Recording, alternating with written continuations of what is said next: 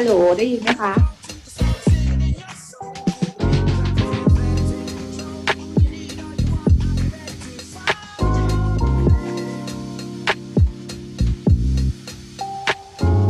เช็คทดสอบครับเสียงจากชบ14ครับ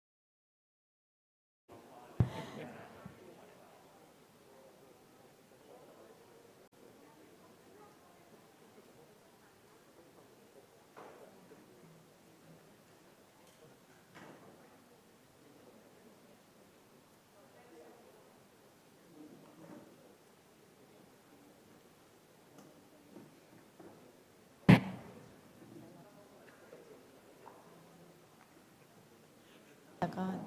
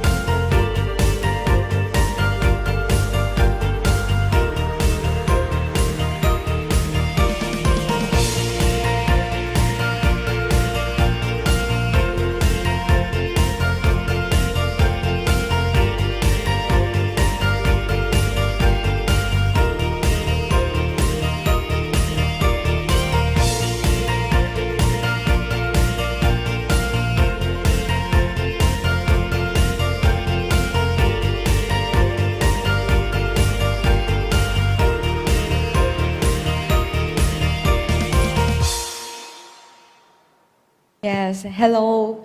I'm Supa from Prince of Songkla University, and here with me, Dr. Sirichai, adult cardiologist, and actually Dr. Waragan supposed to be here with me also, but now he and Zizi already in the cath lab, so welcome again to the Prince of Songkla University.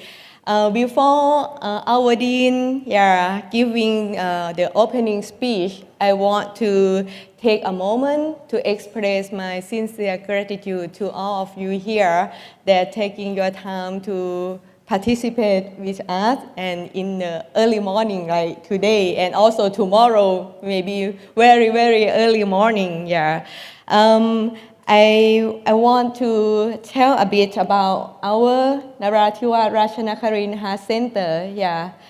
It actually is established in the 2001, and this is my first photo. That at the ninth floor of this building. This previous been our cath lab. And this photo, as you see, is maybe 17 years ago. This is the first time that I still be the fellow. I'm in the left-hand side. You cannot remember me. Yes, and also my mentor, Dr. Waragan, and Dr. Somkiat in the middle. They used to be my boss. Here, here he coming. He used to be my boss. And also in this picture, we have the trainers that very important in our developing of our heart center. Pipia and also Pinoy. She is our chief director of our Narathiwat Ratchanakarin Heart Center. Yes, so I would say that even I don't study abroad, I didn't go study abroad, but I have learned a lot from all the living legends, from all of you here. Yes, and I think that for the meeting, yeah, for the important meeting. Like I would like to mention like IJN Live, yeah, it is in first meeting that I exposed, and also I learned a lot from the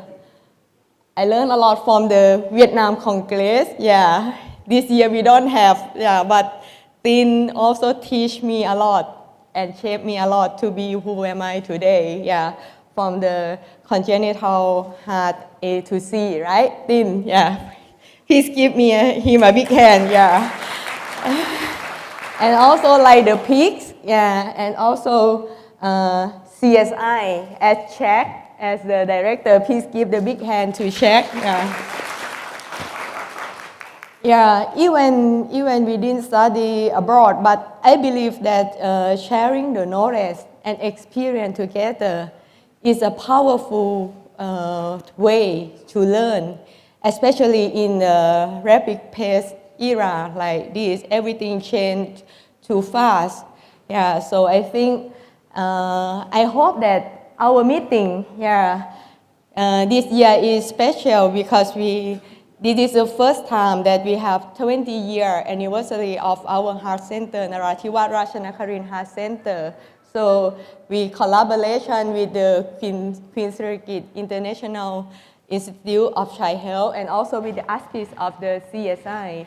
So I hope that our meeting will be, I may not claim that it will be the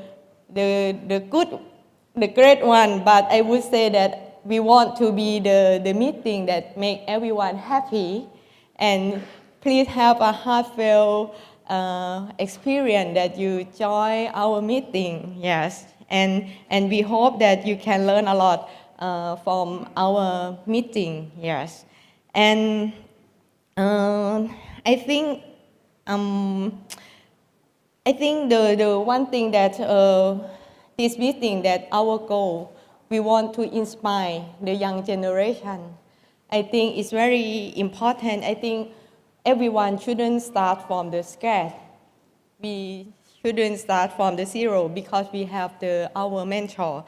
So our meeting also want to improve and continue to be the international hub for inspire the young generation to learn and commit to the patient-centered care as our heart of our practice.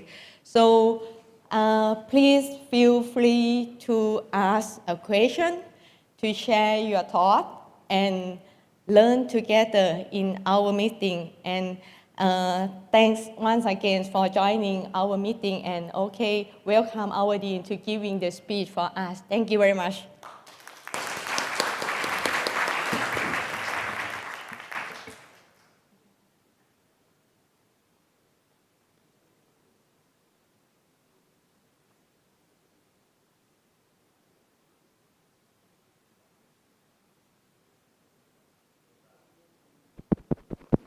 Okay. Good morning, distinguished guest, chair of the committee, lecturer, and all participants. On behalf of the Faculty of Medicine, Prince of Songkhla University, it's my pleasure today to welcome you all to this conference, PSU Congenital and Structural Heart Diseases, One World, One Heart, United for Mankind, on the 5th to the 6th of April 2023, in celebrations of the 20th anniversary of the Narathiwat Ratchanakarin Heart Center. Over the past 20 years, Narathiwat Ratchanakarin Heart Center has always offered high medical healthcare services with international standard, covering all aspects of cardiac diseases. Apart from the medical services, we also provide cutting-edge training to the students and healthcare providers around the world.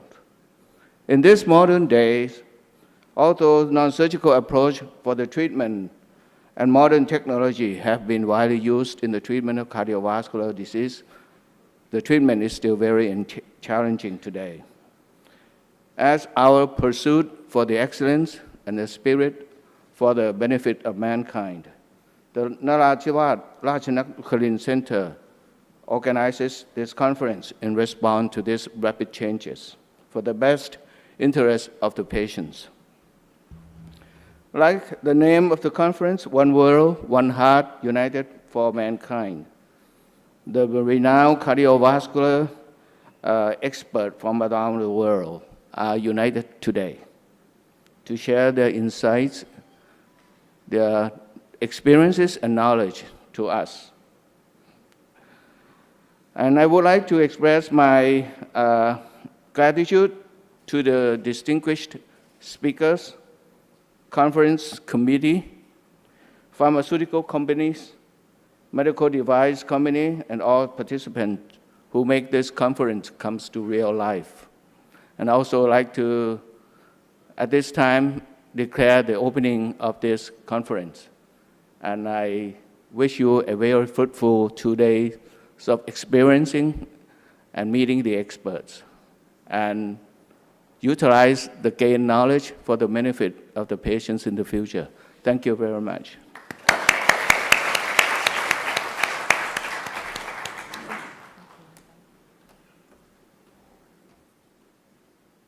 So we will start with the first, check, and Dr. Mann, as a moderator, we're gonna start. Thank you very much, our dean and our director. Yes.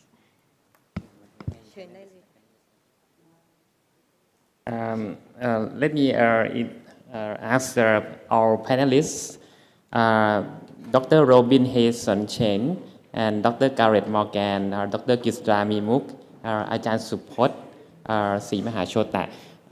Please come to the chair and take a seat.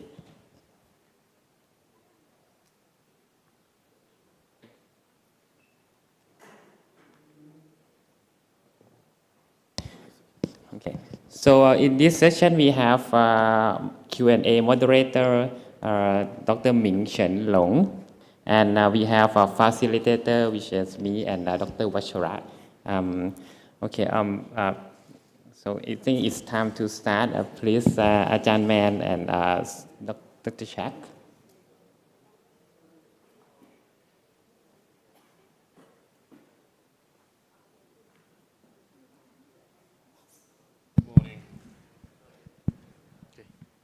So good morning, everyone. So welcome to our first session. Everybody know Jack and myself, Man. We're gonna moderate this session. We're gonna have a very interesting first session. It's gonna be on TIR and PPVI.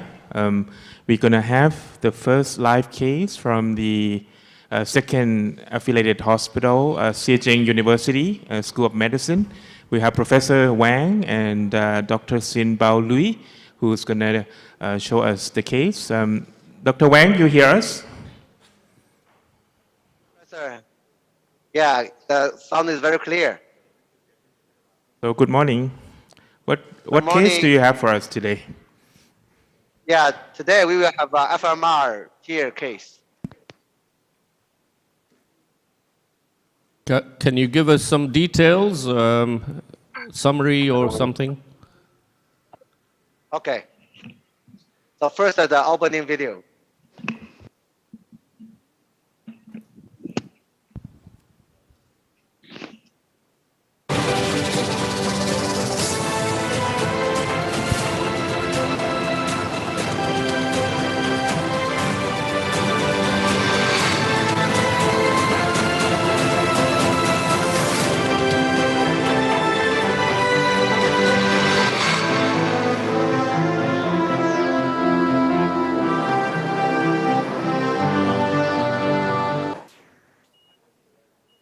Hi, good morning, professors. Yeah, good morning. Good morning. Yeah, it's our great honor to join the very important meeting for the live case. I'm very sorry to tell you that Professor Wang, my boss, he is unable to join the session because of the government commitment this morning. Yeah, so I would like to introduce the case for you. Okay. Yes, go ahead. Okay, please, next one. 咱们放过下一种。The patient is a 48 years old gentleman. The patient has the repeated tiredness over 1 month, and the patient has the coronary artery disease, already received the PCI, and the patient already have the GDMT. Okay, and next one. And this is the EKG. Next one. And then we found the echo that the patient have the FMR and the very severe regurgitation with the dilated left ventricle with reduced LVEF, about 29%. So after the very successful revascularization and the GDMT, the patient still have the symptom. Next one. Next slide.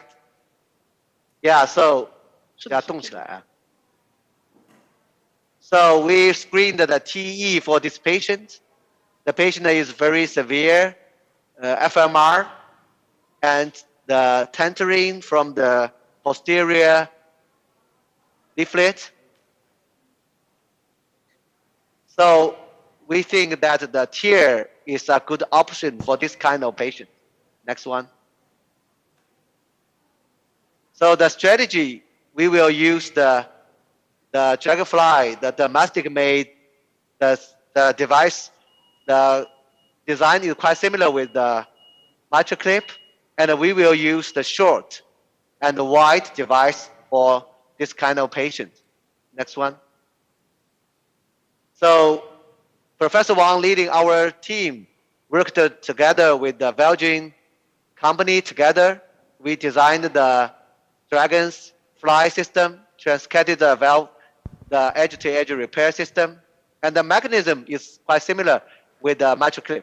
However, there are some changes and some innovations, and the device can the angle, the closing angle can open at any angles. Yeah, so we can close tighter or looser according to the tension of the leaflet.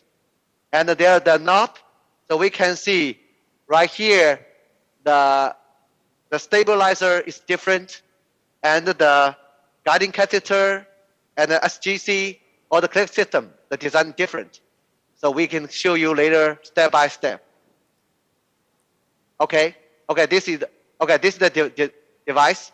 So we can right here we can see there are 4 sizes, and we can monitoring the LA pressure simultaneously, and we can close at any angle, and there the stabilizer, the ABC, knob A, knob B, knob C, we can manipulate it very precisely. Okay, this is the case presentation. Thank you.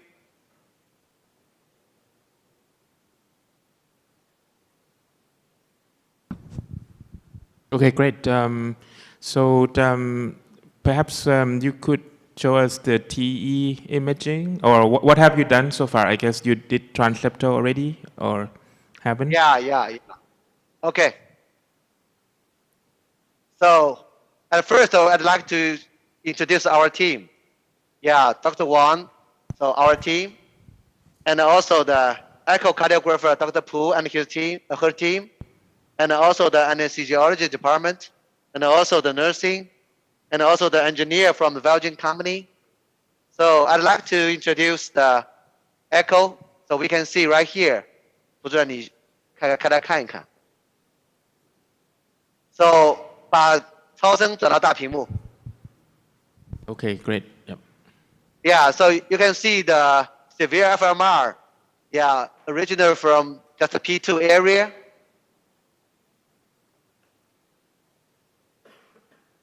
And the left ventricle is very large. The EF is reduced. 再往下走，这是我们穿刺高度啊。So the puncture site is a little bit higher and the posterior, and the height is about 4 centimeter. 把那个夹子移过来。Dr. Liu, can you explain or expand on how you decide on the height of the puncture? Because that Okay. plays an important part, doesn't it? Yeah, okay. So because the clip system, so we needed the height enough. So the design of the Dragonfly is quite similar with the match clip. So the height, the requirement of the height is about 4 to 4.5 centimeter. Yeah, so because this is the P2 area, so 4 is enough. Yeah, the room is enough for the Dragonfly system. So that's why we choose about 4 centimeter. Yeah. So the Okay. punch side, a little bit high and the posterior to acquire the height enough for the Dragonfly system. Okay, thank you. Okay, so you can see the device right here, the Dragonfly system. 摄像机把它聚焦到这里来啊，好吧？ So the device itself had different sizes. How would you choose which Yeah. system clip you're gonna use? Maybe you could explain Yeah. that to us. Oh, okay, thanks. So there are 4 sizes. Yeah, the long and wide, long and narrow, short and narrow and short and wide. And for this patient, we select the short and the wide system for FMR. So we usually use the short and wide for FMR to reduce the tension of the leaflet. When you mean short, how short is it? What's the length of the grip? The length of grip 多少长啊?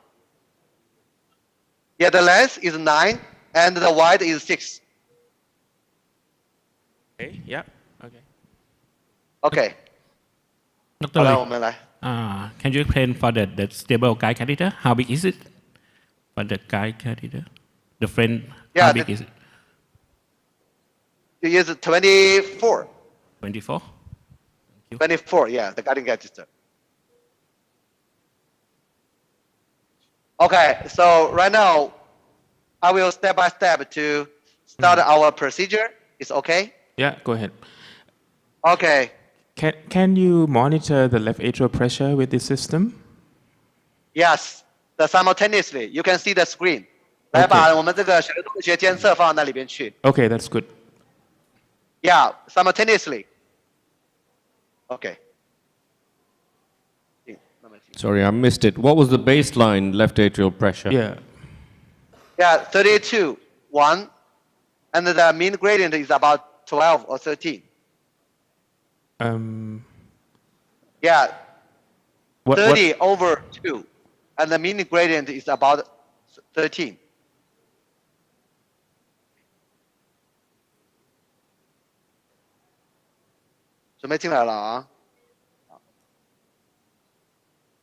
So at the moment, do you predominantly use the TEE or are you using fluoroscopy as well? Because we can't see fluoroscopy.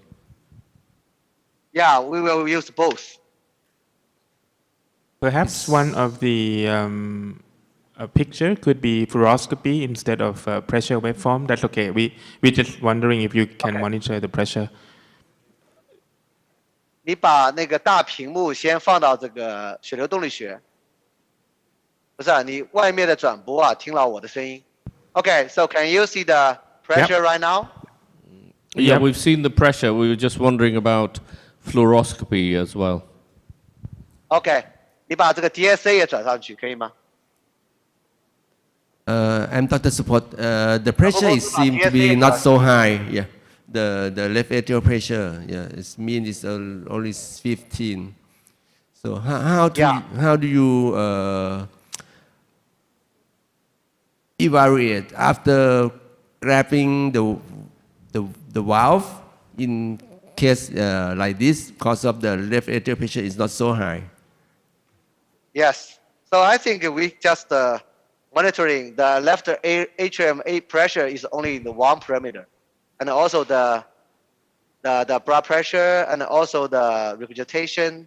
Yeah, I think we can use several parameters, and also the regurgitation from pulmonary vein. Okay, go ahead. So Yep. can you see the DSA right now? Yeah, we see the tip in the Yeah, TE okay. image. You can go ahead. Yep. Okay. So we usually use the echo. Yeah, we use less from the fluoroscopy. Okay, there is space enough. So we move on. 前面还有空间，对吗？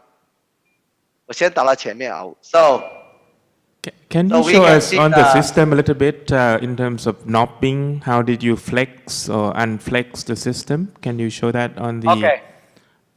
Sure. 你把那个照相机对牢我这个手。So right now we just move on. Just advanced system. Okay. Move on.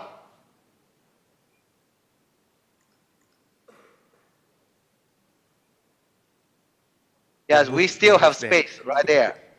Okay, so move. Okay. Okay, all right. So that's forward.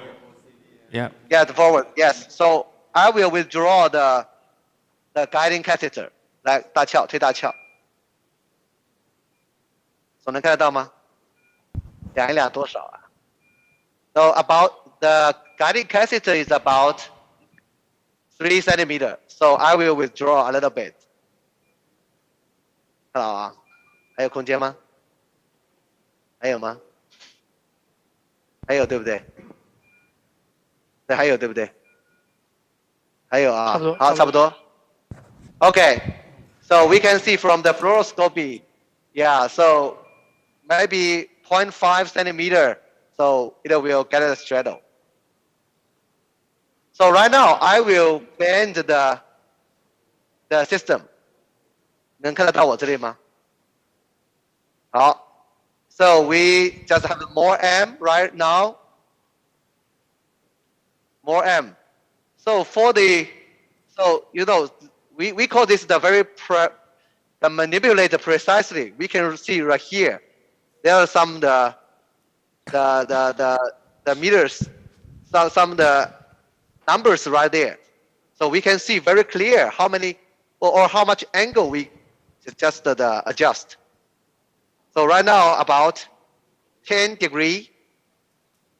So we can see right here. Yeah. So already to the left appendage. So 我们再拉回来一点，再拉回来，出去了，再进去。Still have room enough. Move more. So how many degrees do you think you have to bend in order to point towards the mitral valve? Okay, yeah, about 15 to 20 degree for this system. So we will use the guiding catheter to posterior and the more medium from the system. So we can see right here already above the mitral valve. 空间还有啊，这个可能要往前走一点，差不多了。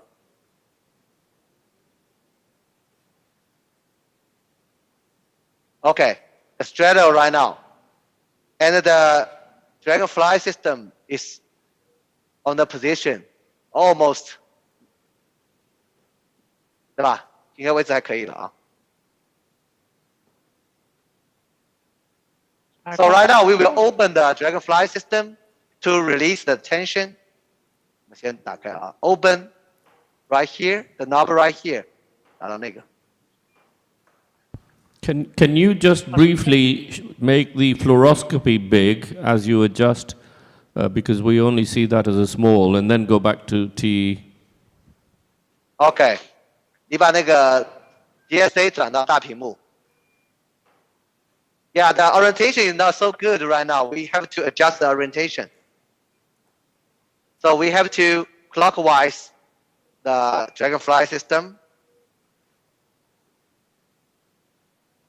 要把举到我这手上来啊。So I will rotate clockwise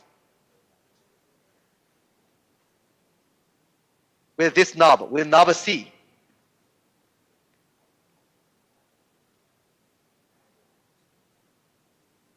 Okay, it already clockwise a little bit more. Okay, it's much better right now. Okay, we can go back on echo imaging if that's all right. OK，到超声回来，好一点了啊。So at this point, do you use the two-dimensional TE or do you focus on the 3D? Yeah, so we will use the X-plane first. And then, so we will adjust the orientation and the position in the 3D echo. Dr. Louis, before going Yeah, down so to right the now, before Okay. going down to the LV, Professor. do you need to confirm the trajectory of the device? I think this is look like a move to a lateral, is a lateral drive of the device, not the going down into the middle. Do you Yeah, need to- yeah. So we will check the trajectory. 好，我们试一下 trajectory 吧，好吧？这里就是往一区走了。Yeah, a little bit towards the P1 area, the one area. So then I will add more medium. 这样好一点了啊。So I added a little bit M knob. So then I will check the trajectory. So right now much better. better? What do you think of that? Yeah, it's better Yeah, much now. better, right? Yes. Yeah.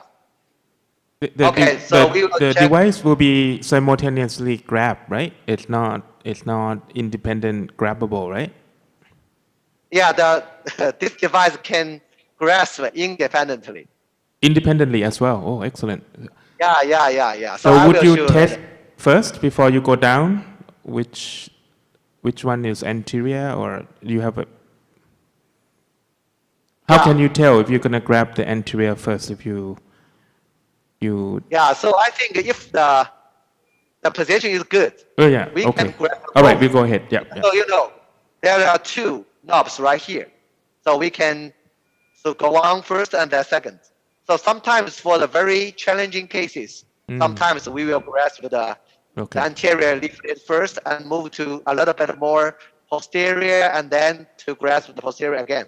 So however, for the majority of the cases, including the FMR and DMR, we don't like to use independent. Yeah. Sometimes it will change the rotation. Yeah, so maybe the orientation will change after independently. 好，我们再找那个，再找 3D and fast.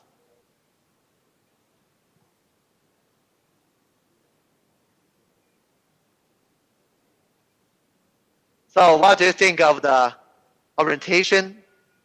I think you need to do the more clockwise, a little bit more clockwise. I think Yeah, this yeah, one I is agree. 11:30. So I think it's good. So maybe after towards to the left ventricle, it will clockwise more. But then we have to counterclockwise for the device. So I think it's good. So maybe we can change after the towards to the left ventricle. So maybe we have to move to the one area, a little bit more lateral. Yeah. Yeah. So I will advance the system a little bit. 差不多啊，主任，可以了啊，好。Okay, right now is much better. 我们再 we'd like to check the trajectory again before advance the system into the left ventricle. So Dr. Pu, what do you think of the trajectory? It's good? Good. Yeah, I think it's good. 血流也可以啊。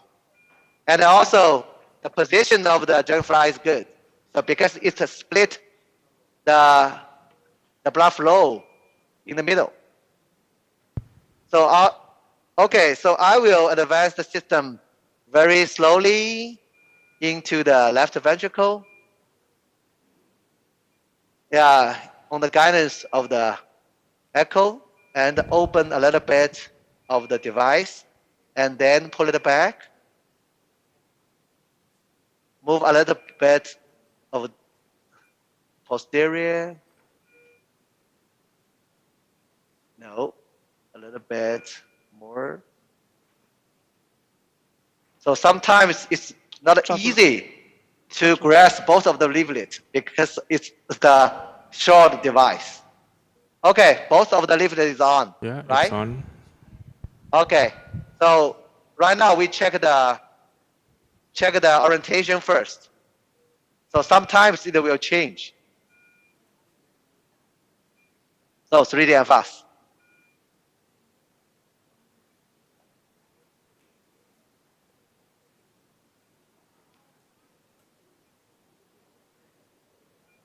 这个显影显得不够好。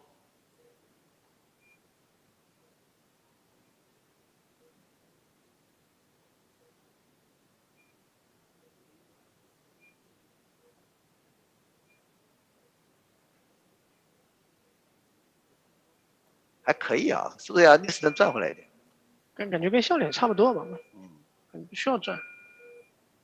So, Professor, what do you think of the orientation? It's good, acceptable, or a counterclockwise a little bit? Yeah, I think you may do the counterclockwise a bit. Yeah. This is like Yeah, a agree with that. A tiny counterclock. Yeah. Okay, good.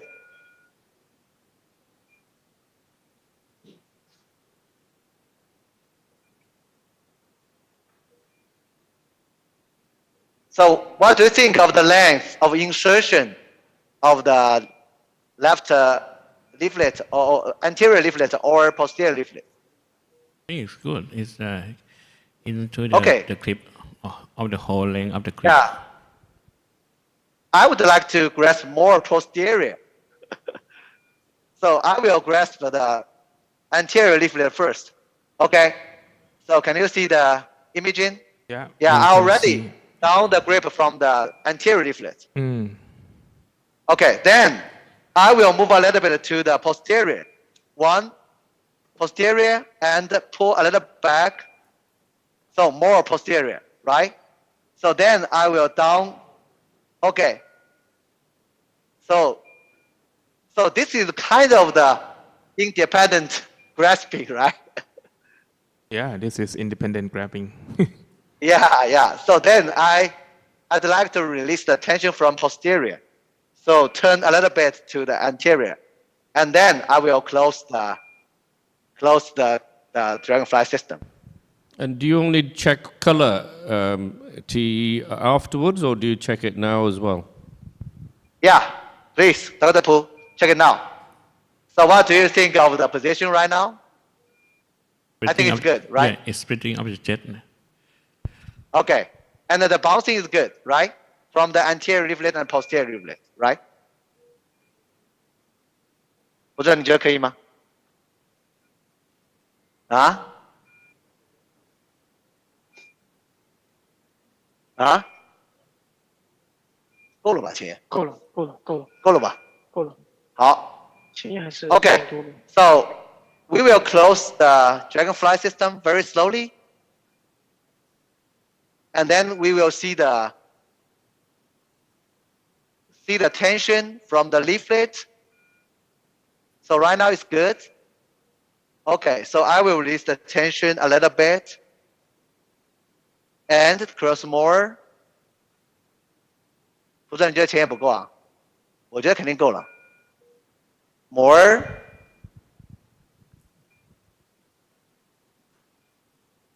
双姐，你觉得够吗？我觉得是够的。不知道你再看一下啊，张力现在可以吧？再释放点一点啊。好。Okay, more.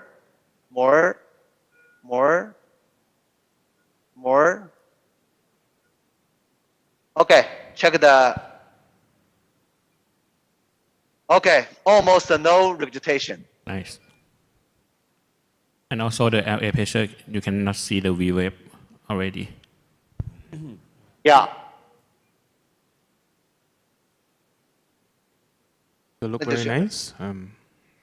Yeah, I think the result is good. 选什么？选什么？ And we can see the LA pressure is decreased, and the blood pressure is increased a little bit. 可以了，可以了，还没完全关静，我不管了，差不多了，差不多。已经到在那个了。Okay, I think we almost finished the case. So then Professor Pu, so we'll do the evaluation after the clipping, and then we'll decide to release it or not. 不是你做个全面的评估。Maybe you can tell us or the audience what are you looking for before releasing the clip from the echo standpoint? Okay, so Professor Pu just see the regurgitation, residual regurgitation, so it's okay. So and then she will check the gradient after the clipping. So we just worry about that after clipping, is that possible to induce the stenosis? So we can see the mean gradient is about 2. So less than 4 is acceptable. Sometimes less than 5 is acceptable. So I think it's good. So after clipping, 2 millimercury is okay. 知道你看什么 Then from the 3D echo, 3D MFAS, 你要去看什么东西？我帮你翻译，或者你自己讲。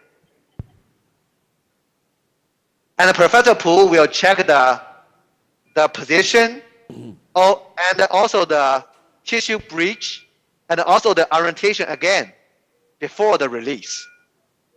So the tissue breach right here is good, and only very small residual, the MR is acceptable, right?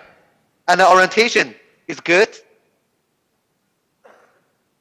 just along with the coaptation of the anterior and the posterior leaflet. Also, it's not only the 6 to 12 o'clock. It's okay, according to this patient anatomy. And then she will see the blood flow of the pulmonary vein.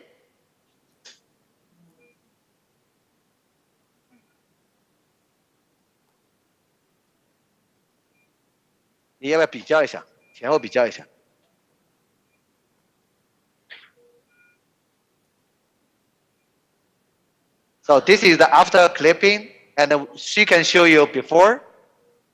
你前面的那个给他们看一下，这两个放在一起比较一下。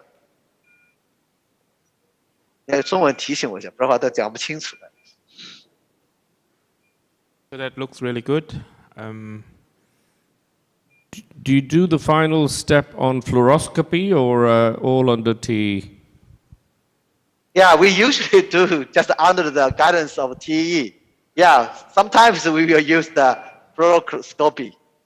Yeah. So that's before with severe mitral regurgitation, and now it's much better.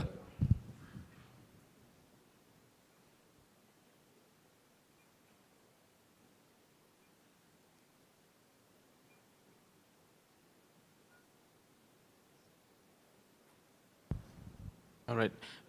If everything's okay, can you show us how to release it? And perhaps we can evaluate again once we release the device. Yeah, so we will release that.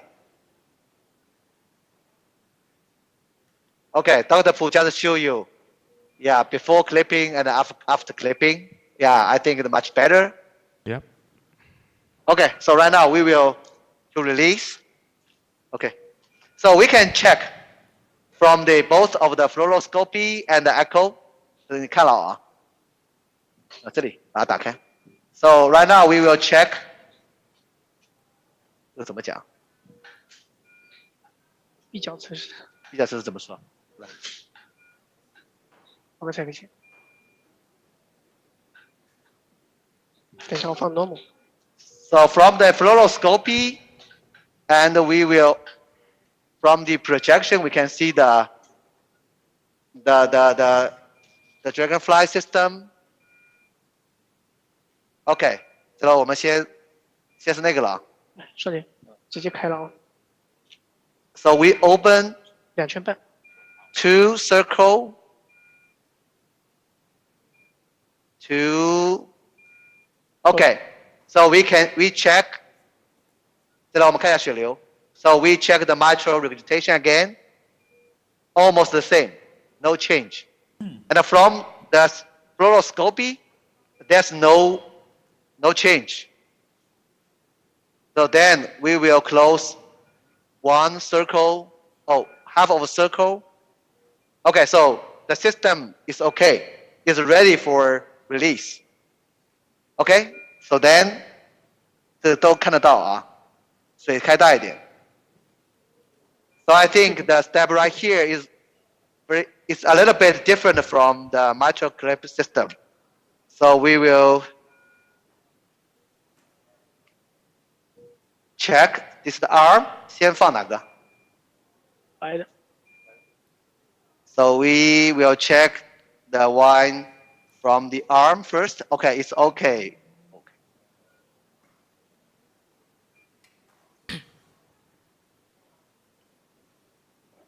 And then from the grist line,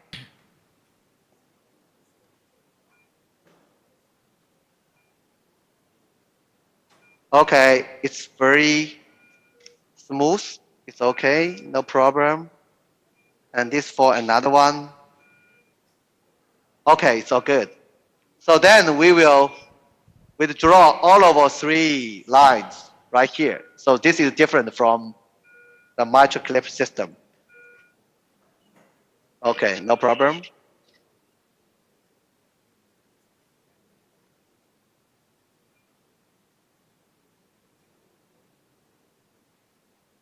Sorry, 点点紧啊，因为问题不大啊。Okay, good. And do you feel any resistance when you remove it? No, yeah, very smooth. So, and then we just turn 90 degree of the 60 degree. Yes, the safety knob right here, the red one. Yeah, then we can release the 打到右前斜. Yeah, we will release from the fluoroscopy of RAO30 projection. Yeah, we can see right here very clear. 超声也看了啊，这里转几圈 ，1、6圈 2、3、4、5、6。那你继续来，我这里。And then I will loose the anchor right here. 继续。Okay, good. Fully released of the system. Yeah, and then Professor Pu can check the regurgitation again. Okay, very good. Yeah, very nice result. Yeah, so then we will withdraw all of the system. 来，你弄这个啊。Okay, 来。Not only in terms of the anti-thrombotic management after the procedure, what is the regimen for the anti-thrombotic? Then we will, because of the simultaneously check the left atrium, left atrium pressure. So then right here we will withdraw all of with the guiding catheter system again. And for the puncture site, we use just one ProGlide to close the femoral vein. 来，你到前面去。来，这后面接一下。你可以股静脉这里看一下，股静脉看看。Yeah, so one ProGlide is okay for the puncture site. Okay? Okay, so we finished the case. Yeah, thank you so much. 推解器给我吧。Okay. Okay, thank you. Yeah, thanks very much, Dr. Thank Lui. you. It's an excellent case. So hope to see you in person soon, and this is very exciting. Okay, thank you very much. Thanks for the team as well. Conference. Yeah, we will really welcome all of you to come to Hangzhou, China, to participate in our conference. Welcome you to China, to Hangzhou. Thank you so much. Thank you. Okay, thank you.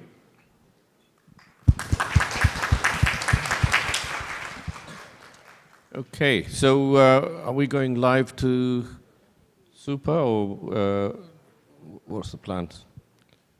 Shall we link up with the cath lab here?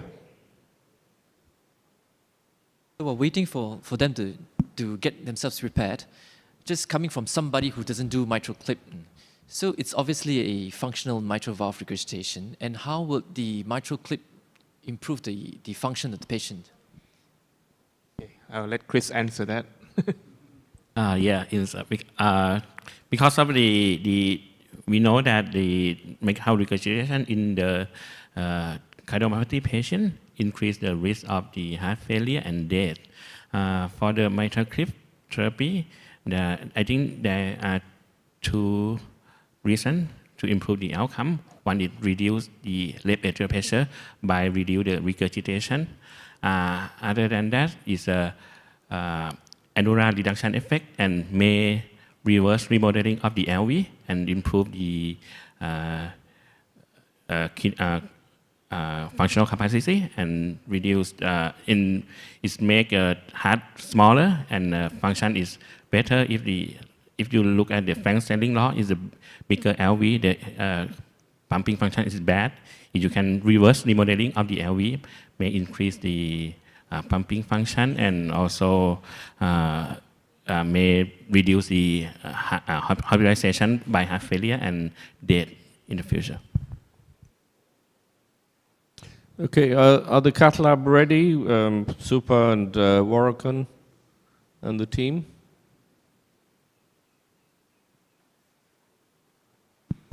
In the meantime, any questions from the floor?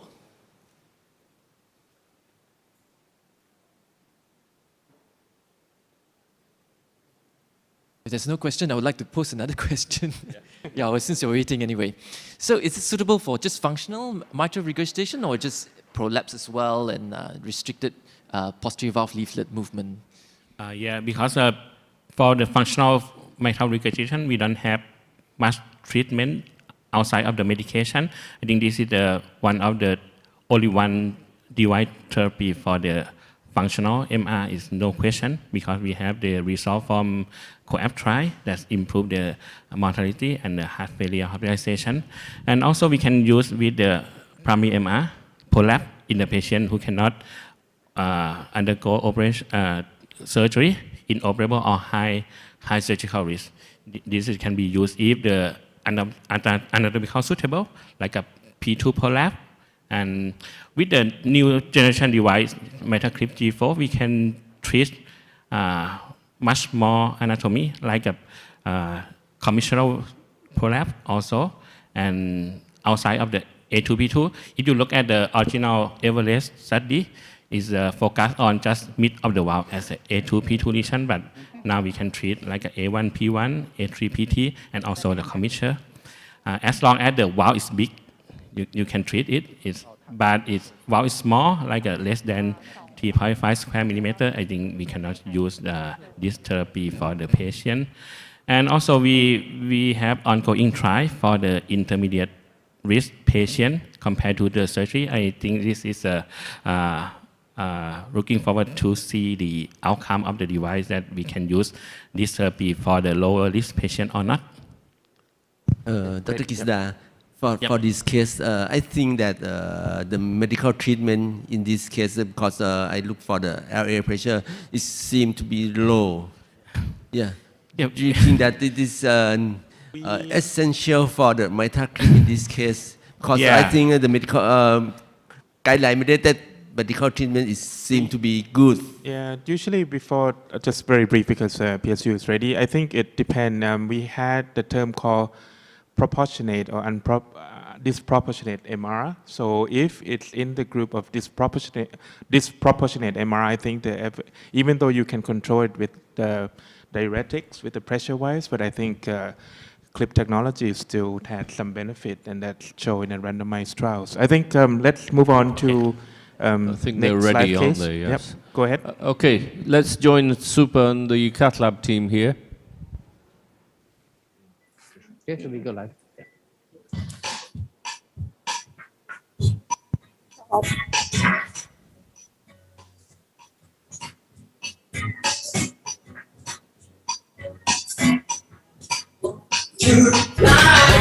Through life,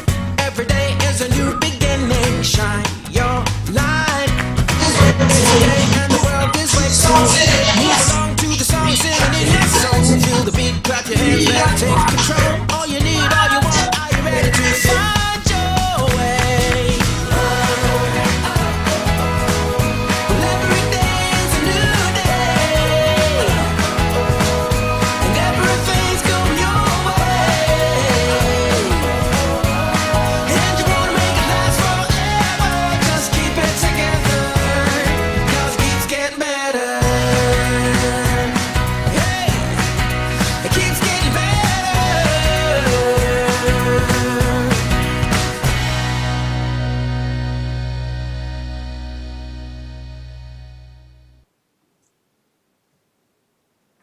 Hi everyone, good morning again and welcome to the PSU CAT Lab. Here with me is Belle and Lily and Takiang from PSU team, and behind me Dr. Wark An and CC in the control room, yeah, and also Dr. Zhang, yeah, from Phú Vơi Hospital, and also Dr. Wang from Yunnan Phú Vơi Hospital, and behind me is Joy and Venus team, yeah. So I will start with let our fellow Dr. Shah to introduce our case today. Yes, please. Good morning, everybody. Today we're going to start with this 22 years old female. Her body weight is 47 kilograms and her height is 108 centimeters. Your sound is not very good. Technology of follow CPR already has the photograph since 20 years ago.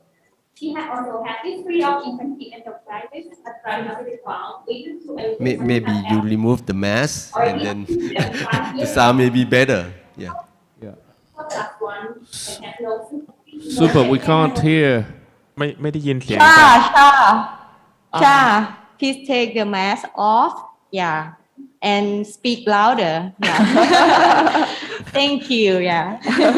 Yeah, try again. Thank you very much. Her vital sign is normal and her chest cardiovascular examination shows RPE to a global grade 3 at the upper parasternal border. Yes, her in chest X-ray shows cardiomegaly and large crumb and muscular plaque device also seen. The MRI parameter is also met criteria for PPPI. The EKG shows right axis deviation and complete right and branch block. The QRS duration is 158 milliseconds. This is her selective angiogram at LPA 5 years ago. Shows the in ATL lateral view we have also seen the LPA aneurysm, and this was occluded with ABP2 number 22. Here is the febrile and vein angiogram showing the obstruction with diameter 10.9 meters. The MPA angiogram in aerial radial view was done. The diameter of veins at 12 level is 33.8 millimeters. FPA bifurcation is 28.5 millimeters. The length is 28 millimeters. MPA angiogram in aerial cranial view was done. The diameter of veins at 12 level is 33.5 millimeters. FPA bifurcation is 32.6 millimeters. The MPA in lateral view was done. The diameter of veins at 12 level is 31.4 millimeters. FPA bifurcation is 31.4 millimeters. The length is 26.3 millimeters. The selective LPA angiogram showed non-significant flow through the previous LPA aneurysm. 34 millimeter ASD balloon sizing was used for balloon interrogation simultaneously with RV angiogram. So the waist at the middle of the balloon in both views. The measurement at the waist is 29 millimeters by 33 millimeters and 39.7 millimeters by 31.1 millimeters at the amplification. The selective left coronary angiogram simultaneously with balloon interrogation showed no coronary compression. So in this case, we plan to do ETVI with venous E5. Thank you very much. Yes. Okay. So today we do MPA angiogram again. Can you see the cine? Not yet. Not yet. We only see you, Super. I want to see angiogram too. Okay. Now we can. Can you Yeah. go here? Yeah, MP angiogram in iliocranial and lateral will show quite the same alveolar anatomy.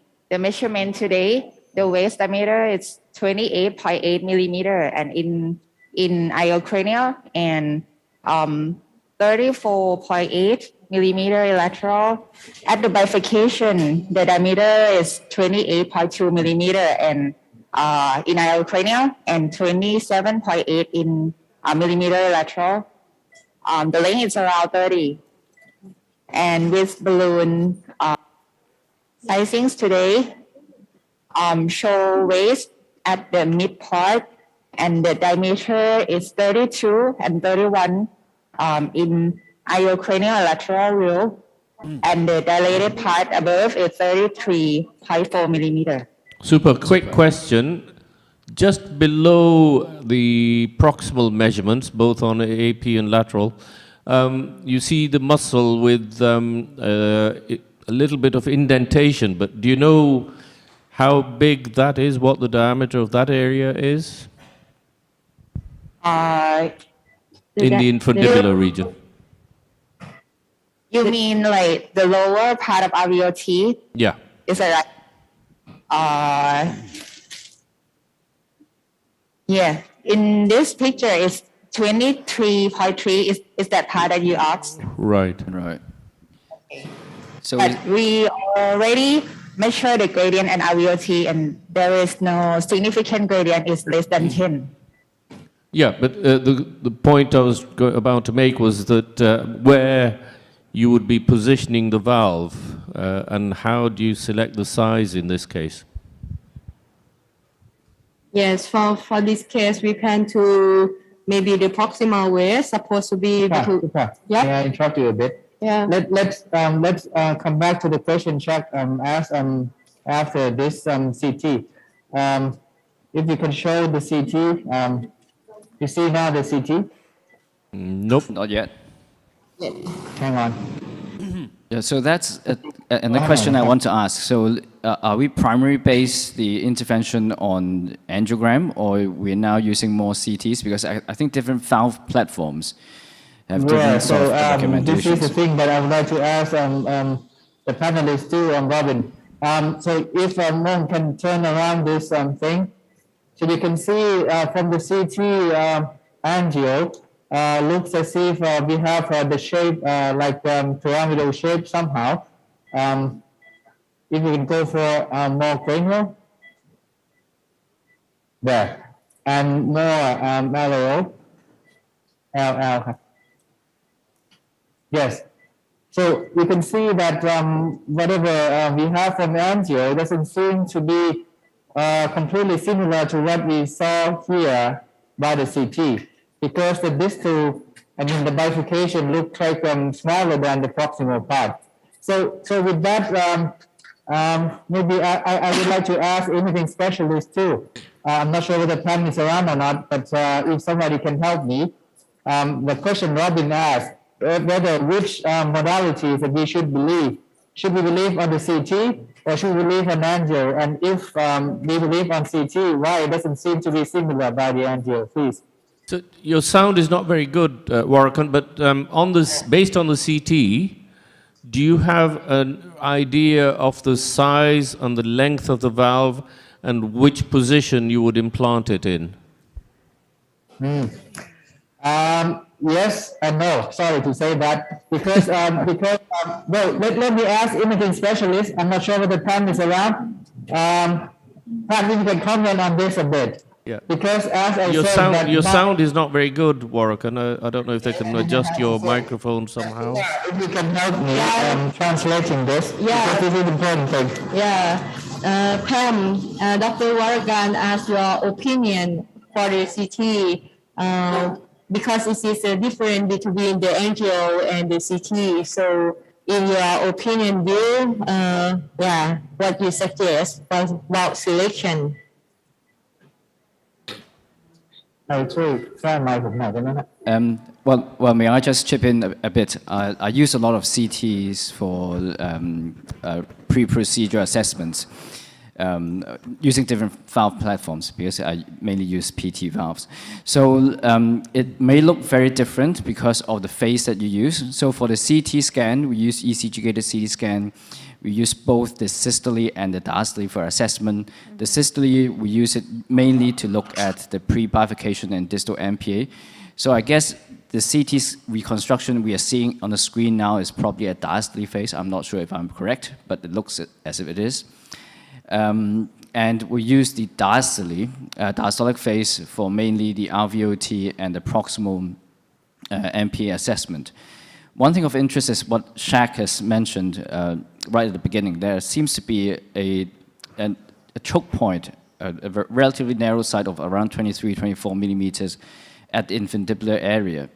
So it really depends on where you want to put the valve. If there's no obstruction, it's great. But in this case, I think it might be we need to put the valve, the whole thing right distal to this choke point. Otherwise, it's going to be cramping on the valve system.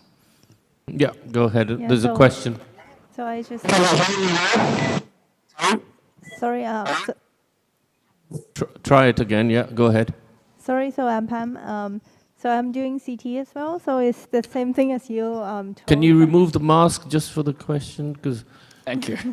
Yeah, so because of the phases we select in the CTs, you usually like the diastolic phase, and then when you do the balloon sizing, it's a different like phase, and then you stretch the RVOT a little bit. That's why the morphology changed, because there's no pressure on the CT pictures. While when you are doing balloon interrogation and blow the balloon, you expand it with the pressures. That's why it's a little different. So I think we need to base on the like balloon sizing and where it's the narrowest part, so then you can determine where to put the valve in, I think. Thank you.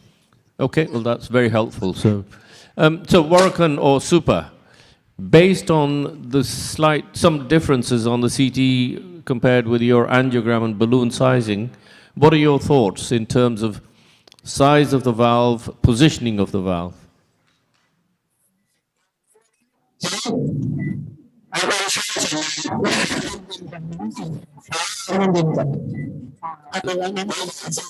Sound is not good. Super, are you hearing us? No. Super, your sound was better before, but now it's not.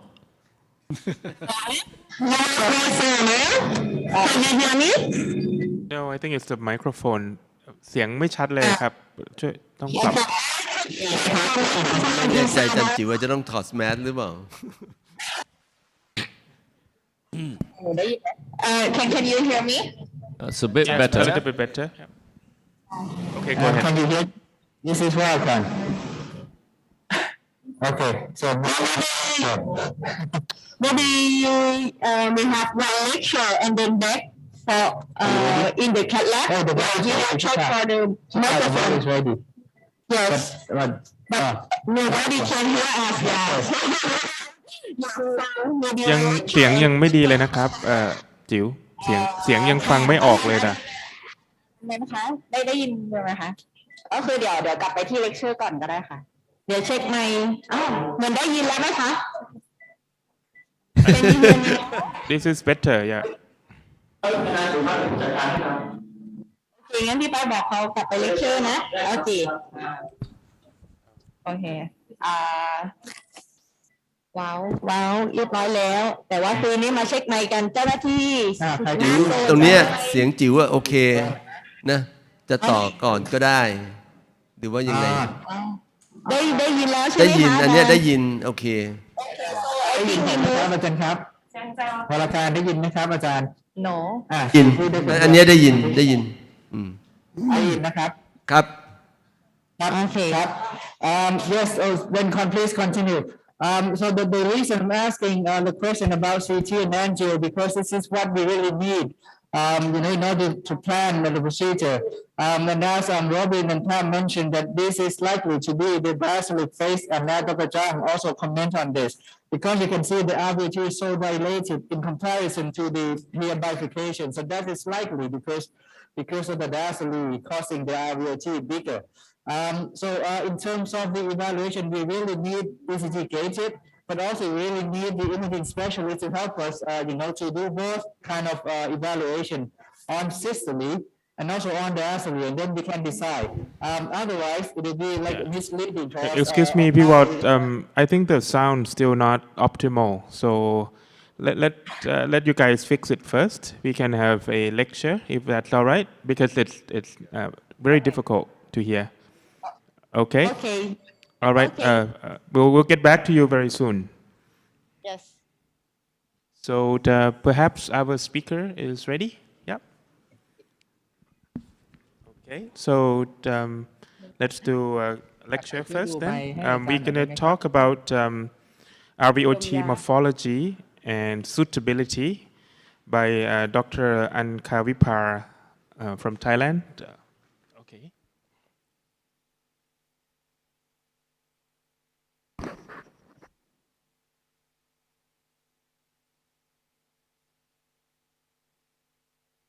Okay, perfect. So you can see my slides now. Yeah, go ahead. So first of all, I would like to thank you, Prince of Songkha Nakrin, for inviting me to this conference. So I'm Ankavipar Saprongneung, and I'm a pediatric cardiologist. I'm doing cardiac MRI, and I'm a 3D printing specialist from Cardiac Center at King Chulalongkorn Memorial Hospital. And so our hospital is in Bangkok, Thailand, so you can visit us sometime.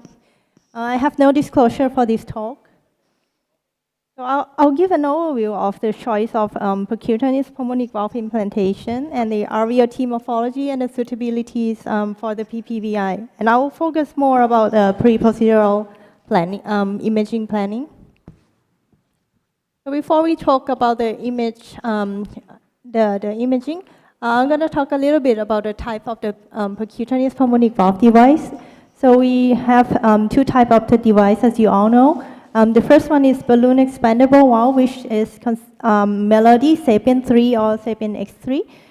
So it's suitable for a little small device because of the size of the valve is range from like 16 millimeter until 29 millimeter. And the next one is the self-expandable valve, which is like Harmony, Polestar, Venus B valve, and Altera device. So this is suitable for the larger RVOT, like in native RVOT or post-transannular patch repair. It can go up to like 40 millimeter in Altera device. So as we all know, there are a lot of image modalities for the pre-procedural planning, which can help you to determine who's gonna need pulmonic valve implantation and what the good timing for the PVI in different patients. So what we have to look in the imaging is the RVOT and the pulmonary anatomy, and sometimes you can mark the possible contraindication or possible coronary compression. So this is a choice of the RVOT imaging. As you all know, echo is non-invasive, low cost, and widely available, but there's a lot of limitation, especially in the structure which is too close to the chest wall, like the RV and the pulmonary arteries. So we have additional two non-invasive modality which is available in hand, which is CTs and cardiac MRI. CT has a little bit of the like radiation, while the MRI you don't have any radiation, but both of them you need contrast injection. In MRI, sometimes you will have susceptible like metallic artifacts. So just properly choose the image modality. It depends on whether your patient have a lot of stent or coil in the area or not. And the last one is the coronary, and the last one is the cardiac catheterization. It's a little invasive, but then you can do some intervention with this imaging too. So before I went to that, I just want to show you the RVOT anatomy and morphology. This is the cine image taken from the MRI, and you can appreciate that the RVOT size and the area change throughout cardiac cycle. So it's very important when you are taking the imager need to tell you whether it's taken in systole or diastole. And this is a paper from this, they use CTs and looking at the RVOT morphology. So this circle from 0 to 100% is 1 R2R interval. And the pink image is the image at the 0% of the cardiac cycle. and the gray one is the change of the RVOT throughout cardiac cycle. So this paper measure different location of the PAs from main pulmonary trunk up until the branch pulmonary arteries. The graph on the right-hand side, that is the upper one is the area, and the lower one is the perimeter of those vessels. So you can see that the size and the area change. There's bigger in systole and at the end of the diastole. So when you take in the image, this is super important. So what is the checklist that the interventionists need to know? First is the RVOT. It is the morphology of the RVOT, which divided into 5 types. I'm going to talk to it a little bit later. And the pulmonary arteries, bifurcation, distal PA branch, whether you need to do any intervention in the same time as the pulmonic valve implantation or not. And the last one is the coronary arteries and the close proximities to the pulmonary arteries.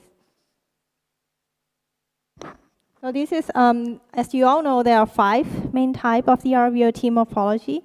The most common one is type 1, which is pyramidal, account for half of the patient. In the native RVOT, you usually have to deal with the larger outflow tract. So the type of the morphology usually in type 1, 2, and 4. And if the patient is valve conduit or underwent the valve sparing repair, usually in type 3 and 5. So the image, if you do the 3D reconstruction, it will help you better appreciate the morphology of the RVOT rather than looking in 2D image alone. And the most ideal anatomy for the valve implantation is cylindrical shape, which account for only like 14% of the patient. So this is a patient with valve conduit. You can see that you have to deal with the narrowing, like multiple level, probably from RVOT and the branch pulmonary artery. So you might need pre-stenting for the conduit stenosis or need some additional intervention in the branch pulmonary arteries as well. So this is why pre-procedural imaging is important.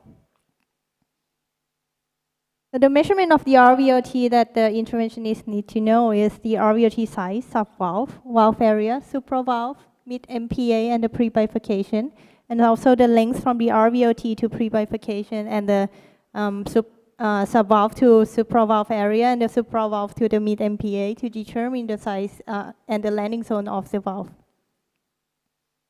So this is how we take the measurement in the, this is a MRI image, but you can also use the same technique in CT. So this is what we call double oblique technique, which we're gonna do 90-degree perpendicular to two plane, and then you take a measurement. So when you get the number from this measurement, they need to tell you too whether it's systole or diastole, because you know that there are dynamic change. So this is the example of the measurement of the RVOT. So they need to give you the number, so then you can determine whether the patient is suitable for the valve implantation or they are suitable for the surgical repair. And 3D reconstruction image here can show you the better appreciation of the pulmonic valve and also the branch pulmonary arteries and the coronary arteries in close proximity to the pulmonary valve area and the RVOT. So then you can predict whether the patient could possibly have coronary compression or not. And the other one is 3D modeling. It's a little different than the other one. This one is what we call blood pool model. So you can only see the contrast in the ventricle. But this one we call myocardial model. So you see the tissues, you see the soft tissue in the RVOT. So this can help interventionists to plan the complex procedure. We can print this out and they can test it in the models and see whether it's gonna fit in the RVOT or not. But one thing that you need to one thing that you need to keep in mind is that the image quality is it's important for the image quality to be good to make a models. And then the other one is the phase of the image that you are taken. If it's systole, it's possibly better for the branch measurement. But if it's in diastole, maybe it's the true size of the RVOT. So they need to tell you when they are taking those images. So in summary, pre-procedural imaging is important to determine the appropriate timing for PVR and evaluate the anatomy and the proper suitabilities for the PPVI. So each image modality has different strength, so it should be customized to individual patient. And due to dynamic change of the RVOT throughout cardiac cycle, the time of image acquisition is super important for pre-PPVI planning. So that's all for the lecture. Thank you, and I would love to take any question at the end. Thank you. Thank you very much, Ankavapa. We'll do the questions afterwards because I think they're already in the catheter lab. So Okay, please stay here, don't disappear. Yes. Okay, let's go to the cath lab. Let's see if we can hear Super and Warrican better this time. Oh, if we can go to them. Supa, we are ready for you. Can you? Right. Super, say something. Oh, we Okay. cannot hear you.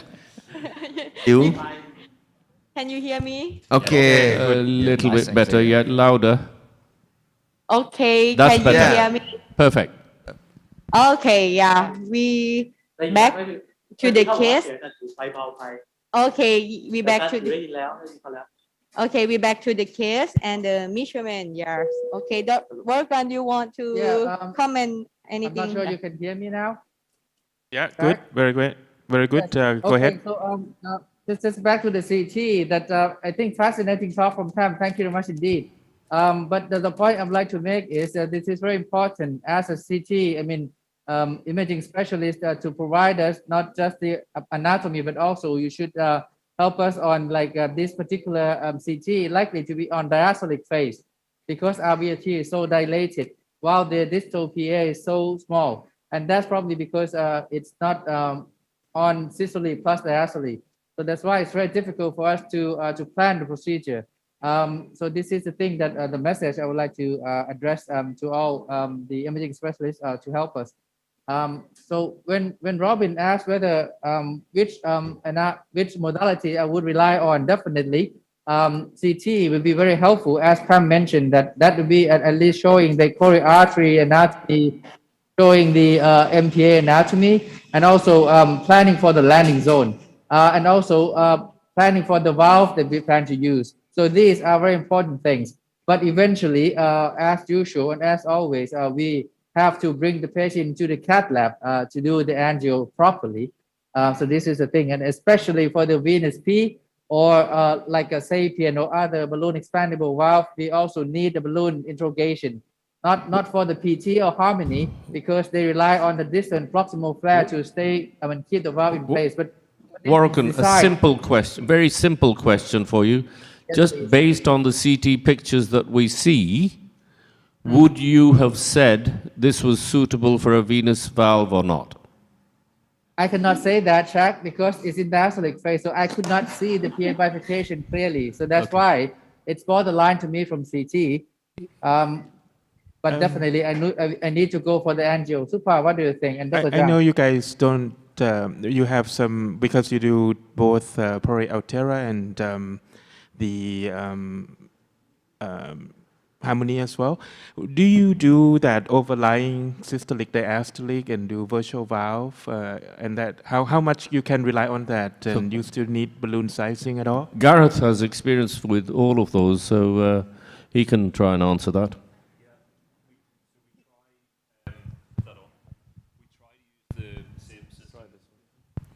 Yeah, that's better. So we try and use the same overlay system for both, and now with both Harmony and Altera, we're requesting diastolic and systolic anatomy so that we get, previously we didn't get both, but now in all cases we try and get diastole and systole. I think Shaq's point here is the CT scan looks extremely different to the balloon sizing, which I think shows the importance of having diastolic and systolic frames, because this looks falsely negative, I think, on the CT scan. Okay, thank you. All right, Super and Warrican, carry on now. Yes, answer to Dr. Wargan's question. I think for the CT, I personally think that it can put the venous P valve. Yes, and mainly for the CT, a part of the coronary, I also use the angulation for putting the valve. It make clear decision which angulation is better to clarify for the bifurcation and also to clarify for the landing zone. Okay, Bill, go ahead for the measurement. Super. Already done, yeah? Simple Okay. question. Yes. Based on your balloon interrogation, what is your choice of valve diameter and length going to be? And where would you Yeah. position it?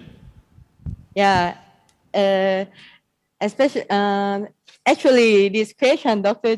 Chang, yeah, prepare for answer. You may let Dr. Chang to answer you first for the valve selection.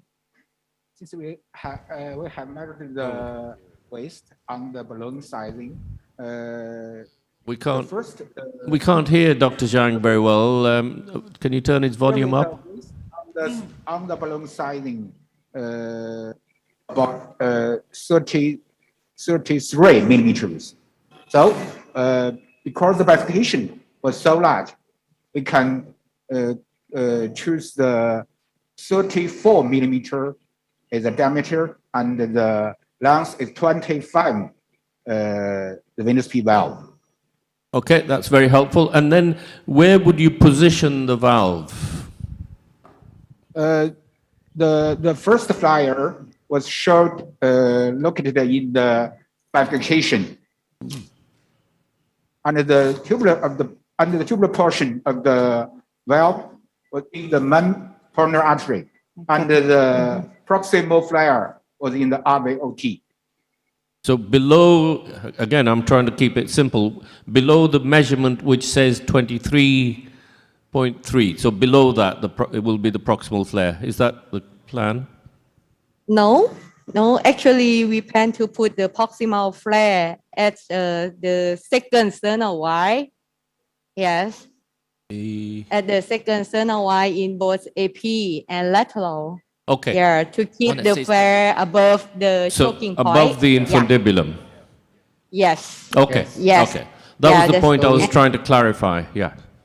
Yeah. Use a short valve check. Yes, You and don't want to disturb the RVOT. yes, from the balloon sizing, mostly we select the 0 to 4 millimeter valve larger than the balloon sizing. Previously, we used 4 millimeter larger than the balloon sizing, but from Chinese recommendation, if the balloon is not moved too much, we may just 2 millimeter larger than the balloon sizings. And also because of this case, the bifurcation is a little bit narrow than the base. So to prevent the valve migration down, the smaller size is much better than the larger one. So in this case, we select the 34. Yeah. Okay. Gareth because has the balloon size is 32. Yeah. Gareth has. Super. I have to say, Gareth, I don't know if he's had a long flight, but he looks terrible. But he wants. He wants to make a comment. Yeah, I hope my mother doesn't see any photographs of me. This is the worst I think I've ever looked at a meeting. I just got off a 28-hour flight. But Supa, thank you so much for the invite, and hi to you and Morgan. It might be a very obvious comment, but I think you've alluded to it a little bit. Previously, we might have been tempted to place a valve low here, where you can see the infundibulum in a nice sort of waist. But I think we've now matured past that, and I think you're going to try and keep everything in this valve above the muscle. And I wonder, however, even with the 25 millimeter long venous valve, may you still get some interaction with the proximal part of the valve on that RVUT and some constraint on the bottom end of the valve, even though it's only 25 millimeters, the absolute length may still bring you down into the RVUT. Okay. Thank you so much, Garrett. You still handsome. Yeah.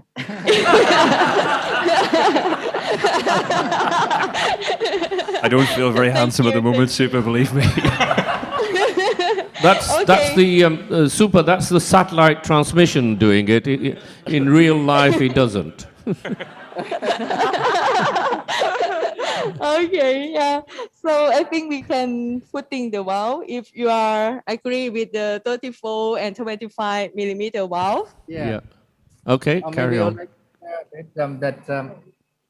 likely that we have a space at the area distal to the infundibulum, that we can place the flare properly there without any much interaction with the RVOT. You see. Okay, yes. And for the Y position, in this case, we select the right side. So have you loaded the valve already? Yes, we already load the valve already, We're check. wasting all that time discussing the choice. Yeah, yes. Thank you. And so tell us, that's the Lunderquist wire, or do you have something else? And what sheet? Lunderquist Y, and we have the cordite seal, the long one, and now we deliver the valve to the cordite seal, which is pressing in the right pulmonary artery. Yeah. When we use the RPA approach, yeah, one thing you have to deal is a difficult tracking for the RVOT. So the cordite seal is helping you a lot in tracking the valve to the position. Yes.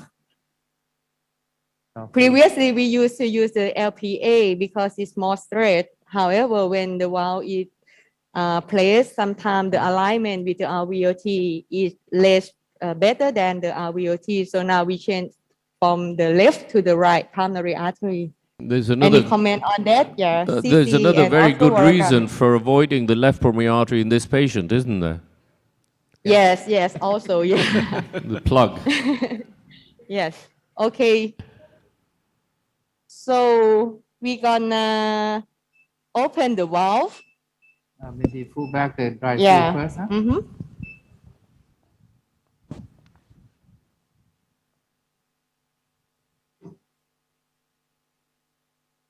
Super. Yes. Okay, stop there. Mhm. We need one more angel here.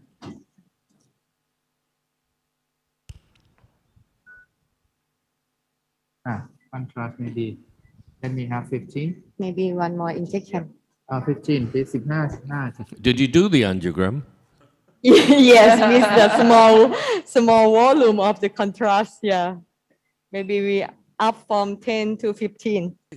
Okay, one more injection. Okay, it's much better. Yeah. So what do you think, Super? Yes, I think we should start from here, huh? Yes. The jump? So predominantly, are you going to use biplane fluoro or for positioning, or A plane or B plane? I use the biplane, yeah, check. Yeah. Yeah, Because okay. sometimes for if we have like the cranial angulation, yes. Okay, you hang can on. open it. So what we're gonna do now, I'm gonna open the Yes. capsule, okay? Mhm. Yeah. Yeah. Okay. Yeah. Okay, now fluoro, Mhm. please. Is that Warrican opening the rotating? This Yes. is me, sir.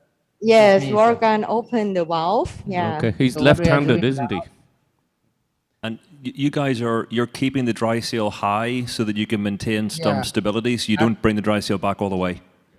At the moment, yes, Garrett, until we make sure that we are in the right shape and position, and then we will bring the dry seal down to the IVC, or at least in the right atrium. But at the moment, I think we will keep that in order to facilitating the encapsulation of this system, because we experiencing that with the dry seal around here, when we try to decapsulating things, it's easier because it less tension to the less torque to the system. I think it's just a very good point for people who don't use this system that you do that. I think that's an interesting way to do it. We learn the hard way, you know that. Now we get more familiar to this. Also, I don't want you to change it now, but left-handed releasing is not very easy, is it? So, but you carry on. It's good for me, Shaq, because I'm left-handedness, by the way. Yeah, I know. But yes, for those who right-handedness, I think righty is better to use the right hand. So far, wait for me. I will Yes. be slow here. Yeah. To rush, huh? And then the other thing I is that open- the nitinol takes quite a while to warm up and expand, so there's really no rush. Yes, sir. So open more, okay? Yes. Till we reach half of that. Yes. Then we do angio again, and then we decide. Yeah. And Agree? Shaq, as they Yeah. do that, I think the venous is slower to open up than the other valve systems, and maybe it's because it's ice prepped beforehand, but there's definitely a bigger lag time with venous than there is with either the Harmony or the Altera, and maybe it is because it's been ice prepped first. That might be why. Correct. Vậy là nó chịu ná. So that's why the mid and One the more lower angio here. portion, you shouldn't really rush. You allow it to Angio, expand. please. Feel okay, huh? Yep. On the lateral, I use the RPA, which is going into the picture as the landmark, and it's a very good one for the distal flare. Okay. Because we are a few millimeters beyond the proximal landmark, Yeah. the waist and the second sternal wire. So with this so far, if you agree with me, we should pull the dry seal down, right? Okay. When we trying to focus on the proximal part of the venous valve, you think it's can be higher or lower? Because what do you think? That's an important question. Let's see what they're planning to do, but it looks as if it Pull back, yes. should be a bit but further. dry seal down first. So here you can see the distal part and the mid portions expanding gradually. From your angiogram, oh, there you go. Yeah, good. From Okay, your so I open more angiogram, until Super, is your plan to push a little bit higher? Sorry, Shaq. Say again. From the angiogram, where you are currently, is your plan to push a little bit further distally with the valve positioning, or are you okay where you are, do you think? I think we're gonna pull down a little bit. No. I think we're okay here, Yeah. huh? But we are discussing that we don't want the proximal part of the valve to be in the muscular part, right? Yeah, we want it to yeah. be above the choke point that we talk about. Then either stay the same or either up a little bit. Would Okay. We keep slightly pushing, Super. Okay, yeah. Because as you say that we somehow a little bit low. Okay, yeah.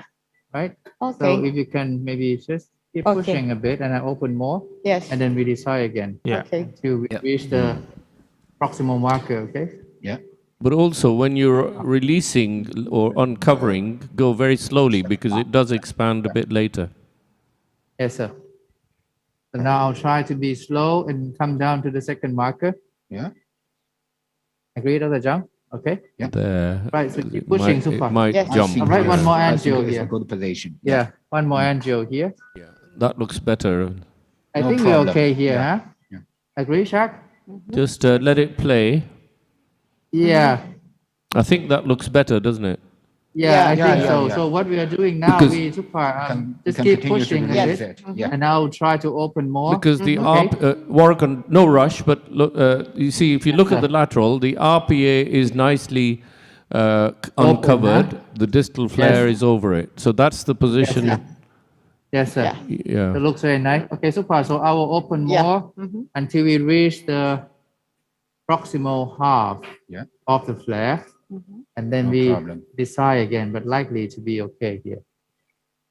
You can see that You see the valve markers, or the proximal bit, are at the second sternal wire, if that's what you were using. more, huh, Super? Yeah. I'll open a bit more. No problem. No problem. Okay, stay Yes. there. Release it. One Yeah. more angio here, Yeah. and then I think we should. Sorry, sir. I'll be a little.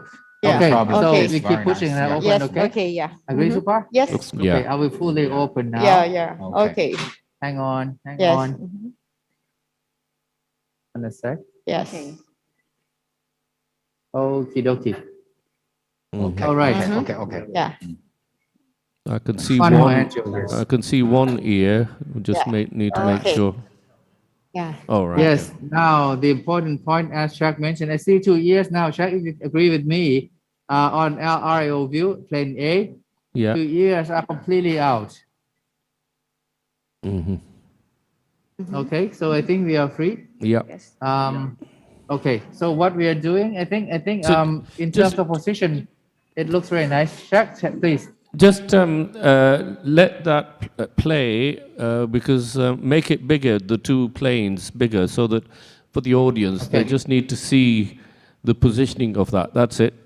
It's very nice actually on the RAO work, and you can see that the greater curvature of the valve has sat in that little sinus, so you've Yeah. stayed above the muscle on the outer curvature as you said you would, and it's allowed the valve to expand completely and fairly. So I think that's actually really come out very nicely for you.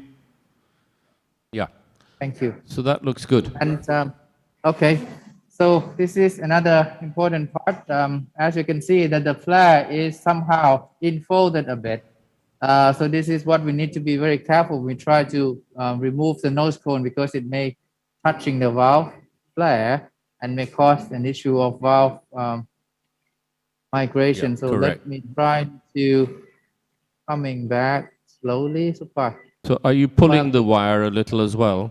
Pulling the wire back. I think whole system. Right? Pulling the wire back. Yeah. Pulling the wire drops the carrot down a And, little bit yeah, on the now apron. I'm pushing the wire. It's Yeah. away. You see that, right? And also not just distal flare, but proximal It's flare. You yeah, need the to be also proximal very one. careful. Do this very slowly what- as well.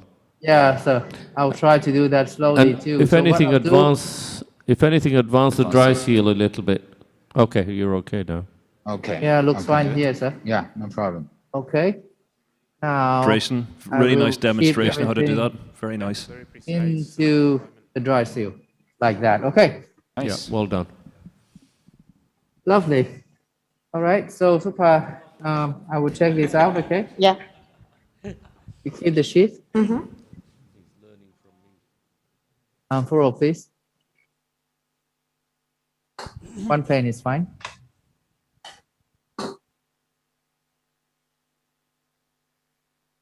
Wait. Ready? Okay, yeah. I'll remove So- the nose Yeah, cone. Practical question: you've not had problems getting the dry seal sheath now, have you? You have. Yes, check. Have you had problems getting the dry seal sheath availability off? Not yet now. We ask Joy. Oh, we ask Joy Yeah, to but I carry think- that. We still do. We I think don't get Venus, it often. now they are having their own sheath, Yeah. long Yeah. sheath, 75 centimeters. We haven't tried yet, but it looks very promising. Yeah, it looks. Um, It's called Axis, I think, isn't it, or something like that? I think they use that for the Venus A, Yeah. but a short version. But the long version is used for the Venus P, right? Yeah, correct. Okay, we've got a question or a comment from Guy. Yeah. Ko here. Yes. Shaq, just want to ask, nowadays, do we really need to do like a pre-balloon sizing, one procedure, then plan another day for a repeat balloon sizing again? Very I think good. it's of some redundancy there, but maybe because of maybe the WAF or stock inventory system, or because we need kind of planning or whatever. I find that it is a bit redundant to do twice the balloon sizing. Okay, Yeah. very important question. So, a few points. One is, originally there were about 72 different valves that the company had portfolio of, and so that's why they needed to have the balloon sizing done before to have an idea of the sizes that you may require. Yeah. Now, if you have there's limited stock or sizes, that is, and if you have all those available in your lab, then or in your country, then there's no point in doing balloon sizing before, because you can make the decision on the day. That's really now the practical way of doing it. We don't do separate balloon sizing now. Thanks. And another comment is, I use a long sheet, so I couldn't get the dry seal. I use a Medtronic Centron sheet, which is equally okay. I think the long sheet, Medtronic Centron sheet. But I need to use two size bigger because the valve is a little bit tight. It's a rubbish valve, isn't it? On Yes, the it's very Centron, tight. But otherwise, it still does the same sort of job. Yeah. Yeah. Okay. Thank you. Yeah. Yeah. Enough. Okay. Super. So, Shaq, yeah. have you seen the overlay on the right side? Oh yes, we can. Yeah. So I you thought can it was see a dirty that, screen, but it's an overlay. Sorry for that. Yeah, but you can see that it looks very nice positioning by the 3D overlay. Unfortunately, at the moment, the technology is not, precise enough to use just overlay only to do implantation. We need frequent angio somehow. But in the future, The problem with know, overlay is that it's a static image as opposed to the valve and the heart that's moving. Yeah. The other thing, Warwick, and I don't know whether you guys do this, is do a 3D RA angiogram with the Lundquist wire in place and then use that to create the overlay, which can improve the accuracy a little bit. I know it's hassle, but that can help you to then avoid the difference in the outflow tract that happens when you put the stiff wire in. That's very important point you made, Garrett. Thank you. I'm not sure, Supa, but I think for us, we are not a big fan for the 3RA, right, Supa? Yeah.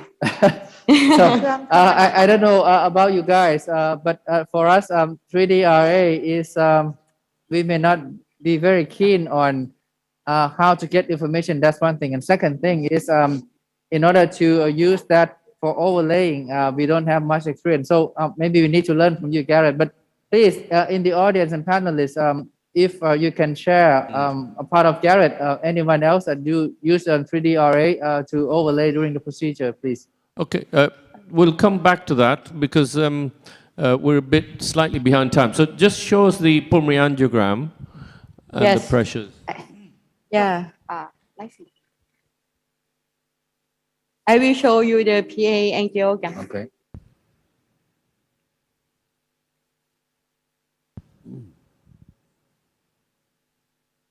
Yes, it's very nice. Yeah, and we will show you Brilliant result. And are you able to show, this may be more challenging, are you able to show the pulmonary artery pressure and RV yes, pressure we're gonna together? show you the simultaneous RV and PA pressure. Yeah. Yeah. In the meantime, Jack, if you can allow me to show the valve, just 30 seconds. Yeah. This is the venous P. You can see that.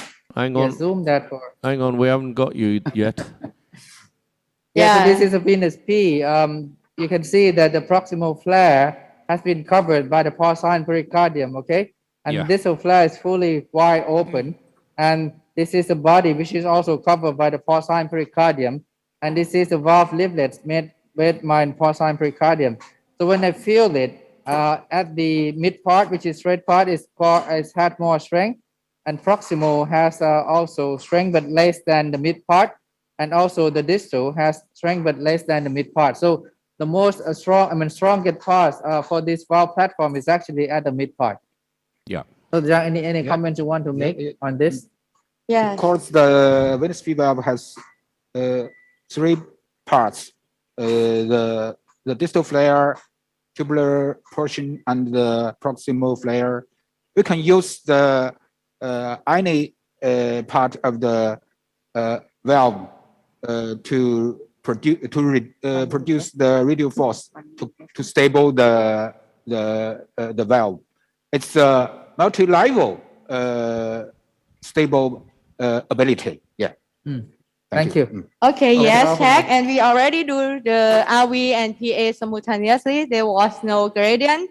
And if you see the caudal view, the enforced view of the valve is very circular. Yes, I think we are in the good position and the good result. Yeah. Yeah, excellent. Thank you very much indeed, Super Warwick and the whole team, Geju and Zhang as well. Yeah. Okay, thank you. Yeah. All right. So, any questions from previous speaker? You get ready here.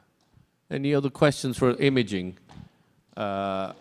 One quick question is related. Where is she gone?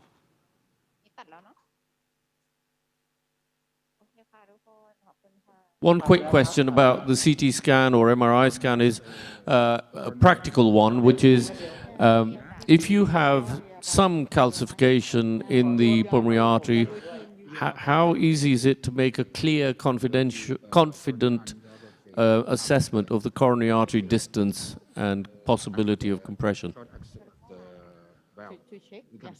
Thank you for the question, but that's a very good comment because there are so many patients that have calcification. So you have to know that MRI you couldn't see the calcium. It's going to be black.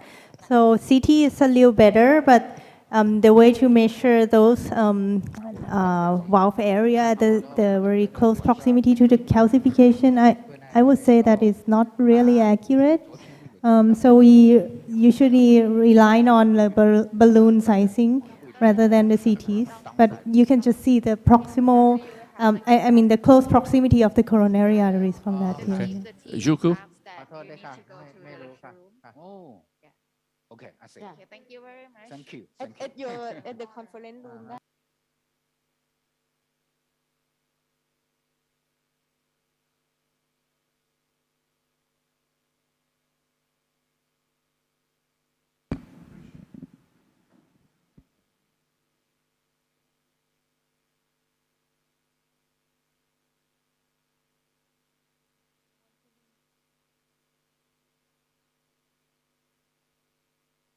Oh, so you still need coronary testing. I mean, you still need to blow the balloon and then do the coronary angio to see whether there's any compression or not, whether it's like too far, because you put the pressure in. I think for the native valve, especially if we use balloon expandable, I still need it because not only compression, but there could be aortic compression as well.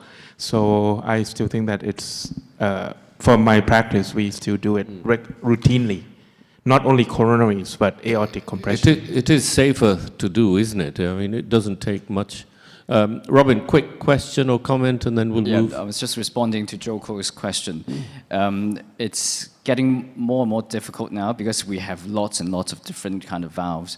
And in, say, PT or sometimes even in the harmony valves, people don't go for balloon testing anymore because the anchor point is not really at the valve housing, it's really at the distal and proximal flare. So if in case a CT scan really shows that there's no interaction and you're not worried about compression on the aorta, probably we can do without it, but it's going to be an endless debate, I think. Yeah. And the last comment, really, before we move on, is if you go back to that patient we've just seen, again, I would have been more pessimistic with the CT pictures that we'd seen, whereas when we did the angiogram and balloon sizing and everything, it looked much more feasible. So I still have some concerns about. But that's if you're looking at a still image. You need, if you go to the effort of getting a dynamic CT, you need to look at all the frames, and I think then it would have looked better. But not everybody does it at the moment. That's the problem. Yeah. So, all right, thank you. Let's. That was very interesting. So, let's move on. It's my pleasure to welcome Gareth, who looks really terrible, really terrible, from Denver, and that's probably why, because he's taken almost a whole day on a plane to get here, and he's going to talk to us about. I'm not going to ease up, Gareth. Tips and tricks to facilitate implantation of the valves. Gareth, welcome to. Where am I again? Hat Yai. Thank you very much. Thanks, Shaq, and thanks very much to Supa and the whole team for inviting me. And I am sorry I look like such a train wreck. This reminds me of like hungover talks after heavy drinking back in my 20s, which I've put an end to, but now I'm getting scuppered with jet lag. Thanks very much for the invite. So any talk where we're talking about tips and tricks, I think it's very important that whoever stands up here at the microphone at the podium has a little bit of honesty about them. We often tell people what to do as if it's biblical and an absolute fact, and I think it's really important that we recognize that all we can do is give some advice and express our opinion, whereas really what we do and what we say we do are often two very different things.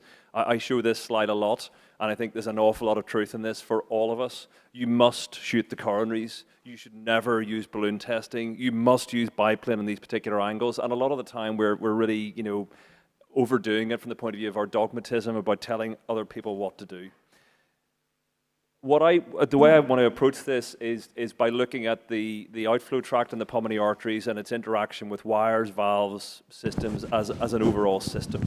And I think if we think about this from the start when we're looking at outflow tract stenting and valve implantation, it'll help us to try and predict how to do things better. And I'm really sorry that I missed most of the last speaker's talk, because I think the modelling that we're now starting to do with right ventricular outflow tracts and pulmonary arteries is going to give us an enormously more deep understanding of what's going to happen when we interact with those outflow tracts with stiff wires, stiff delivery systems, stiff catheters, etc. And a lot of that's coming from the brilliant work that we're getting from 4D dynamic CT scanning, which is an imaging modality that 10 years ago we really hadn't dreamt of. So to start with, from a tips point of view, preparation, I'm exceptionally inly retentive from the point of view of preparation for every case I do. I don't like to have to think too much in the cath lab, so I like to do all the thinking beforehand and then arrive in the cath lab and just go 1, 2, 3, 4, 5, 6, 7, 8 from the point of view of the way I planned it beforehand. So I know there's many, many adages about good preparation, but from my point of view, preparing is 80% of the game. So getting everything right, making sure you've got all the equipment, understanding, predicting as much as possible what might be able to go wrong is really important. So we will get cross-sectional imaging in the form of dynamic CT for basically everybody except those with a bioprosthetic valve that we're not going to crack. So if somebody comes into the cath lab with a 29mm trifecta in place, then we won't necessarily get a CT scan because all we're going to do there is plonk a valve right in the middle of that. But anything that we're going to crack the valve, expand calcium, native outflow tract behavior, we'll get a dynamic CT. We're blessed in that we're able to have 2 experienced operators for every case. So myself and usually Jenny Zabla, who's also now very experienced in valve implantation, will be there for the entire procedure, watching each other's backs and making sure we don't slip up. And I think that's really helpful. And the other thing is just having a knowledge of the landing zone you're going into. I don't think it's reasonable, and we've seen it in live cases recently of going to the cath lab not even knowing what valve is in place. Is not really acceptable. So you can be identified on a plain chest x-ray, and there's usually valve registries that the companies can look up and check and let you know what you're going to be able to do to a valve that's in place.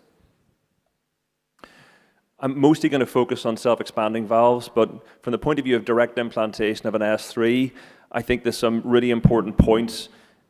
We have moved away almost completely from pre-stenting if we're going to put an S3 in, unless it's an Altera. And I think basically you can get a lot of that information from examining the CT scan in really good detail and looking at the coronary position, looking at any calcium there is in the outflow tract, and also the recognition that coronary artery compression has got a high chance of killing you on the table, whereas a valve migration doesn't. So from the point of view of balance of risks, it's always better to have a valve floating around that can be surgically retrieved than crushing somebody's left main stem. So I would always go towards the caution of checking that the coronaries are okay and worrying less about what is often not an emergency of having an unstable valve which can go to the operating room. So we've talked through this already from the point of view of really extreme preparation, and using dynamic CT has become something I've become very spoilt with, and then we can bring that in and use it as part of the Vessel Navigator system, which I was delighted to see SUPA using. I wonder, in decades gone by, and we can blame this on Shaq and people as old as him, did we get it wrong from the point of view of the right side of the heart? Should we be approaching all these patients from a right IJ? Now, unfortunately, we've messed up to the point that our cath labs and our systems are now in place that the femoral access is really the way to go from the point of view of the environment of the cath lab. But I can't remember the last time we said, let's change to the IJ, and it didn't make things easier. And I think we probably missed a trick many, many years ago by not making the right internal jugular the approach for most right-sided heart interventions. And unfortunately, it's become ingrained and built in, a bit like us poor Americans, well, I'm not American, but I live there, who insist on using things like the Fahrenheit temperature scale, which is the most confusing lot of garbage I've ever seen. But we haven't moved on to using centigrade, and I think it's a bit like that. We've basically told, we put the patient on the cath lab table, we access their femoral vein, and I think we've pretty missed a trick by not, and we continue to miss tricks by not going to the IJ earlier, because it makes everything easier.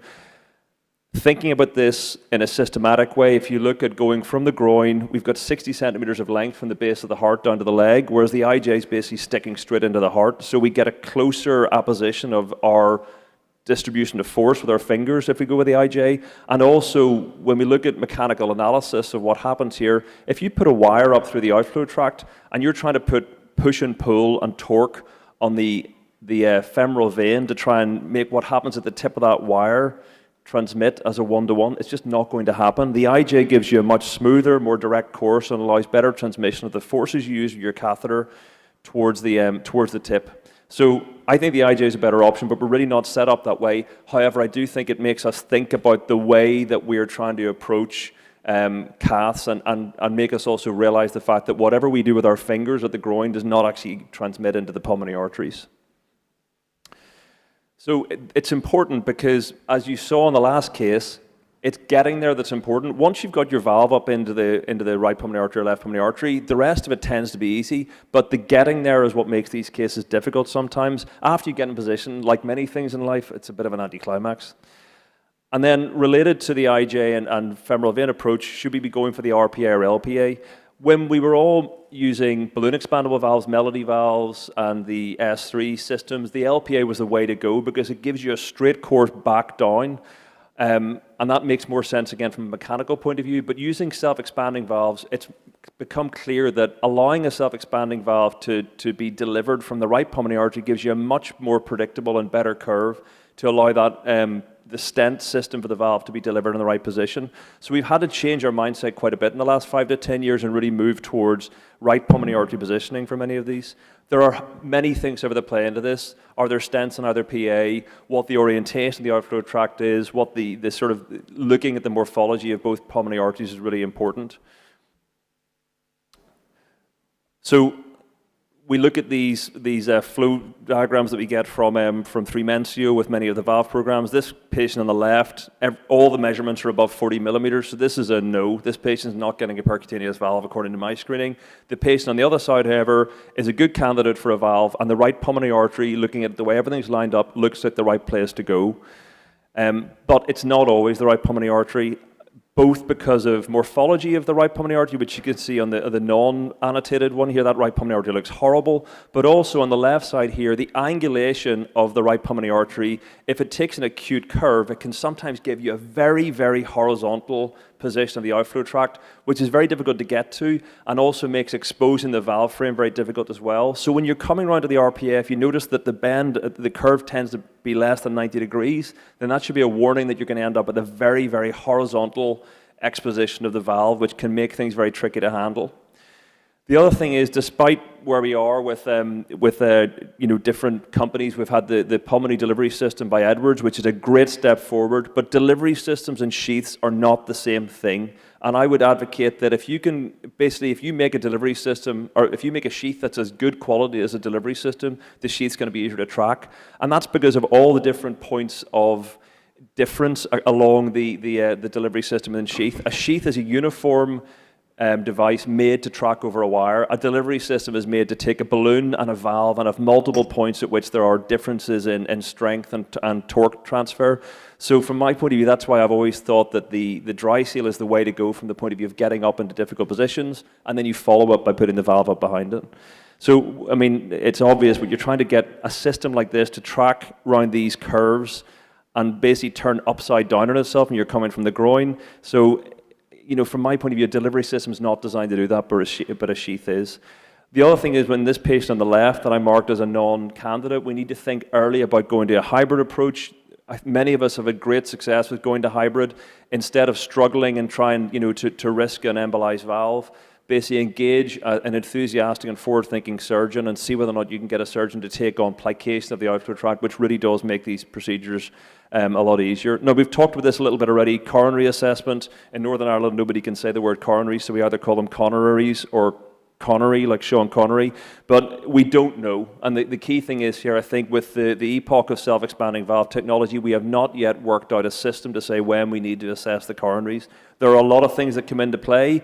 I think the best way to think about this is if you're looking at the Altera system, if you take somebody who's got a 27 or 28 millimeter outflow tract here and you put a 27 millimeter Altera, because the diameter of the Altera system is 27 millimeters, and inside that you're going to implant a 29 millimeter S3, which is a balloon expandable valve, the coronary may come into play. Usually the native outflow tract is forgiving because there isn't much calcium and you get an equal distribution of where the valve moves to, but we haven't got a systematic way of making this determination yet. So I think, as Shaq alluded to, it's always better to be cautious. If you're not sure about the coronaries, balloon assess and shoot them.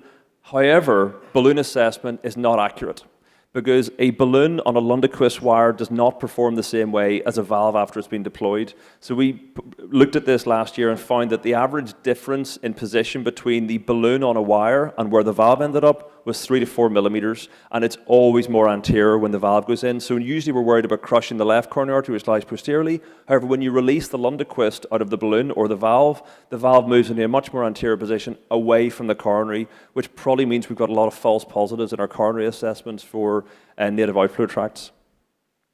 And I would advocate for the use of rotational angiograms for coronary assessment. I've shown this many times again, but really this does highlight, it's not going to play, unfortunately. it will highlight the fact that when you basically do a rotation, you can see bowstringing of the LAD here that really was not obvious on a regular 2D angiogram. But using 3D RA of the coronary, I think is a really good application of 3D rotational angiogram. It was great to see SUPA using Vessel Navigator. We all need to get better with this sort of technology, and I think it'll obviate a lot of the angiograms we do and allow us to be much more accurate with valve positioning. I would encourage all of us to try and work with imaging companies to get overlay imaging much more de rigueur and part of the normal use rather than just a couple of people around the world using it, which I think unfortunately is the case at the moment. So from my point of view, you need to think about this like a system. Think of it as a physics or a structural engineering project. Think about what you're doing with your hub of your catheter and how that translates to what happens in the pulmonary arteries, because it's not one-to-one in any way.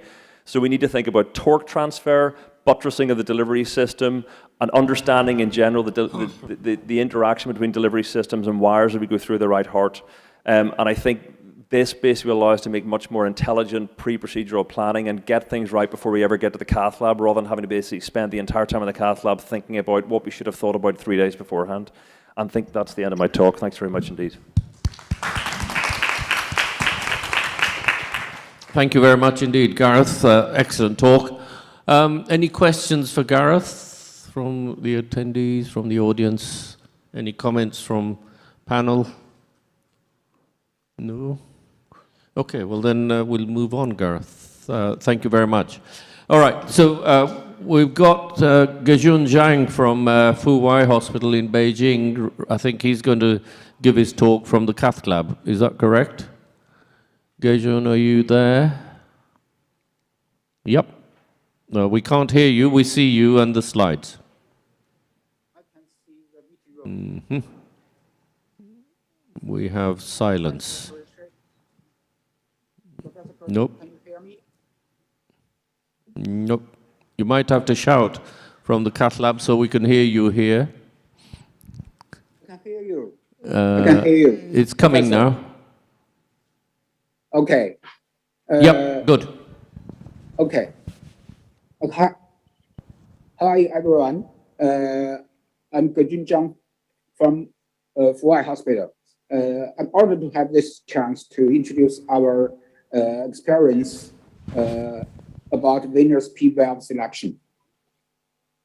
We believe we should have steps for valve selections. The first should we get a multiplying sizing on CT.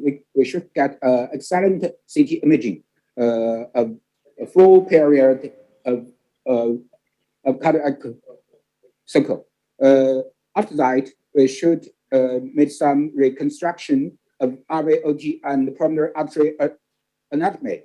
For some special case, we can use 3D printing model for simulation. After that, we can do some measurement during the procedures using the sizing balloon. Just like the procedure we just now showed for everyone. After that, we can define the diameter and the length of the valve according to the RVOG and the PA anatomy types. According to that, we want to avoid the standard oversized compression. This is a multiplying assessment on CT. In our hospital, we also do a lateral view and RVOG view and a view of LAO and the cranium. For these three views, we can get the multi-level diameter of the pulmonary artery and the annulus and the RVOG. This is a stretched vessel. We can say the array diameter of each level. We can take the diameter of each level to determine the size of the valve. This is a volume rendering. We can say the type of the RVOT and pulmonary artery, and we can examine the coronary arteries. The coronary artery's location between the coronary artery's location and the coronary artery. We also can simulate the valve selection, valve implantation on the imaging. This is the classification, as we all know,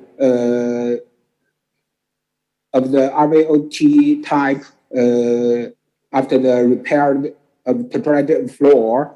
This is type 1, type 2, type 3, up to type 5. We found many patients have the anatomy type of pyramidal. The pyramidal is a half of all patients, and the type 2 is a stringed anatomy. It is just like a tubular type. The third type is funeral, and the fourth type is convex. Just like it has a dilation of the pulmonary artery and the two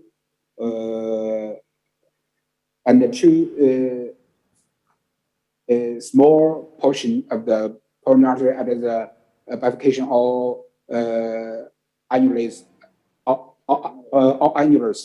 The type 5 is hourglass type. There is a stenosis in the annulus or the main pulmonary artery.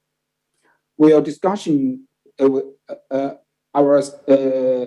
method of selection for the all type of the patient of venous P valve.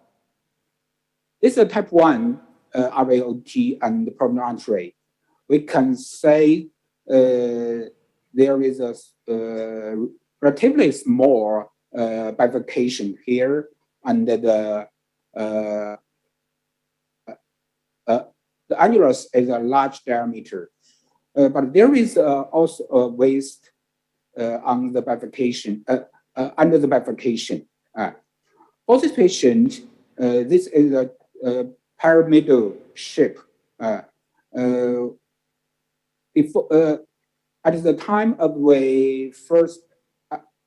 as we beginning to use the venous P valve for pulmonary valve embolization, I think it's a challenging anatomy. This we can use we can get the pressure, we can get the diameter of the bifurcation and the waist and the annulus. Since the venous P valve has 3 compartments, 2 flares and the tubular part in the middle. So we can use the flares and the tubular parts to fix the valve. For this patient, since there is a waist on the main pulmonary artery, so it is that the diameter is 29. So we choose 30. So we choose 34 diameter for this patient because there is a large diameter at the annulus. After the distal flare has a radial force to anchor the valve in the bifurcation. So the tubular and the proximal flare was expandable relatively fully. After that, we can avoid the oversize of the valve at the valve level. This is another patient with anatomy of pyramidal. Because we think it's a challenging case, we made a 3D printing for this patient.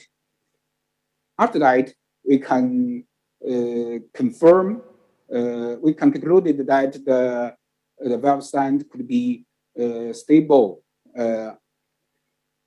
on the in the RVOT and the pulmonary artery.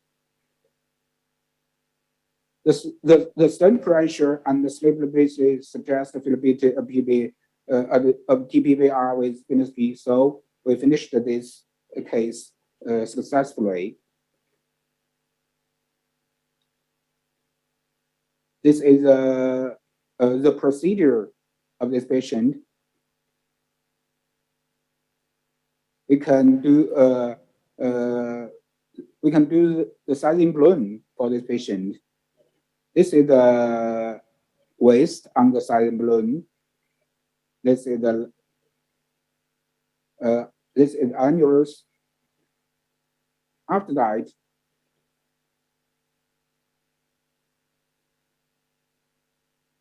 after the ablation, we found there is a compression at the bifurcation, but they can produce enough radial force to stable the flare.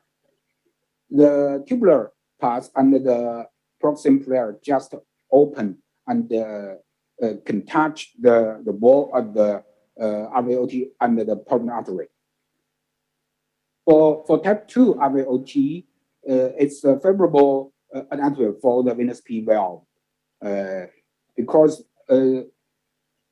we can get the diameter of the bifurcation under the pulmonary and the main pulmonary artery and the annulus.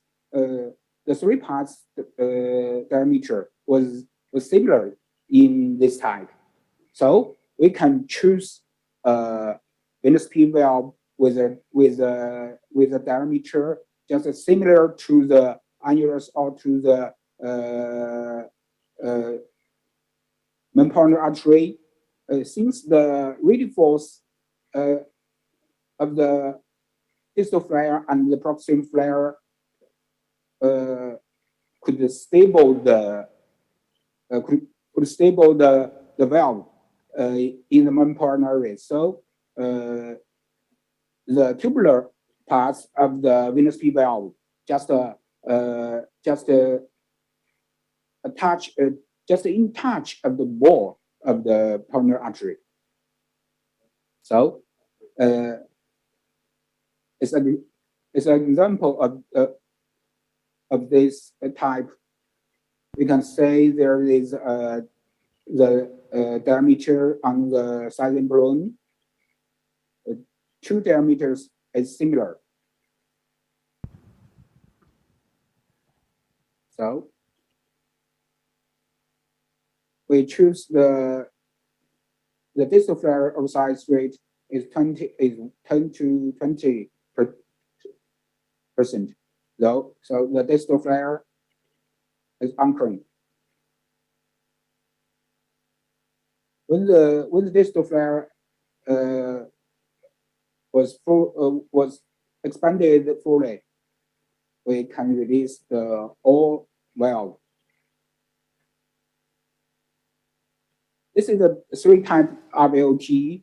This type is an inverted trapezoidal shape.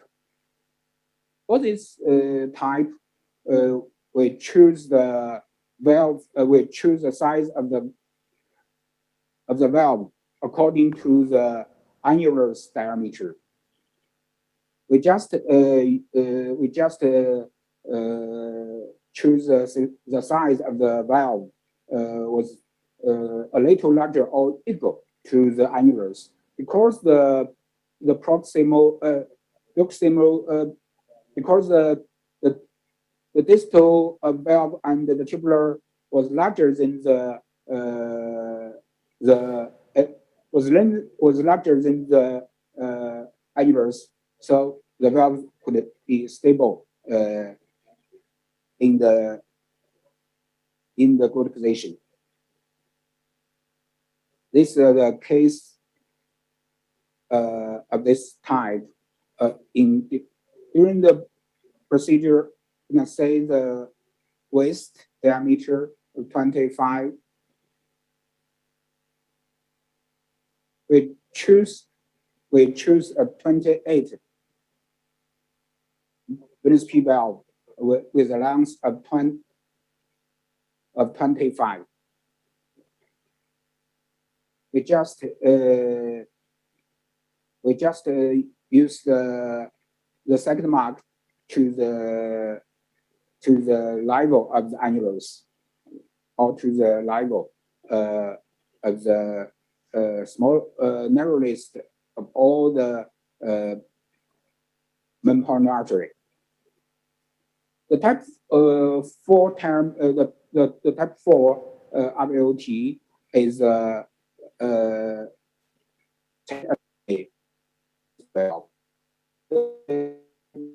this type, there is also a larger or aneurysm RVOT or pulmonary artery like this.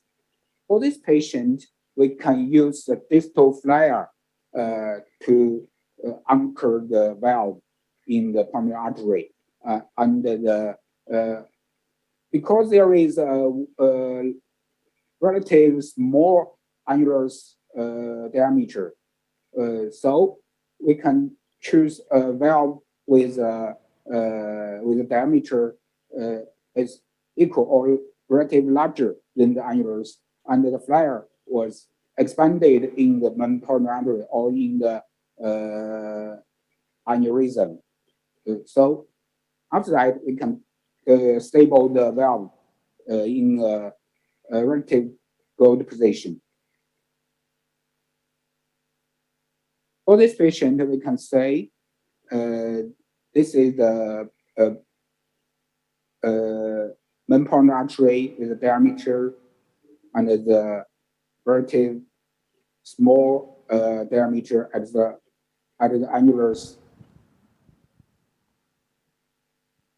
We push the delivery system as deep as soon possible, so we can release it at the bifurcation. And after that, we perform the angiography in the right article and release the left parts of all valve to confirm to stable the valve. The type 5 anatomy has a waist or has a stenosis on the pulmonary or the annulus. I think this type is suitable for the balloon expandable valve. If we choose the venous P valve, we should pre-stand amputation or balloon expand or implant stand in the pulmonary artery or the annulus to get the large diameter, and then we put the venous P valve just like the diameter of the annulus or the pulmonary artery. For some special case, we have only one pulmonary artery, just like this, unilateral absence of pulmonary artery. We can choose the venous P valve size according to the according to the existing LPA or RPA diameter to determine the size of the valve. Okay, that's all. That's all today. Thanks for attention. Thank you. Thank you, Dr. Sang. For the interest of Do you time, have- we'll move to the. Right. Oh, you have a quick question? Sorry. Yeah, go ahead. Yeah. So, Dr. Chang, I noticed that you implant your valves slightly a little bit lower. Is there a reason why you implant your valve slightly lower? And has there been any incident whereby the valve actually prolapses into the RVOT? Pardon? I'm sorry. We noticed that when you implant your valves, you tend to implant it slightly more towards the RVOT rather than in the so-called usual position, where the flares opens up and the branch pulmonary arteries. Is there a reason why you do so? Is it because of the practice, or you find it a little bit more stable? Yeah. Your question is we put some flares in the RVOT. So we can, if we choose if we choose a proximal flare in the RVOT, we can get the diameter of the tubular part of the venous valve just a little larger than the annulus. All the distal flare was expandable fully.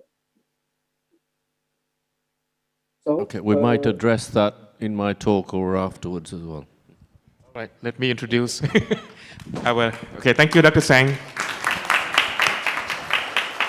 Okay, so let's welcome my co-moderator, Sir Jack Karishi from Evelina Hospital, UK. He's going to give us a talk on about complication and how to solve them. Jack, go ahead. Thank you very much indeed. I'll try and speed up and make up time. We're going to address complications and solutions of venous P-valve implantation. These are my disclosures. Now, ideally, you want to identify problems before you create them. So here's an example of a slightly unexpected right coronary artery compression on balloon testing. This is a patient we were testing for a venous P-valve implant, and you can see, hopefully you can see very clearly how the right coronary origin and the first few millimeters are completely compressed with that balloon inflation. So what are the possible complications and challenges we faced in the cath lab? Well, one is the inability to pass the valve assembly through the right ventricle to pulmonary artery and main pulmonary artery to branch pulmonary arteries, and Gareth alluded to some of those issues. Occlusion of a branch pulmonary artery is a possibility with the valve. Pulmonary hemorrhage related to stiff guide wire positioning, proximal migration of the distal flare, and migration of the valve due to incomplete release. And there are other complications, and all of those we can deal with in the cath lab.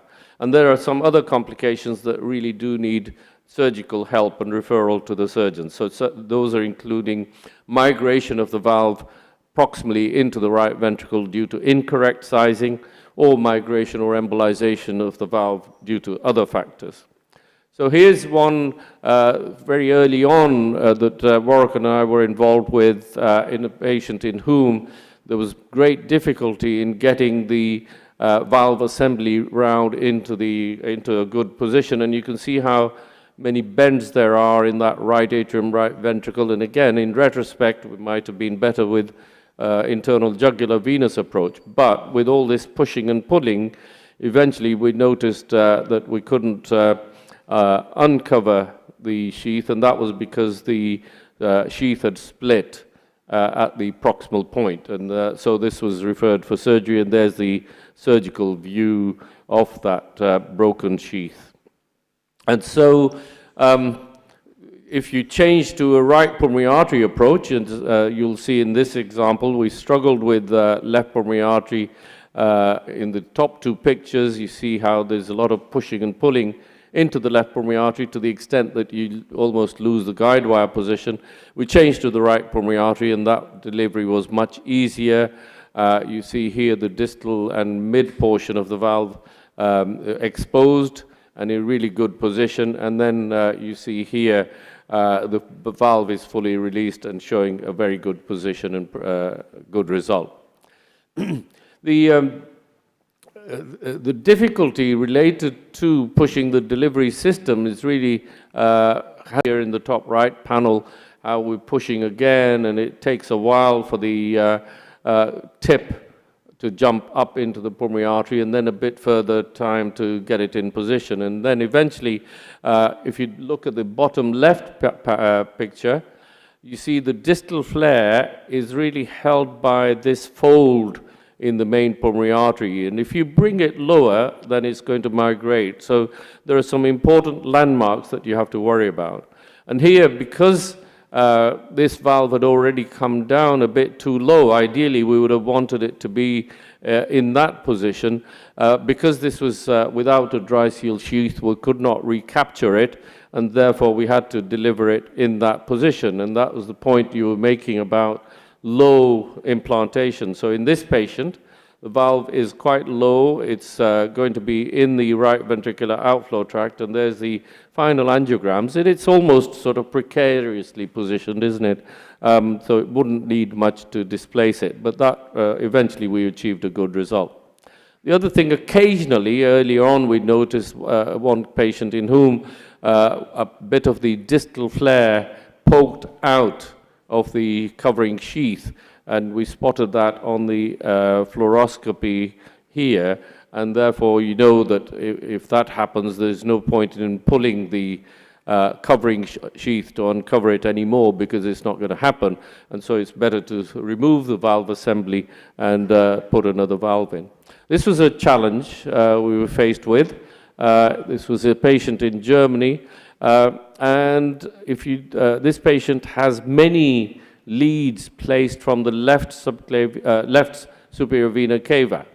Notice this is an AP projection. All the leads here are from the left SVC going into the heart.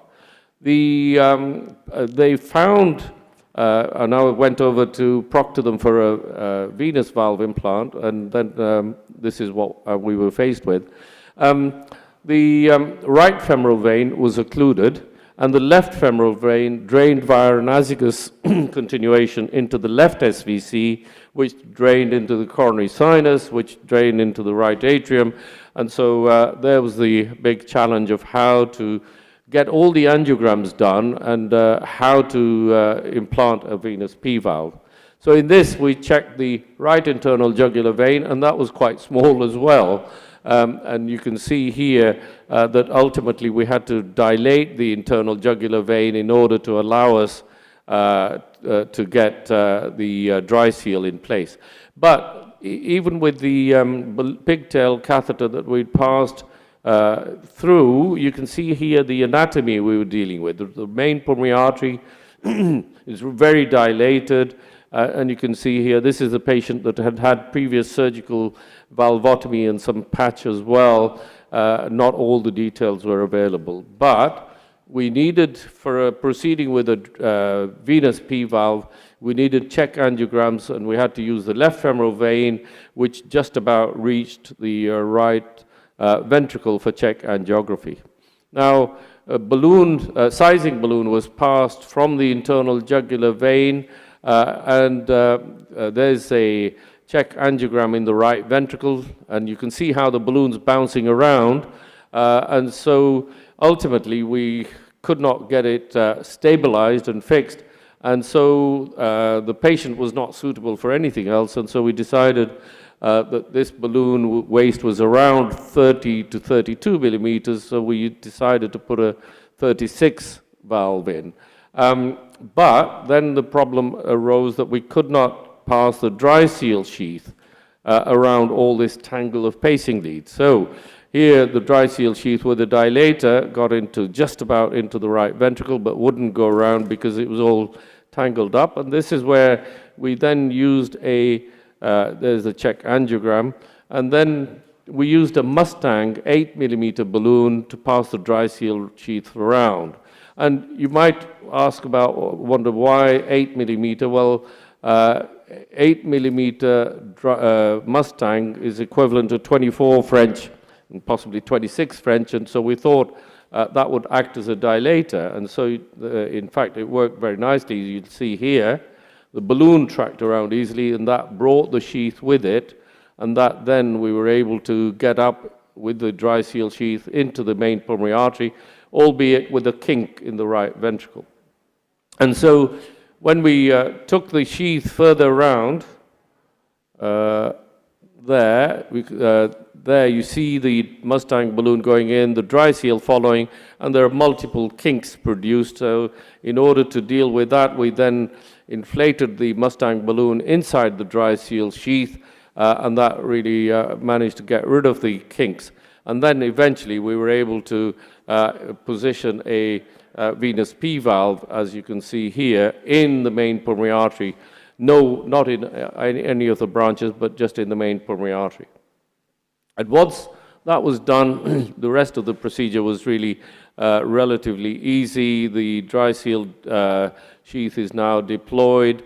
Remember, the main pulmonary artery was really big, and once the venous P valve was fully released, there, it looked as if it was secure in a good position. The anchor point was the valve annulus, and there's the angiogram, main pulmonary angiogram afterwards, showing no pulmonary regurgitation and no paravalvular leak at all. Looks really good position. But those were the sort of challenges we were faced with in this position. The other problem that can occur is infolding, and Warwick and Co. and others have reported this. You might see a linear line in the venous P valve here, and if you look at it end on, you can see how there is infolding, and eventually with either an ASD sizing balloon or a regular balloon, we were able to abolish these infolding of the valve and produced a good result. But there was one that I'm grateful to Warwick for this one, in whom a balloon was used to abolish that infolding, but afterwards there was a fair amount of pulmonary regurgitation, presumably because of damage to the valve leaflet. So here's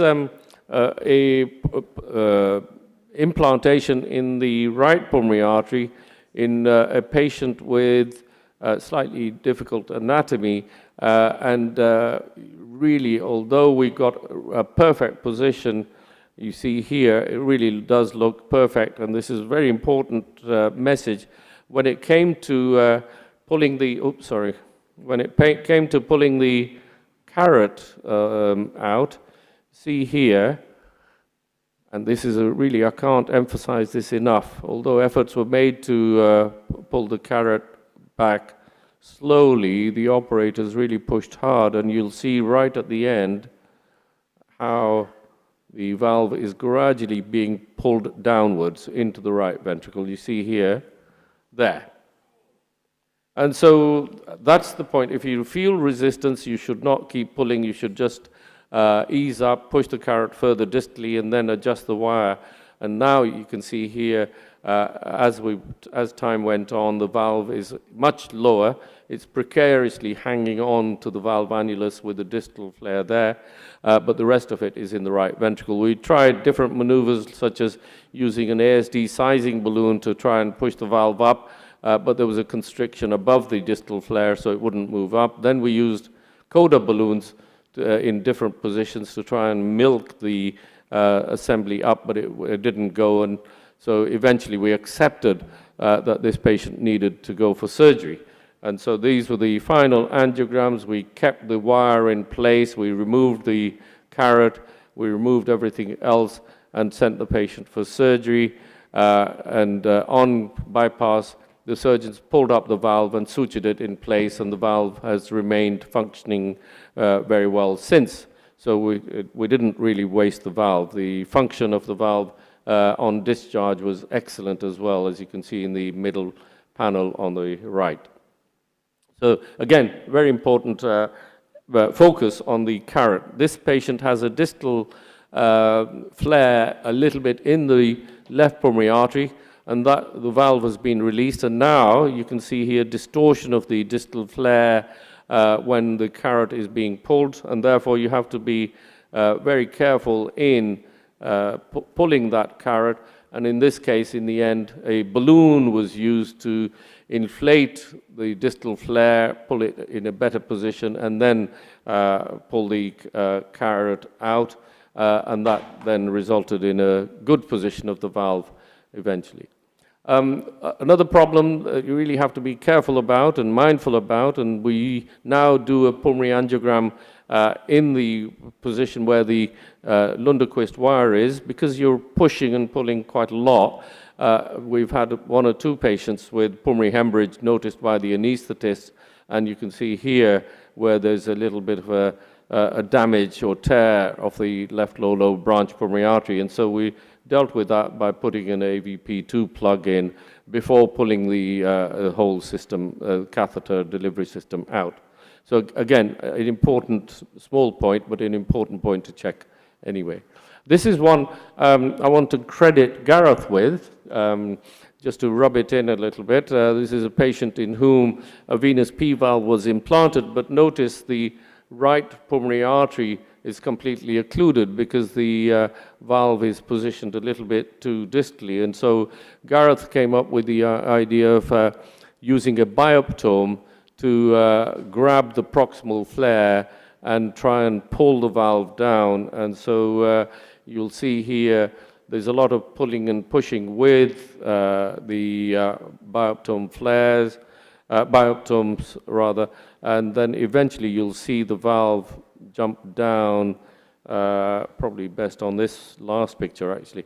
You'll see it jump lower there.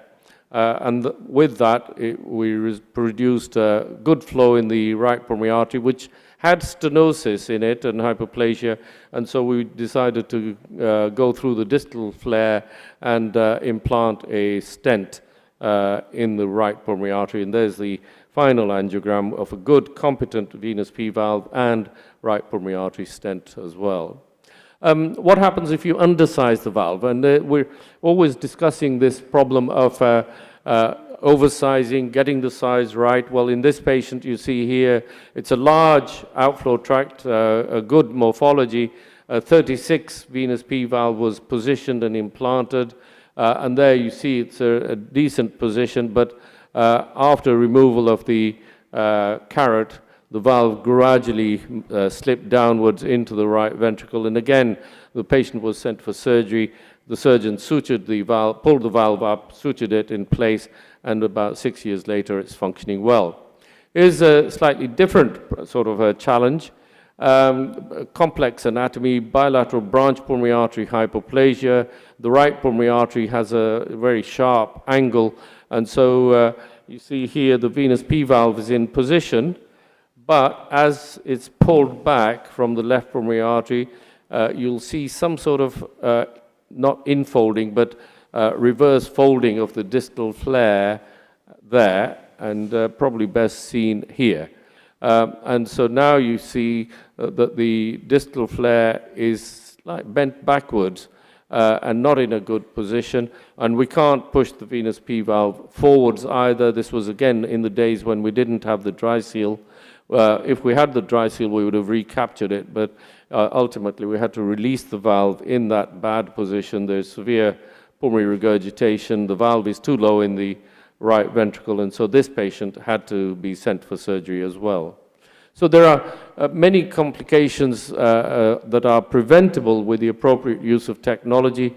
We really need to avoid shortcuts, and I want to emphasize this fact that dry seal has made a big difference. And so if you've got dry seal, why do you need to attempt without a dry seal? Because if you malposition the valve, you can recapture it with a dry seal, and so it's important piece of equipment to have.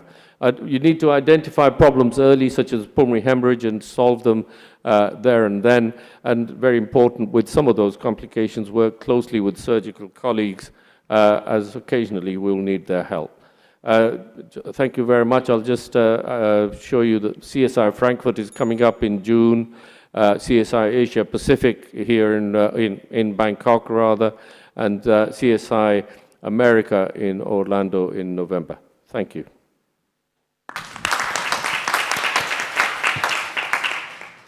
I think we are really late, and we could ask Jack a question in person because we're going to have the live keynote lecture in 5 minutes. So I think I would like to finish this session and thank you all the panelists and all the attendants very much. And we'll start in 5 minutes, so please come back. Or 10, okay.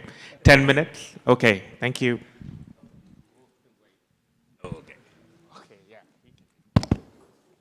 So sorry for just housekeeping. We have almost 10 company booths. Please visit outside, and we have like a gift voucher for what? For t-shirt. For t-shirts. So please visit booth and collect the sticker.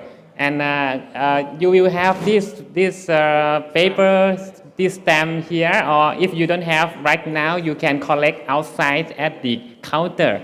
And please collect sticker in this paper and just draw your price. Okay.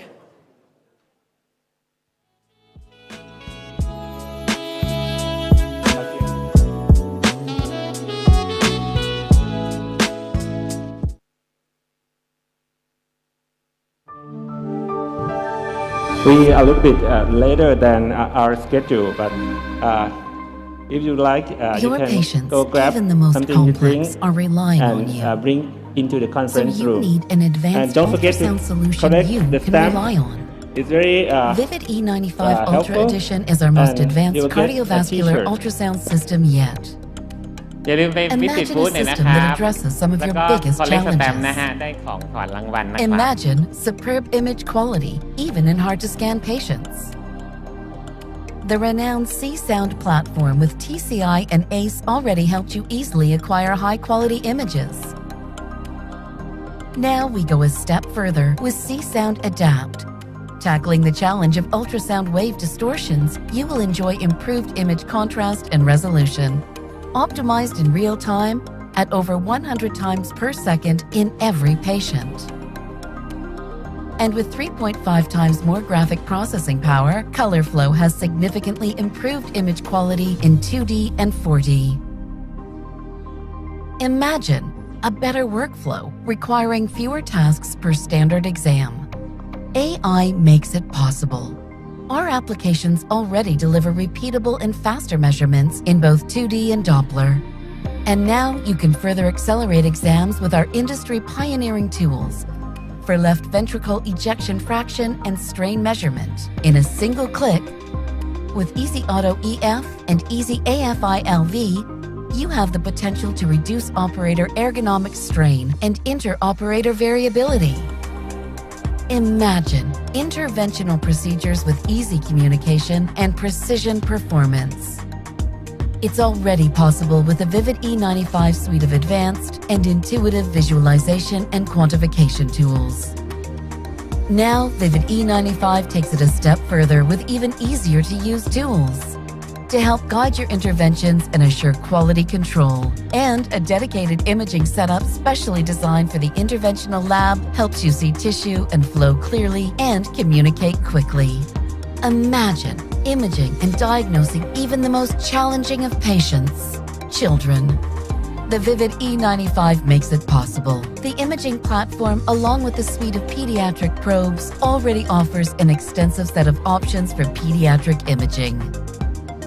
Now with the launch of 9VT Deep, the world's most compact mini 4D TEE probe, and the first 4D TEE probe designed with small children in mind, you will have access to real-time multiplane and 4D imaging to help improve diagnostic confidence and support interventions in patients as small as 5 kilograms. You don't have to imagine. We've already engineered it. Vivid Ultra Edition. Your patients rely on you, and you can rely on us.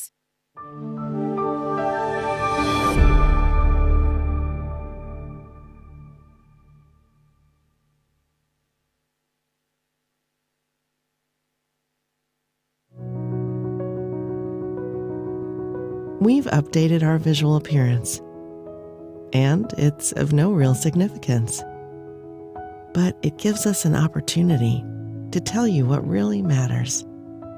That we will never settle in our mission to provide the best treatment for serious heart conditions.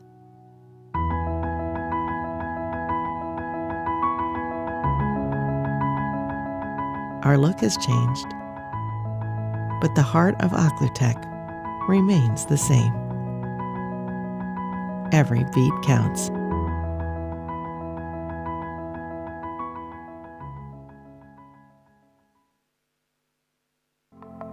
From the global leader in cardiovascular ultrasound comes our next generation in echo performance. Philips Epic CVX Release 9.0. Philips' legacy in echocardiography begins with advanced ultrasound platforms that push the boundaries of imaging performance. This is Echo the way it is meant to be, scalable and ready for the future. Insight Plus architecture on Epic CVX combines both hardware and software for image formation that supports the acquisition of our best images on every patient. Introducing the X5-1C X-Matrix transducer. The unique curved lens of the X5-1C transducer enables easy access to windows, especially with smaller rib spaces and enhanced visualization of anatomy. The X5-1C transducer, along with Insight Plus architecture, enables images rarely seen from a transthoracic transducer. User feedback showed that diagnostic confidence in 3D LV function quantification was improved in 80% of patients undergoing TTE exams using the new X5-1C transducer. The X5-1C supports fast and consistent exams that are easy to perform and provide clinicians with a high level of confidence across all patient types. Philips expands Image Boost technology that adaptively removes undesired clutter and artifacts on adult and pediatric echo transducers.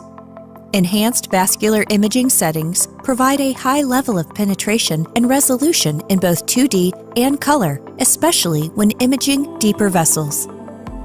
At Philips, we understand your challenges as well as your commitment to providing outstanding diagnosis and care fast. More data is available than ever before, requiring tools for you to simplify and quicken the process of acquiring reproducible data and turning it into valuable information for your patients. With artificial intelligence, ultrasound can be definitive without extending exam time. AutoMeasure can reduce the time for standard 2D echo measurements by 51%. You need specific interventional echo tools and visualization to aid in pre-procedural planning, simplify device deployment, and offer immediate evaluation of results. Cardiac TrueView delivers an intense transition from orange to blue colors for enhanced depth perception of anatomy and devices, especially in zoomed volumes. Now, add Echo Navigator Live X-ray and Live Echo Fusion capabilities to your existing Philips Epic diagnostic system. Your Epic ultrasound can now be integrated into an advanced interventional suite. Extend your team without expanding it. Healthcare professionals using Collaboration Live may now provide a diagnosis from a remote location as they would directly on the ultrasound system. Additionally, Collaboration Live supports remote and secure communication on more devices, including Windows, Chrome, Android, and Apple iOS. Designed for cardiology, built for better care. Philips Epic CVX Release 9.0.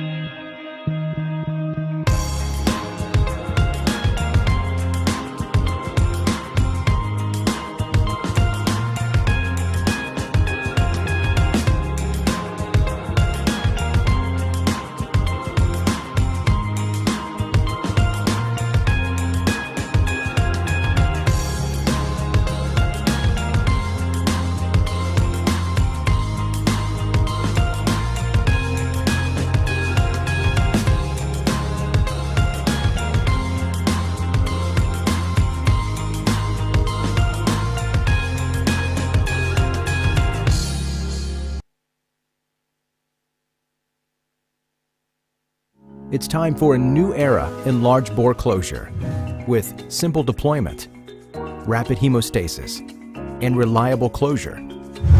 Meet MANTA, the first commercially available biomechanical vascular closure device designed specifically for closure of large bore femoral arterial access sites. With MANTA, experience easy positioning without the need for pre-closure. Simple deployment with help from auditory and visual cues. And reliable closure using a single device.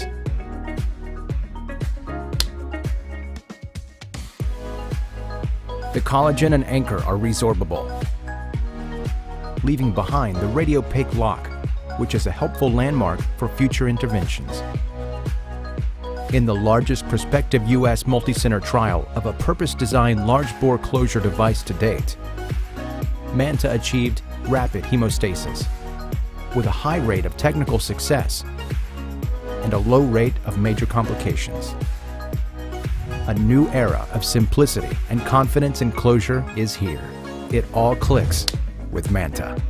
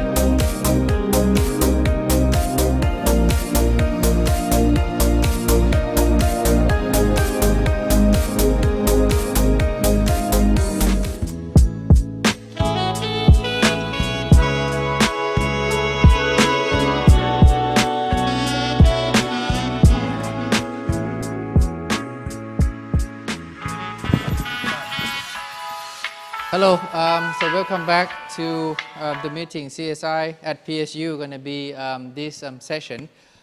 So my pleasure to be here with Supar, and also the great speakers.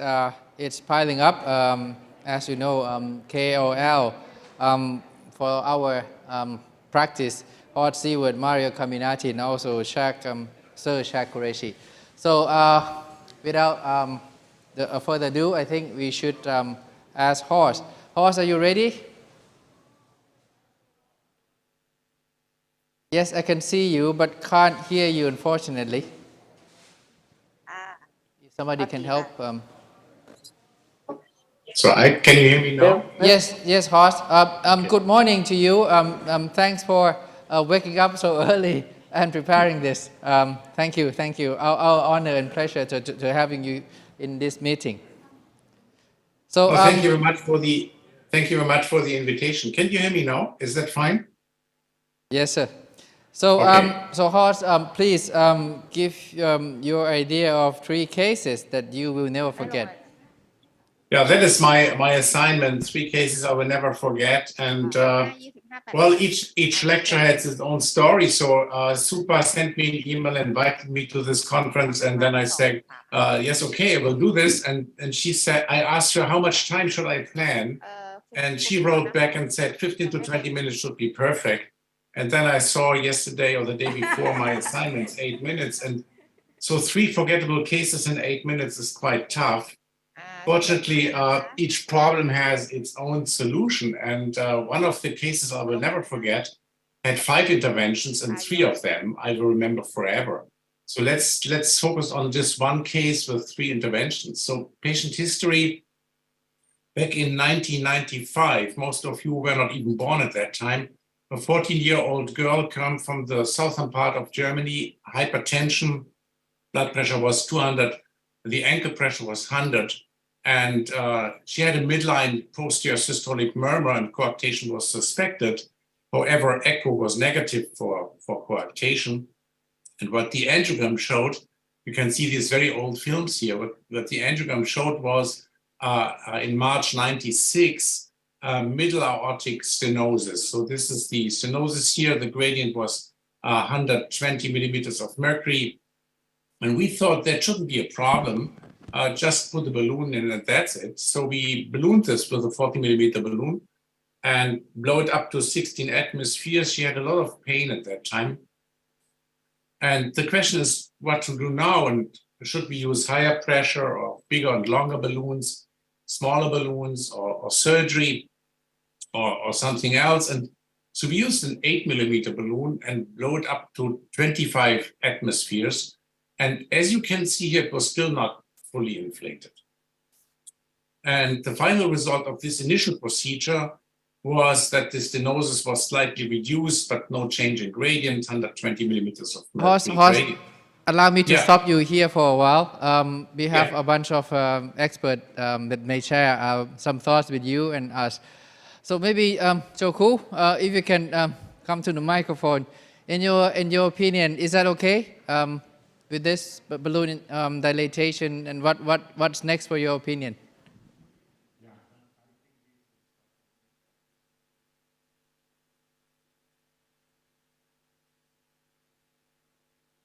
I can't hear the comment. Yeah, Joku said balloon first, not stenting, right?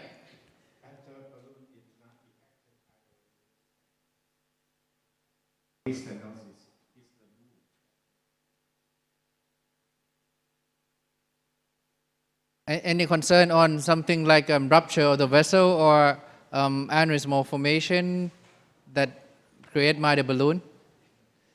Okay. Thank you. Man, what do you think, please? I'm not sure you follow. Okay, thanks. Okay, Horst, please go ahead.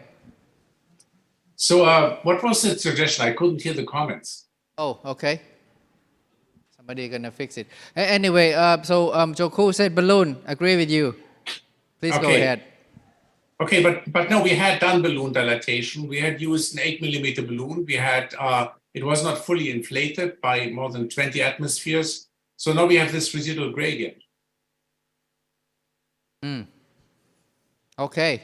So Hugh. Check's mine. No. Check let the last person. But Hugh, please. I'm not sure you can get in.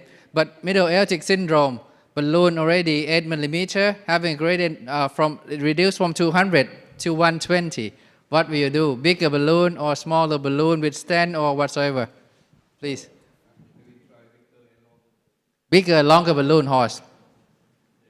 So this was 8 millimeter, 25 atmospheres, still not fully inflated. Okay. Okay, but let me continue here. Yes. At that time, this was the first intervention, obviously with a not satisfactory result, and the parents were actually still very thankful, although it was not successful. They referred several friends and neighbors, and all of them had disorders not related to my specialty, like arrhythmia, heart failure, or manager checkup. So what to do now? And we thought that shouldn't be a problem, just do it under general anesthesia, use really a high pressure balloon. I mean, we already had 24 atmospheres, but maybe we can do more than that. So this was a CSI demonstration course in September 96. So at that time, between the first intervention, this one here, she had some improvement of the gradient, but the residual gradient was 80 millimeters of mercury. So still very tight stenosis here. And we now use a 9 millimeter high pressure balloon with 30 atmospheres. So what do you see here? Balloon rupture. Yeah, balloon right? rupture, yes. Yeah. So we used a 12 millimeter balloon with 24 atmospheres. And then a 15 millimeter balloon with 15 atmospheres. You see this thing here. Yep. Residual gradient now was 25. Any suggestions now? Check. Any suggestions? I don't think I'm going to say anything because host might have a surprise or I might have a surprise. So I'll pass it to Gareth. Okay. Horst, this is so long ago that stents hadn't been invented, isn't that right? Yeah, that was in 96. So I would probably not, with a 25 millimeter gradient, I think that's an excellent improvement, and I would probably stop and stage it and come back at another time, perhaps. That's actually what we did. So we stopped the procedure at that time. Again, the patient was very thankful, referred more friends and neighbors and family members with strange disorders, which are not related to my job. And then we did CT follow-up, obviously. And in September 96, so that was shortly a couple of months after the second intervention, the diameter of the aorta was 2.2. And then in 98, 2 years later, it was 2.9. And then in 2001, it was 4.3. And this shows you the CT.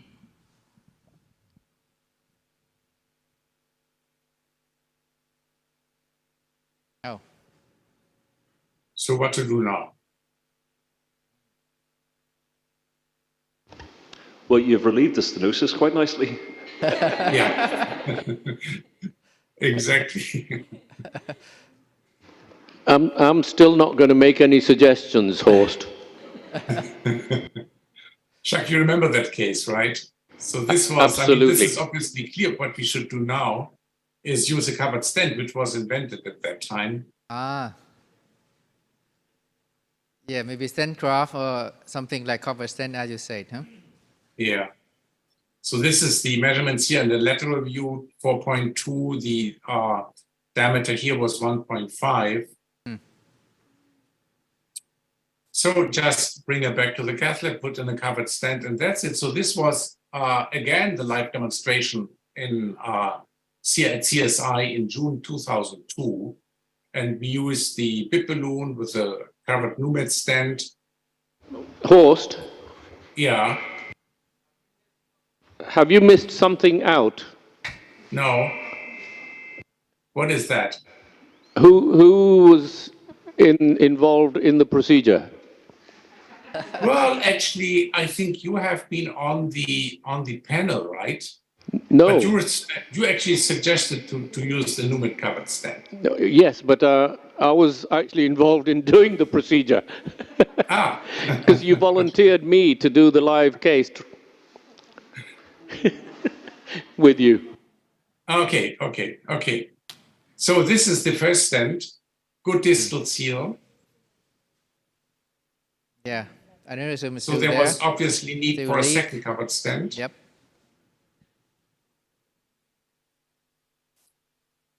This is the second one. So Jacques, then I can blame you. That's excellent. I didn't remember that.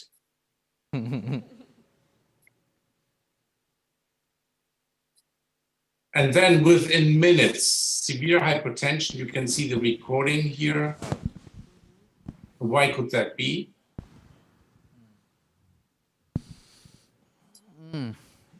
Likely to be rupture somewhere. Rupture here. Okay. It is above the stent.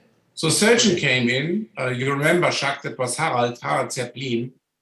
And he said, you can fix this better than I can. Easier said than done, huh? And I said, thank you very much. Yeah. That shouldn't be a problem. Just put in another covered stent and that's it. So this is covered stent number 3.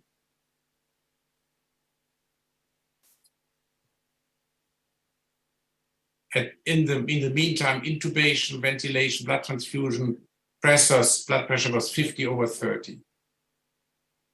So what to do now? Well, need to see angio again after put this stent, whether it's sealed completely or not. Well, this is the third stent, and you can still see some extravasation here. Oh, okay.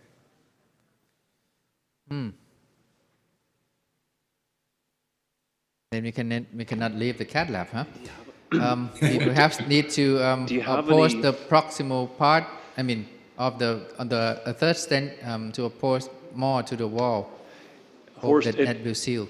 In all seriousness, did you have any access to a self-expanding stent that might have, so there was no stent grafts available at this point that might have been less traumatic to the aorta? No? Yeah, we didn't have that at that time. Yeah. Also, I mean, when you look at the diameter, this was 15. Yeah. So self-expanding covered stent of that size had not been available at that time. I don't know whether you have any other option other than to try to go more proximally with another covered stent, although the worry is you're just going to keep tearing the aorta up towards the arch, so it's obviously a big concern. At this point also, unless you're going to mention it, we asked Felix Berger to stick a chest drain in because the thorax was full. Oh. That was because we realized that oxygen saturation was going down. And you see actually here now, it's hard to see on this image here, but there was hematothorax, right, on the left side.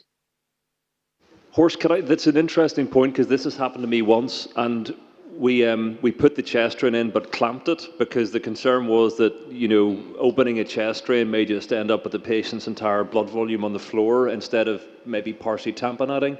So when this happened to me, I put the chest drain and clamped it until we'd fixed the aorta and then took the clamp off. What were your thoughts about that at the time? Well, we removed the pleural effusion, the blood. The surgeon came in again and said, I'm even more sure that you should continue to fix that.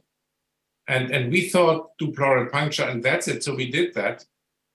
And then that was 1.4 liter of blood via the femoral vein. And bleeding continued. You see this here. What to do now? Yeah, I think there's a discrepancy between the native aorta and the stent diameter. So that's probably one of the reasons why it's having a tearing of that part. Well, yeah. If you can have another stent which is smaller than the previous one you implanted, putting the stent above and then redilate it, you know, proximally to oppose the wall. So that probably one possibility. So this is stent number 4. Then stop there. Horst, can you remember what was said at this point with the stent number 4? No, remind me. The company said this is the last covered stent we've got. Oh.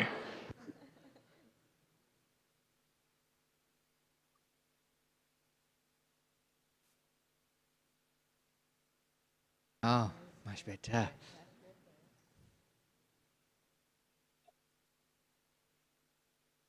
Oh, really? Yeah, you see it here.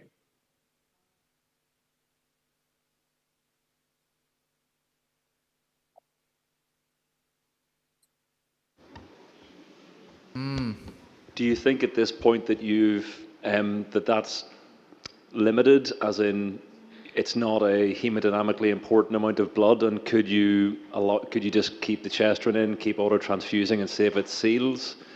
Or is that crazy? I mean, it looks very different to it was a few minutes ago. So is it enough just to leave it at this point?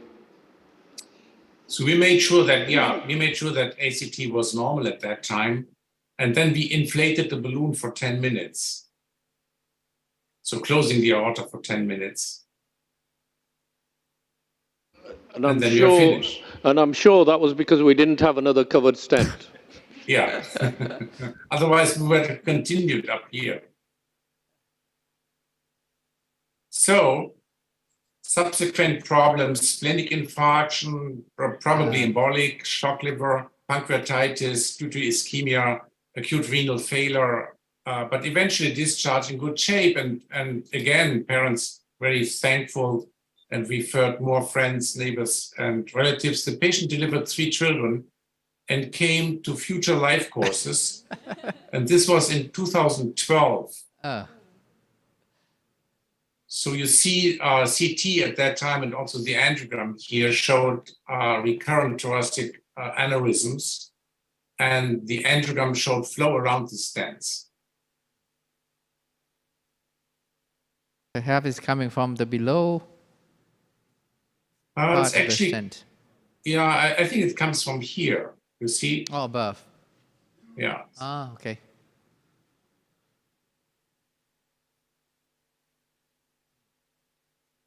What to do now?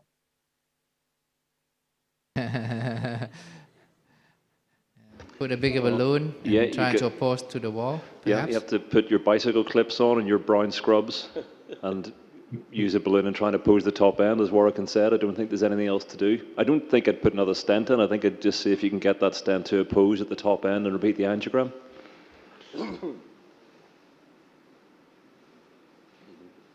So she had iliac artery occlusion on the right side. Of course she did. And that was attempted to recanalize in another institution, and they used a stent and surgery, and it's still occluded. On the left side, you see very small arteries here. Yep. So what we did, we used a covered self-expanding stent, and we talked about the diameter here. So the usual thoracic self-expanding stents are too big. So what we used was an iliac extension of a AAA Medtronic endograft, which started up here and brought it down to here. And this shows you in 2020, no aneurysm and no stenosis.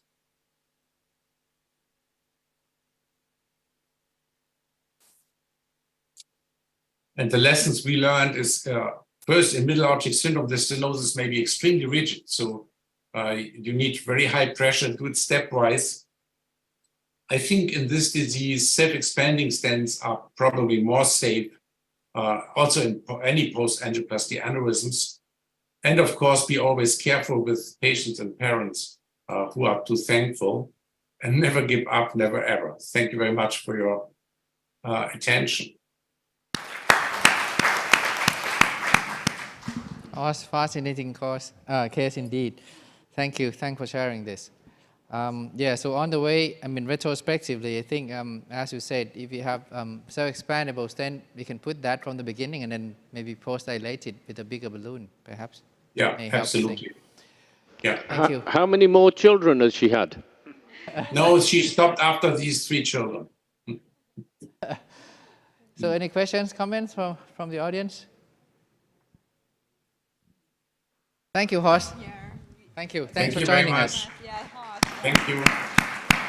To the next speaker, Dr. Mario Caminetti, he's gonna have a speech of how to reduce the human errors and optimize the procedure result. Yeah, please, Dr. Mario. Good morning. Good morning. Good morning. Can you hear me and can you see my slides? We can see you and hear you very clearly, and slide is coming. Thanks for joining Okay. us so early from Milano. Oh, that's okay. Well, in my screen, I only see the small window for my slides. Can you enlarge from your technical point of view? Maybe if you can go for play, that should be automatically run it. This is Reproduce, right? Or the visualize, yeah. Dr. Mario, click. Mario, it's all in Italian, so we can't help. maybe Yes. maybe play. Maybe the sign number 4, right? I don't know how to say, but Well, I don't know. I can interrupt the condivision and the sharing and start again. Can I do that? Yeah, please. Okay.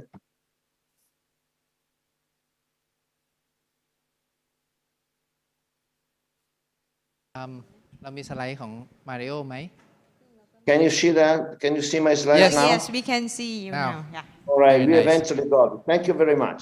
So after this very instructive case illustrated by Horst, I think it's a good title, this one, How to Reduce the Human Errors, Optimize the Results of Congenital Interventional Procedures. So it's going to be useful, particularly for young interventionalists. So the safety catalog, what is the way to minimize the risk? Well, looking at the background, the safety checklist coming from the aviation industry, the cockpit reserve management, focus on interpersonal communication, leadership, decision-making, and the CRM, first adopted in 1981 by United Airlines and later applied for all commercial pilots, because most aviation accidents are due to human error. So from the aviation safety checklist, we went to the surgical safety checklist. And the World Health Organization guidelines are illustrated here. From October 2007 to September 2008, 8 hospitals all over the world did this study. And they examined the pre-checklist patients and the post-introduction surgical safety list, the same amount of patients. And the primary endpoint was the rate of complications, death within the first 3 days post-op. And the results were that mortality before checklist was 1.5%, and the mortality decreased to 0.8 afterwards. And also the complications that were 11% went down to 7% after introduction of the checklist. So from the surgical safety checklist, we went down to the cath lab safety checklist. And this is the paper published on CCI in 2012, a CAI statement, the consensus statement of best practices, particularly focused on coronaries. And then we can go forward and go to the congenital cath safety checklist. So the sign in, time out, sign out, you all know that. That is very, very important to improve the results. Then the C3PO, or Congenital Cardiac Catheterization Project on Outcomes, was published on Circulation Cardiovascular Intervention from the 8 participating American centers.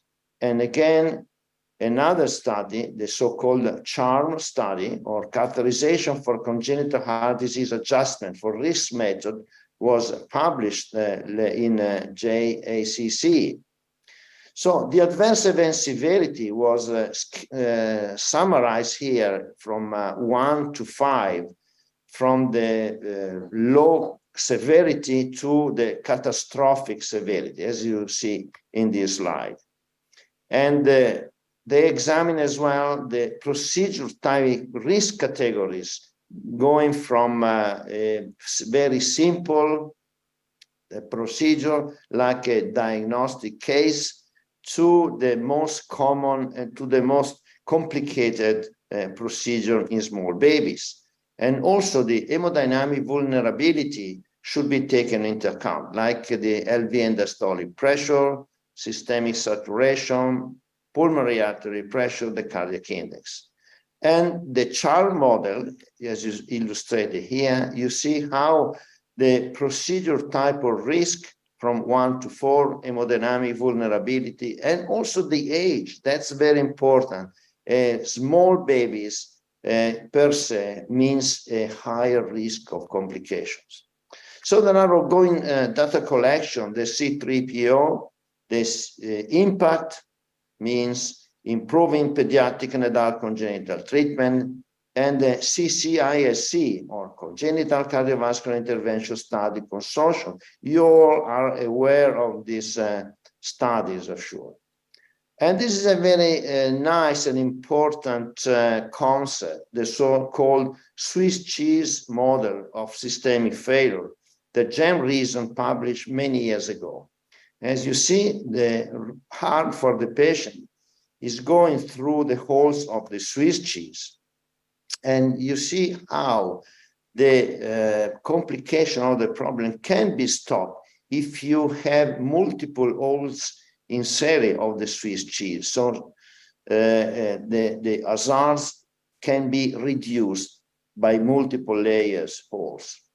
And another concept that's very important is so-called the toxic cascades. It means that from minor initial errors, like trickles, may facilitate subsequent additional errors down to the road. So coming from small trickles, you can go to creeks and rivers and eventually torrents and catastrophic consequences. So when starting any procedure, do your best from the beginning, because as another sentence from James Reason, active failures are like mosquitoes. They can be swatted by one, but then can coming. The best remedies are to create more effective defense and drain to which they breathe. So when you are working in a busy cath lab, you need a proper coordination among all the actors, because more complicated and more sophisticated is the cath lab, more errors can be performed together. And again, while attempting any procedure, you have to have reliable and stable setup, which is very mandatory. So avoid these issues, because this is not certainly reliable or stable setup.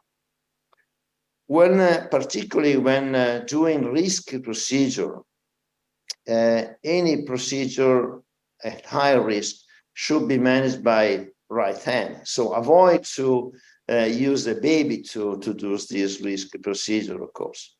And again, the worst enemy of safety is the excessive self-confidence. As you see, this bright goalkeeper, well, in this particular case, it was successful, but surgery should not be performed routinely. The goalkeeper should use their hands instead of the feet. Well, another a very nice and interesting sentence, as somebody said years ago: I cannot conceive of any vital disease happening to this vessel. And this sentence was by captain of Titanic and quoted in the press just before sailing. So be aware of problems and complications that happen to you or are reported by others. Safety doesn't happen by accident. Safety is as simple as ABC. What does that mean? Always be careful. And for achieving good results, follow the 6P rule. Prior preparation and planning prevents poor performance. That's the 6P rule. And don't forget the importance of teamwork and be smart. Safety means always remember team. And that's my conclusion, and I thank you very much for your attention.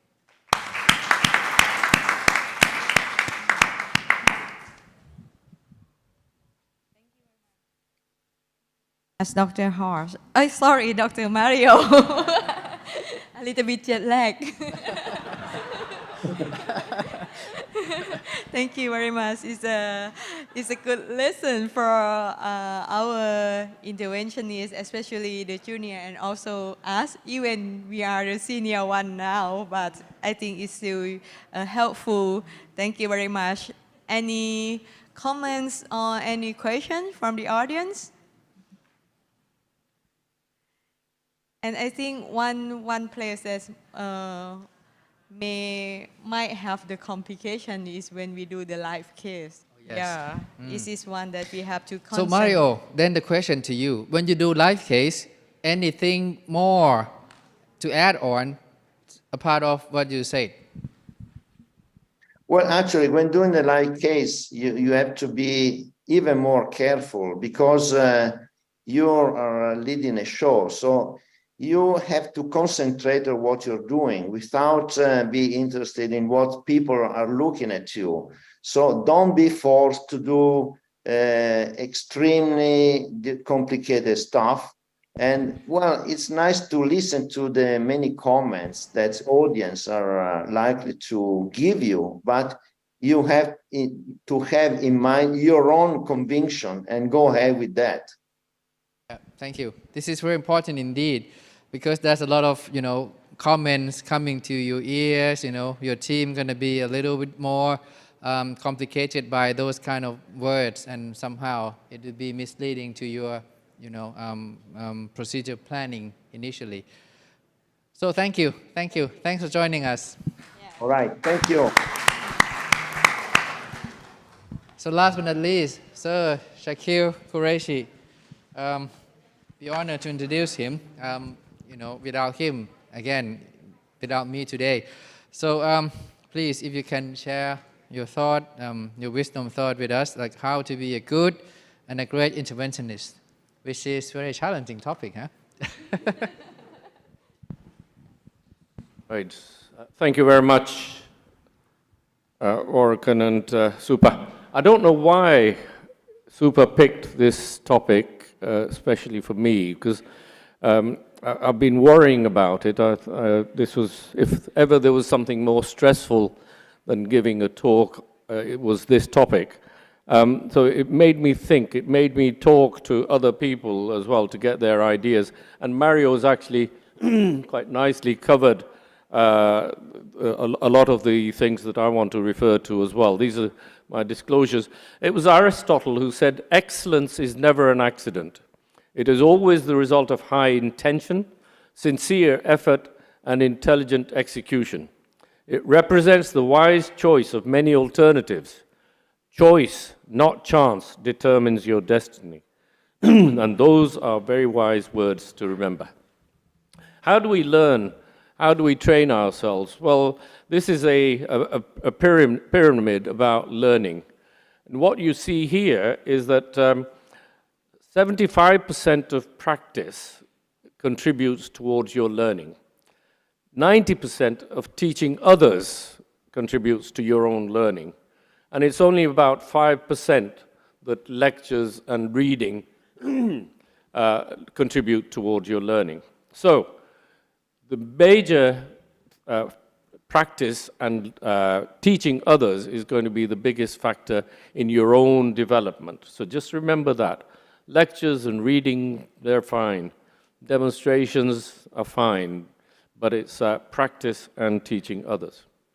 So how do you become a good and a great interventionist? Well, firstly, you have to have the will to become the best. And in order to do that, you've got to be committed and dedicated to becoming good. You have to ask yourself the question, if you're starting out, how long will I be doing these interventions? And if the answer is going to be about 30 years, then you know that you've got to commit to being in it for a long haul. Long haul as in long haul flights, which make Gareth look terrible as well.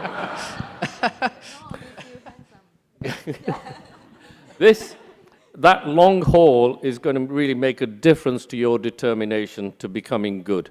So very important, ask yourself a lot of these questions. Then, of course, the other side of it is you've got to think about how would you want your child or relative to be treated.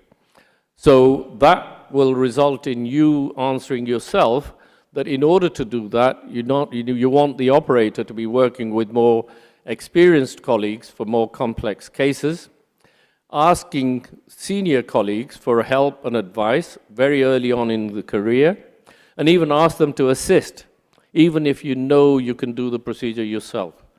And so you have to, your own skills, you have to keep them in perspective, and very important, be cautious, and that should remain with you throughout your career.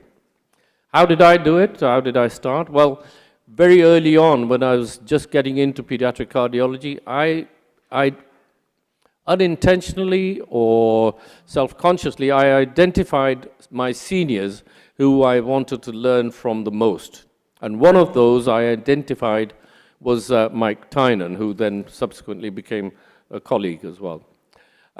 Then also I made a decision about, very early on, who I was going to be assisting and who was going to assist me in any of the intervention procedures. And again, it wasn't me thinking I'm going to do this myself. There's none of that pride that comes into it. You work out who you're going to be assisted by and who you're going to assist. And again, for me, it was Mike Tynan for that. And then I decided early on that I needed to network with colleagues from different centers who were at different stages of training. Again, I was learning from them as well. Then, very early on, another important point for me was I networked with the industry so that they could keep me up to date about their developments. And that networking with industry was really important because I was pretty much ahead of what everybody else in knowing what they were planning to do. And then, as I gained experience over the years, I showed enthusiasm in trying to help and develop other friends and colleagues as well. So I'll keep coming backwards and forwards. Technology plays an important part in our interventions. So you need to have up-to-date knowledge of the equipment. It's worth knowing about all types of equipment, even if you're not using them regularly. And that's where other specialties like radiology come in and adult cardiology come in. I mentioned about contacts with industry, which are very important. But it needs to be balanced. You need to have balanced coordination and contact with industry, because you want to maintain some distance from the industry as well, so that you do not appear to be married to them. And so you have to be prepared to correct industry with their views, because they may have a preconceived idea which may not completely be correct, and you want to be able to be in a position where you can correct them as well. Next important area is mentoring. And mentoring will only play a part if you have that self-awareness of your own expertise and limitations. Mentoring will also depend on the time of your career, the timing of it. But the important thing is that you don't want to stop learning, even as you get on. Even now, I'm still picking up things, I'm still learning. So, and you would think that there comes a time when you should stop learning, but there doesn't. During different stages of your career, you need to be prepared to help develop others, especially those that are younger than you. And one of the things that I do it myself, but I teach others as well, is if someone calls you for help, pick up the phone. Don't say, oh, I'll answer that tomorrow or the day after or whatever. Pick up the phone.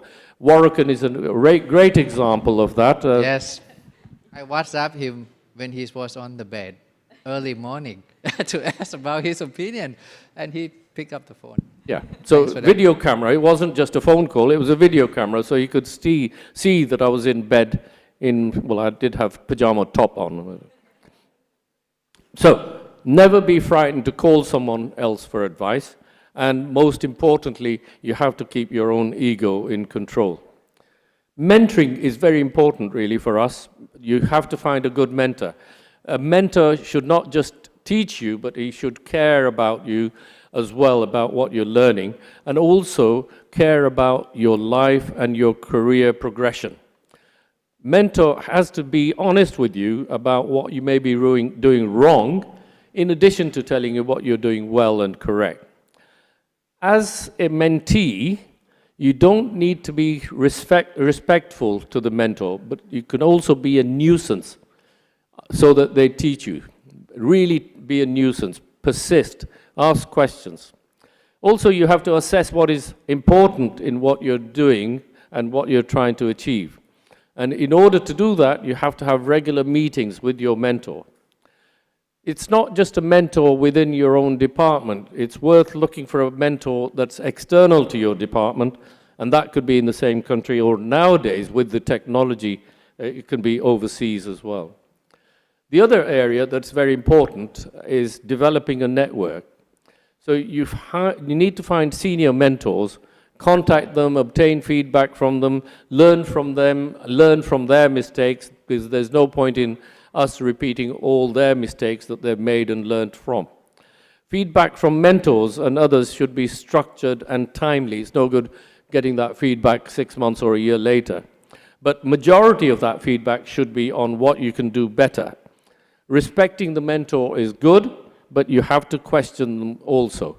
So what is written in the books, what is written in the journals isn't always right. You have to keep questioning it yourself. And that is one of the most important things that Mike Tynan taught me, and that is, he would say something, and if I didn't respond, he would say, well, how do you know what I've said is correct? You have to keep asking. He would deliberately say something wrong to see if I would pick it up. That's an important way of learning as well. There's other things that are happening. We attend interventional courses and conferences. But it's not a matter of just attending, is it? Because, again, that contributes to developing that network of friends who are in interventions. And those friends can be all levels, same level as you, better than you, senior to you, or junior to you. And nowadays, as Warrican's just emphasized, you can use technology such as Zoom and Teams to seek opinions and advice about case management, as well as technical advice. Over the last 3 years during the COVID, I've done so much mentoring, Zoom calls, Teams calls, to guide somebody to do procedures in their own lab. And that has been in US, in the Far East, in Asia, and you wonder how we did it before. And that is an important use of technology. You have, if somebody calls you for advice, you have to be available for it and help them. As a trainee, you can train in your own unit, but it's important to explore other options in high-volume centers with a good reputation and try and develop a plan about what you want to achieve as first operator by a certain period of time. Give yourself time.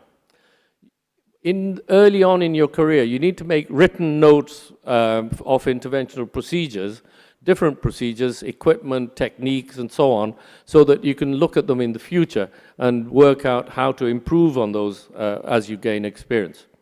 But again, as I keep emphasizing, be prepared to question the seniors about everything. Now, some of the simple stuff, again, Mario highlighted that, and that is planning of the procedures. You need to have meticulous, detailed planning of the procedures with your seniors as well as your juniors, meticulous attention to detail, check all investigations, review operation details. I gave an example in the earlier talk about a case I went to Proctor in Germany for venous, and the local team had not really looked at all the factors such as femoral vein occlusion, interrupted IVC, no innominate vein, and things like that. Everything that made the procedure complex. Whereas if you had known about it in advance, you could have planned the procedure much better. So you work out a plan for the procedural steps. Have a clear plan of equipment that you're going to use, and make sure it is available in your catheter lab. It's worth getting and this is where the industry networking is important. You can ask 2 or 3 companies to bring in different types of equipment, as long as they know that you will use whatever is appropriate and not use just because they're present in your lab. So that's where industry collaboration is going to be helpful.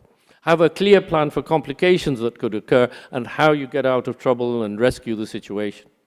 Performing the procedure, it's worth, nowadays with certain equipments, it's worth practicing on phantoms and simulations with the relevant industry, because you want to be familiar with all the equipment. You want to learn about different equipments that you use, and on the phantom, you can practice as if it was a real patient. Important for yourselves, it's important to keep data on all the procedures you perform and some of the details, and so that you can look on them later on in retrospect. And keep a list of complex procedures, different procedures, and any complications that you may have encountered. Mario emphasized, again, about teamwork. You want to learn from senior colleagues, you want to show respect for other members of the team, whether they're senior or junior. You want to be working with multiple types of imaging, and that's been emphasized earlier on today as well. You want to be able to support everyone, not just those colleagues who refer patients to you for catheter procedures, but also wider group of people such as cardiac surgeons, neonatologists, intensivists, all sorts of wider network. So support everybody that is likely to come into contact with you. But equally, you have to be prepared to question yourself. If you come across technical problems, sit down with a colleague or a mentor and review all the steps.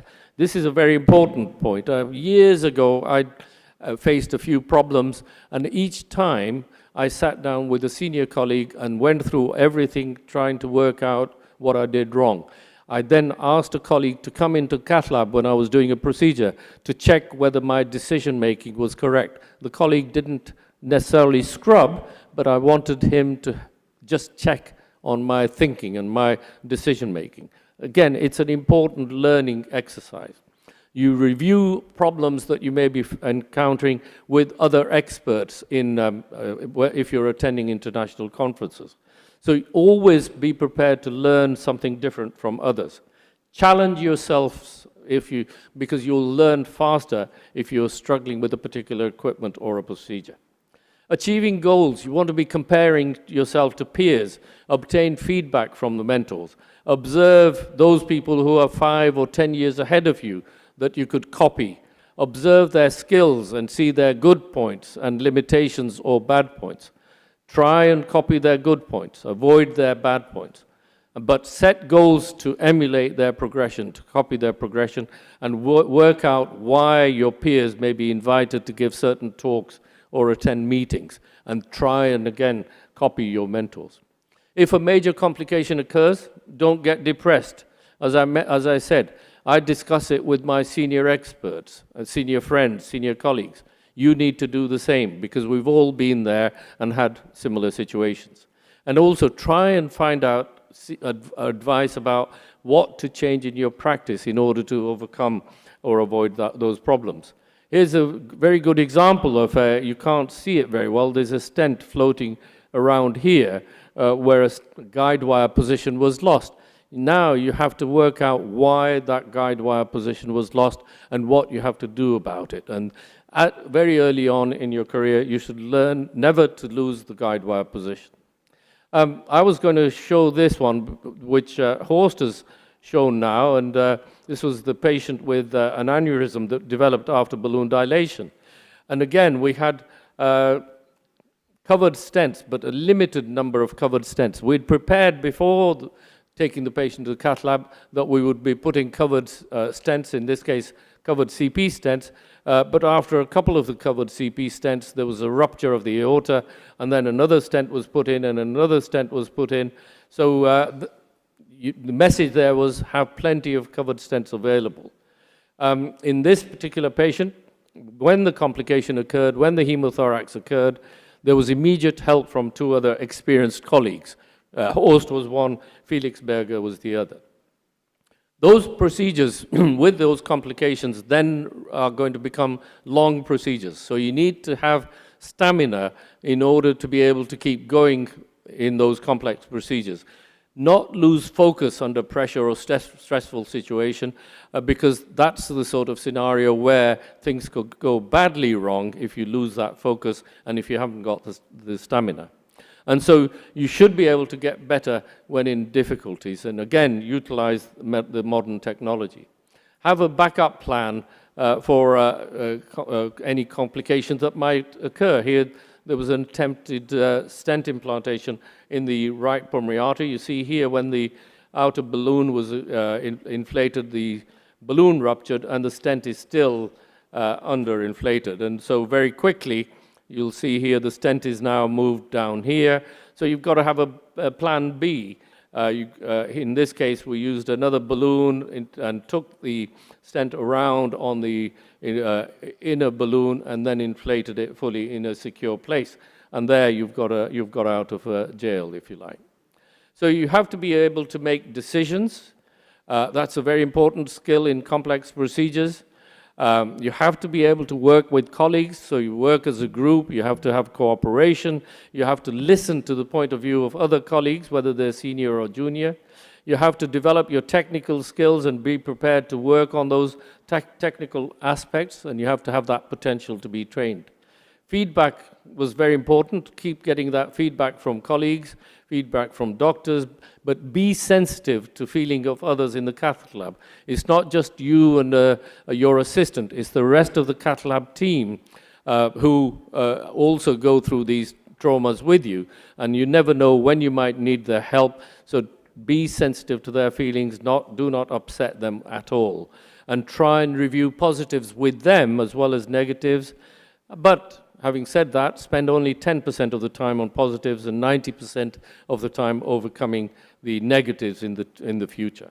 And again, with the cath lab team, nursing as well as technologists and so on, spend some time discussing what you might do better the next time. Because without a supportive team, you will struggle. You need to accept criticism, look at what you could do better, be self-critical and reflect on yourself. If you stay in your own comfort zone, then you will never become good, so try and get out of your comfort zone. But, having said all that, you need to look after yourself as well as the team members. You need to relax and switch off. You need to have adequate amount of sleep, Gareth. You need to have adequate amount of family time. You need to smile more and stay happy, because without that, you really not reach that excellence level at all. But never stop learning. Be politically sensitive. Try not to upset anyone. I keep saying that, because you never know when you need their help. Develop that wide network. How long will it take to become good or great? Well, it could be 10 years, it could be 10,000 hours. That's what you'll find on the internet. But you need to have a good idea of why you're doing this and what you want to achieve. You need to set yourself goals, 3 years, 5 years, 10 years, and because you know that you're in it for the long haul, and you have to be prepared for the setbacks. Practice is a good idea. Reading about interventions is good, but there's nothing that will replace actually doing the interventions. Publish your own research, because that's going to be important for career progression. Never refuse opportunities to teach or give talks if somebody invites you. If you say no, next time they won't invite you again. So you have to just keep saying yes, even if it's a topic that you don't want to talk about, like super as allocated to me. But I keep saying yes, and then I look at the title that I was asked to talk about. Push yourself to do complex cases. Get out of your comfort zone. Try and avoid refusing colleagues and friends if you are asked about interventions, and then try and be the best interventionist. You need to be able to predict what might happen and how you're going to get out of trouble. These are the potential rescue situations, but then something else might happen, and then you have to have another plan and get out of jail. So here you're getting out of jail, and this is what might happen. So you have to have different plans of what things potentially could go wrong and how you would get out of trouble. Thank you very much for your attention. Again, a reminder about CSI in different places. Thank you very much, Shaq. Yeah. Yes. Yeah, so I think you were lucky. Yes. You know, among you and among those mentors, nationally, internationally, we are honored to have you and everyone here in the room. So I think without any conclusion. I think it's own conclude by your talk. Thank you. Thank you. Thank you. Yes, yeah. I just want to make a comment. Chuck, you don't even want the topic, and you look at what you presented. Jonas, one of the things I learned over the years is really, even now when I go somewhere, I pick up something from, Far East or Asia or whatever, and I think, oh, that's what we'll do in our own lab. Yeah. And so in our own lab, when I do something for the first time different from normal, they say, oh, that was very good. How did you think of that? And I said, oh, so-and-so taught me this in Asia or somewhere. I wanted to ask you one thing. As a mentor, and of course you have trained so many fellows, can you, by gut feeling or instinct, can say if this fellow has the it factor to be an interventionalist? And can you tell that straight right away to that fellow? Well, that's a very good question, because I always thought Gareth was no good, but look at where he is got to. But no, I was only joking. In the first 1 or 2 sessions in the catheter lab, really you should be able to work out if that fellow is going to be a really good interventionist, because even in our own unit, nowadays we have to be politically correct, but 20, 30 years ago when Mike Tynan and I were both working, we were able to, both of us would talk to each other and say, what about that fellow? He's not very good, or she's not very good in cath lab. So we would direct them to imaging or fetal or MRI or something like that. And they've then gone on to make their name in that specialty. So we've not destroyed a career, we've actually promoted them and developed them, because otherwise they might have struggled for a lot longer in interventions. So, but in the first 1 or 2 or 3 sessions, you can work out from their hand skills how good an interventionist they're going to become. Thank you, Shaq. So big round of applause to Shaq, Horst, and Mario. Thank you. Thank you. Thanks, Supa, for having me today. Yes, and I also would like to, our meeting, our meeting is with all support from our beloved mentor, because we want everyone here to be a good and great interventionist. So yes, thank you for saying yes when I invite all of you. Yes, and next talk, we're gonna have the PFO luncheon symposium. Yes, and the food is at the behind. Yeah, you can pick the food and sit here. And yes, Dr. Pat and Dr. Santi will gonna be the next moderator for this session. A little bit late. Thank you. Yep. Thank you, Dr. Supaporn, for a kind introduction. So, ladies and gentlemen, welcome to Luncheon Symposium. First of all, we would like to thank Abbott Company for supporting this academic session. In this 45 minutes from now on, it's our great opportunity to have 2 experts from different subspecialty to discuss in the topic PFO closure by Abbott, the neurologist and cardiologist perspective. So please allow me to introduce our speakers. Today we have 2 speakers. The first one is Dr. Surirat Suvacharangun.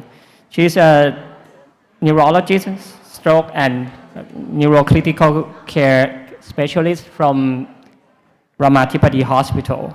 The second one going to be Dr. Man Jantavimon, the interventional cardiologist from Ramathipati Hospital also.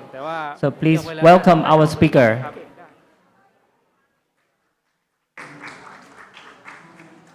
Good afternoon, and thank you, Dr. Pat and Dr. Santi, for invitation.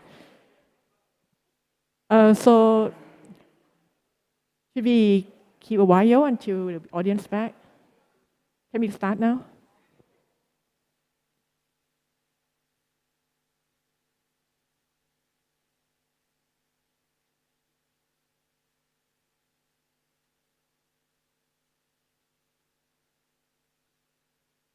Okay, everybody can enjoy the lunch, and I will start talking now, but don't worry. Okay, we go slowly.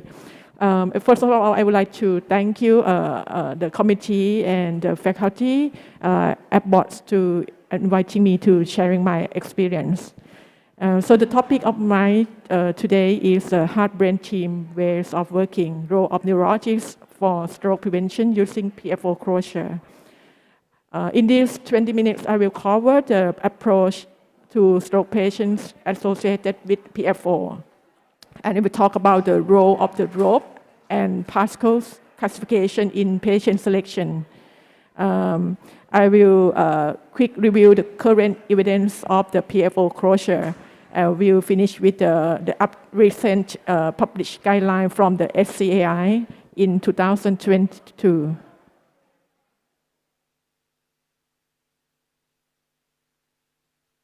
Okay, let's start with the case that I seen with the stroke team and the cardiology team in Ramatipati Hospital. We got the patients that consulted from the ophthalmology department. He's a 37-years-old man with a history of the dyslipidemia, severe OSA. He presents with the acute right visual loss. And from the examination, the blood pressure and the cardiovascular system are unremarkable finding.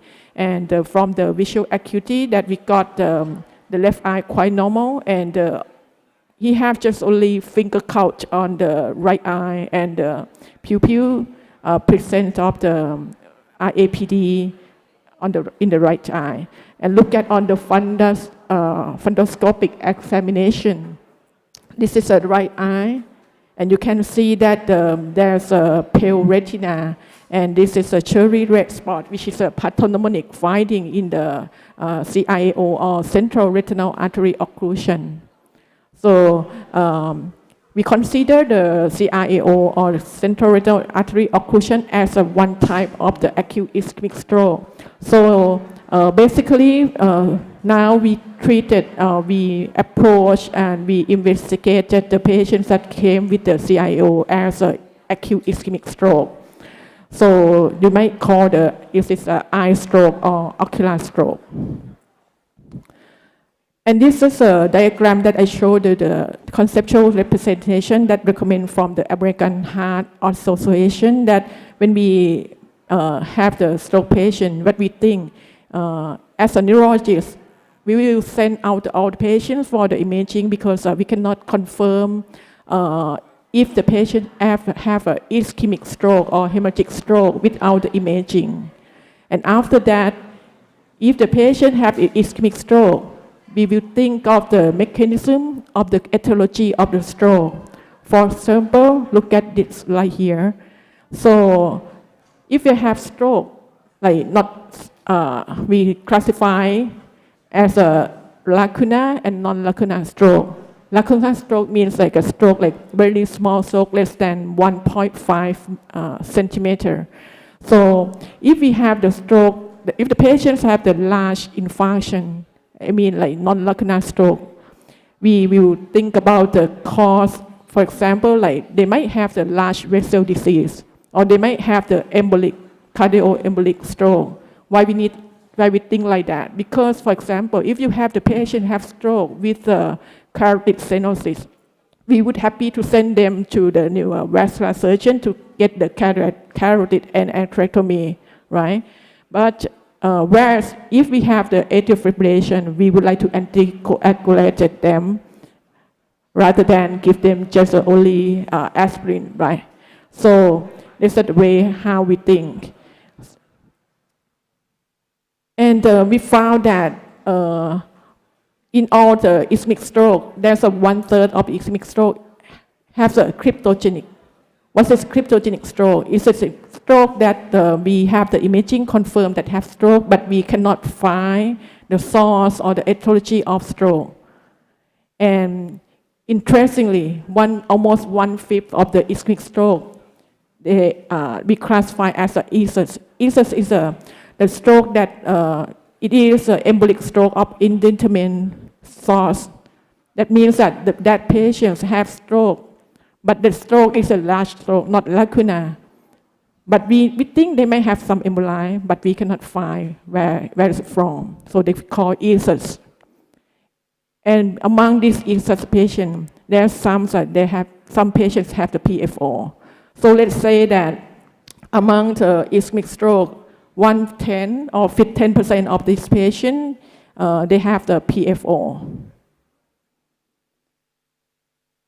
I will go really quick because I have many slides here. So how we evaluate the stroke patient? As I told you that we send out the all imaging in all stroke patient to exclude the hemorrhagic stroke and the stroke mimic. And then we send out for the vascular imaging to make sure that they don't have the large vessel disease. And we need to monitor, do the cardiac monitoring at least 24 hours in all the ischemic stroke patients. And the patients that we think they might have the cardioembolic origin, we consult the cardiologist to do the echocardiography. And in the rare case, if we done like this, or this investigation, and we cannot still not find the origin or identify the cause, we will send out more for rare causes of stroke. For example, PFO, or some patient might have the hypercoagulable stage, or they may have the vasculitis. And this is what we doing in Rama TPD Hospital. So all the stroke patients, we do our best to get them into the stroke unit, and then we can do the cardiac monitoring. We send out for the vascular imaging, either the CTA or the MRI or of the neck vessel and the brain. We do the neurovascular ultrasounds, which including the carotid and vertebral ultrasound, ultrasonography, and TCD, the transcranial Doppler ultrasound. And we consult the cardiologist many times to ask for the echocardiography. We can do the TCD monitoring here with the bubble study. This is an example of the patients that have we do the TCD monitoring. I'm not sure you get the sound out. Everybody can hear?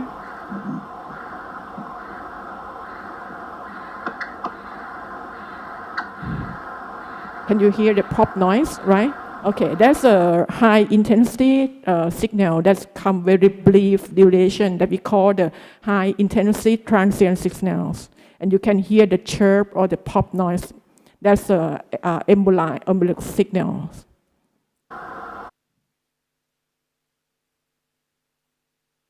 And again, when we see the stroke patient that they have PFO, we need to identify and make sure that they have stroke from the PFO, not from the other etiologies.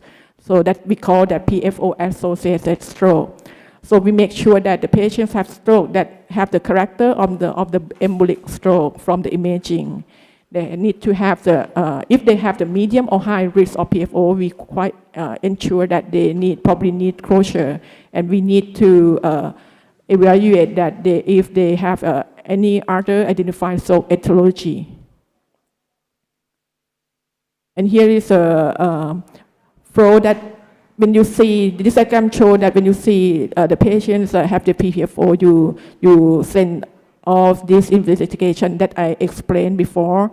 And then if you found that they have the PFO, you check or you get more information for the cardiologist to clarify that if they have the high risk anatomic feature, for example, like large shunt size, or they have the atrial septal aneurysm. And I would like to introduce the first score that we call the rope score, that's quite popular in the past. We check if they have the PFO, we need to check if they have the high or lower rope score. And I talk about it later again. And here's a method that how we gonna detect the PFO that I think you guys are already familiar with the echocardiography. And we know that if you do the TTE or transthoracic, is quite more widely available, and the patients can better tolerate it. However, the TEE or esophageal echo is more sensitive than transthoracic echo. So all the candidates for the PFO closure, we need to send them for the imaging with the transesophageal echo to demonstrate the anatomic feature. I would talk a bit about TCD or transcranial Doppler. It's non-invasive and easy to perform at the bedside. It's very easy if we would like to do the Valsalva maneuver.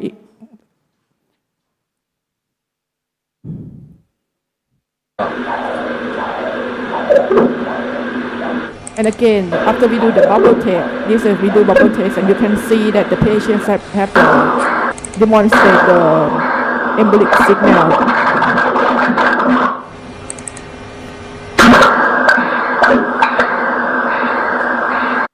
But unfortunately, we do the TCD, we cannot differentiate between intra and extra cardiac shunt. But from this table, you can see that the TCD have the highest sensitivity to detect the TFO compared to the TTE and the TE. So it's easy for neurologists to do the TCD when we still waiting for the echocardiography list. And let's move to the ROP score. What is the ROP score? It's a score that the risk of the paradoxical embolism, that this approach, we estimate the likelihood of the paradoxical embolism through the PFO. Make sure that if the mechanism of the stroke in the patients. So regarding to the characteristic of the ROP score, that we look for all the vascular risk. For example, hypertension, diabetes, past history of stroke or smoker, and if the patients have the imaging that show characteristic of the embolic stroke, for example, like a cortical infarction or the large infarction, we're quite sure that there's some embolic origin. And if they are young, they would get the higher score. So the cutoff of score is more equal or more than 7. But the most recent classification that we call the Pascal classification is a PFO-associated stroke causal likelihood. It's a new approach to classify the PFO causal association. And they use the ROP score combined with the anatomic and the clinical features. So look at in the right, the red box here, combined with the ROP score with the feature, you identify the higher risk of the PFO feature. For example, like they have a large shunt or atrial septal embolism. And if you find that the patients have the PFO plus the straddling thrombus, you're quite sure that they have the PFO related to stroke. But if you have either PFO or the atrial septal embolism or large shunt, we consider they probably have a causal relatedness. And for the possible, either you have the PFO, again, if they have either PFO and atrial septal embolism or large shunt, they consider this patient have the possible causal relatedness. Why this is important? Focus on this box. If the patient have just a small shunt or they don't have any atrial septal embolism, we consider these patients they are likely to have the stroke-associated PFO. And this group of patients probably have no benefit from the PFO closure. And whereas if we send out them for the closure, this group might increase risk of the AF afterward. Okay, so now everybody can see the picture that how hard or how much time that we work together between the neurologists and cardiologists. Go back to this patient. So we send out for the brain imaging and the vascular imaging, which is all normal. And from the ultrasound, everything looks great. And we consider this patient as a stroke in the young. We do the TCD monitoring and the bubble test. We can hear that he has lots of the microembolic signal over the middle cerebral artery virally.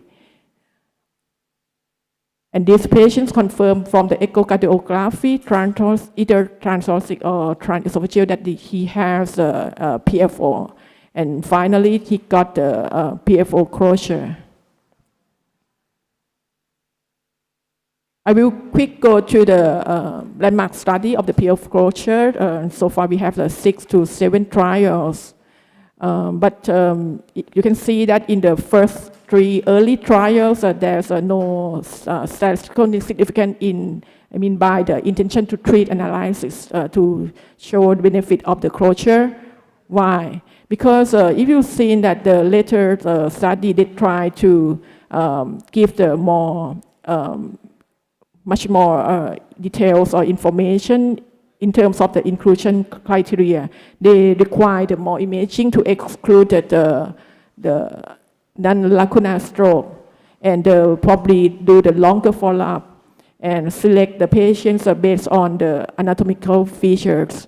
So that's why we clear that it's a clear evidence that the patients have the high risk PFO would get benefit from the PFO closure.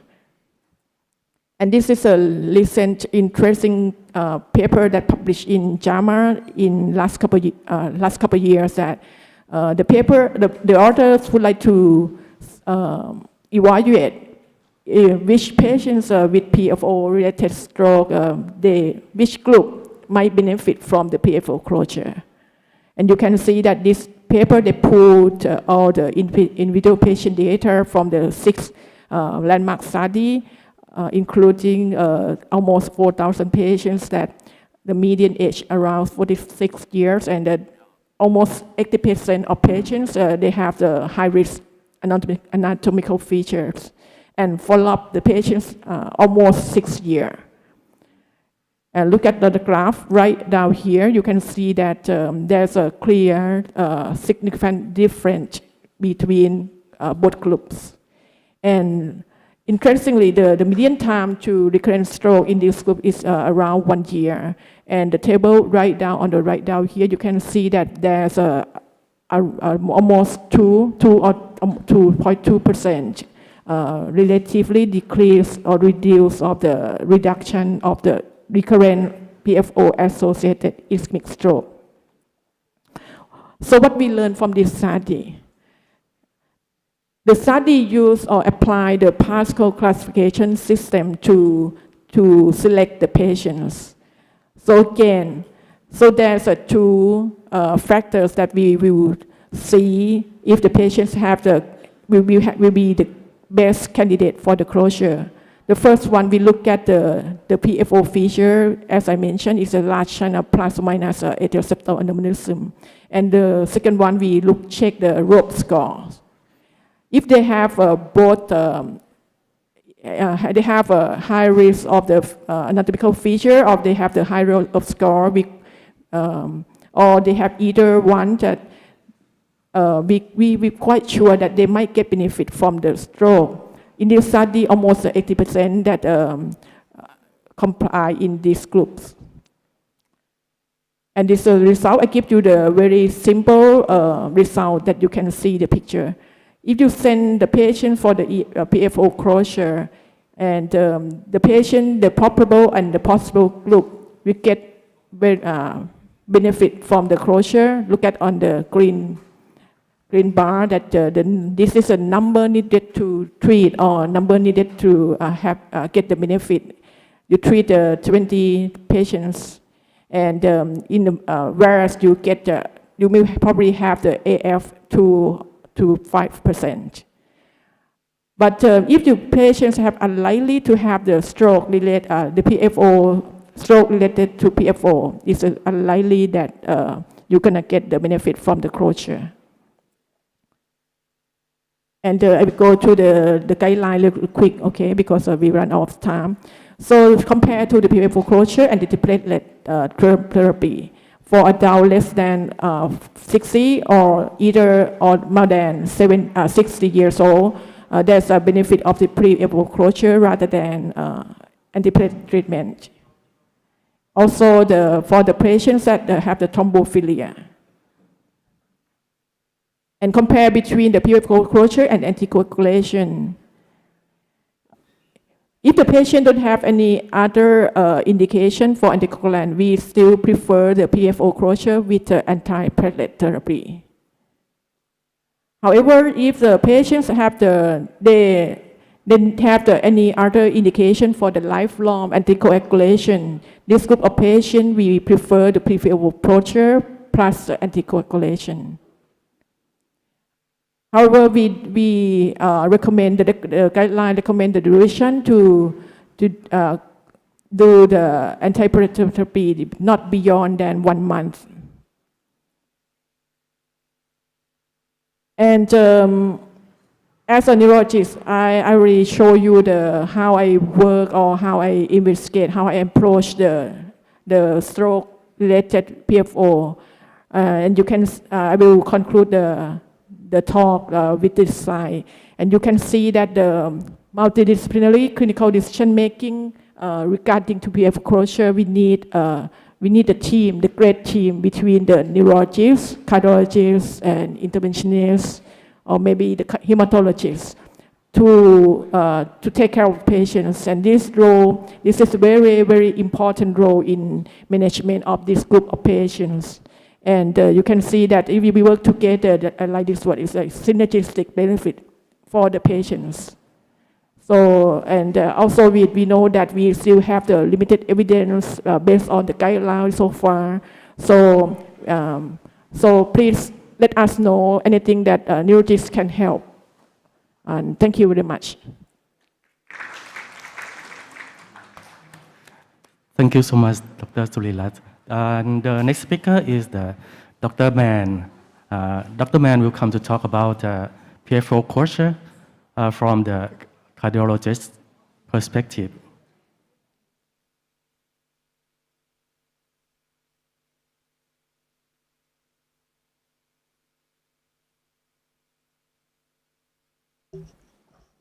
Hello. Yep. So, all right. So, I think we share a lot of same information. So I'm gonna go by very fast. That has already been spoken by Dr. Surirat. I'm an intervention cardiologist, so I think it's really important to have the neurologist colleague. I think the input in terms of closing the PFO is really helpful. I think for us, it's not always obvious. Like in this case, this is a clot in transit that just happened that we did TE at the time, and but it's not always capture this moment that it happened, and it's actually quite scary if you see that. I think PFO is pretty much a flap. Everybody knows between the primum secundum and primum, and it happened about a quarter or 1/4 of the general population. And I think for us, it's really important to make sure that we treat the culprit or the cause of the stroke or cryptogenic stroke. And you can see here that in some cases, it's quite obvious that the bubbles go through this PFO so much that we probably don't want to leave it. I'll go through trials very quickly that just want to mention, sometimes we forget that the original trials before 2017, they are negative trials, and it's a good number of patients, randomized 100 patients, closure one was negative. PC trials, MPLAS PFO device, 414 patients, also negative, meaning medical therapy is better than PFO. The rest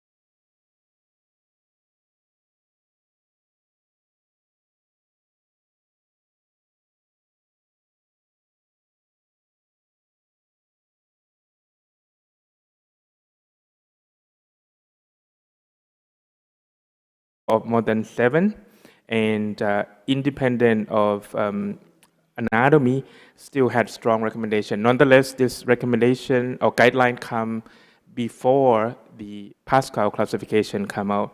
Also, another thing I just want to point out, if the patient would had history of AFib, even though have high PFO, then the guidelines suggest against routine use of PFO closure. I just want to focus a little more on atrial fibrillation because it's one of the most common cause of stroke, and it could also happen in the young ages as well. Also, some data suggests that maybe the devices can relate it to AFib later on. And all these trials, the risk of stroke is about 1 to 5%, including migraine trials. So it is very important to know that the longer you're trying to monitor, this is implantable monitoring, show that if you see here 6 months of monitoring, the chance of AFib detection is 6.9% versus control. If you extend the follow-up to 12 months, it's 12%. And if you extend to 3 years, which probably too long, you're going to have AFib of 30%. So you have to be careful that you're not going to close it PFO, but actually PFO is not the cause of the stroke, but it's AFib instead. So with the recent International Journal of Stroke 2022 kind of suggested how long should we monitor atrial fibrillation and trying to put this risk factor of AFib into it. Risk factor including age, cardiac rhythm. Cardiac rhythm, interestingly, if you have prolonged PR, frequent PACs, or interatrial block, even though no history of AFib or family history of AFib, then you're at high risk of having a paroxysmal AFib. If you have a cardiac structure abnormalities such as left atrial enlargement or elevated BNP or others such as diabetes or pre-or stroke or that, then you better have a longer AFib monitoring before you decide to close the PFO. For example, if you, even though you age less than 40, but if you had multiple risk factor, this recommendation still want to check AFib for 3 months beforehand. When you talk about AFib afterwards, different devices had some reported of atrial fibrillation, and plus seems to have a lower incidence compared to cardiocil. And again, heart-brain team, as Ajahn Suryat already mentioned. Also, the patient also play important role on top of us neurologists and cardiologists and radiologists as well. And because I think it's a important shared decision making, and in real life, this psychological effect, if you file PFO and you don't close it, how you're going to convince them not to close it. I just have to share a case, a 31 years old with transient dysarthria for 45 minutes, non-smoker, no other CV risk factor, no history of deep vein thrombosis, no atrial fibrillation. MRI showed left atrial choroidal infarction, not quite cortical, normal neck vessels. And with these, with the ROPE score of 8, we did bubble study, very small chunk, but you can see the bubble go through in the first few beats, but not a big chunk for sure. Some TE show some PFO, but also small chunk.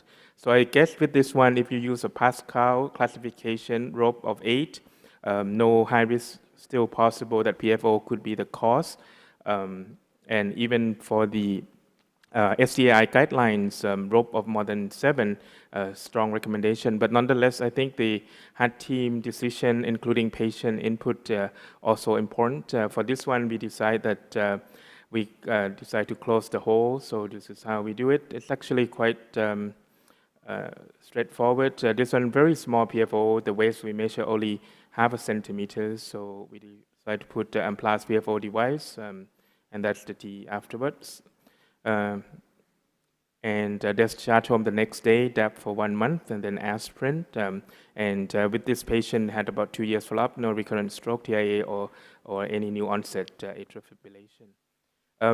Before we close, I just want to talk, it's a sponsor symposium about the Amplas Talisman PFO occluder. So they come with a new additional size of 30-25.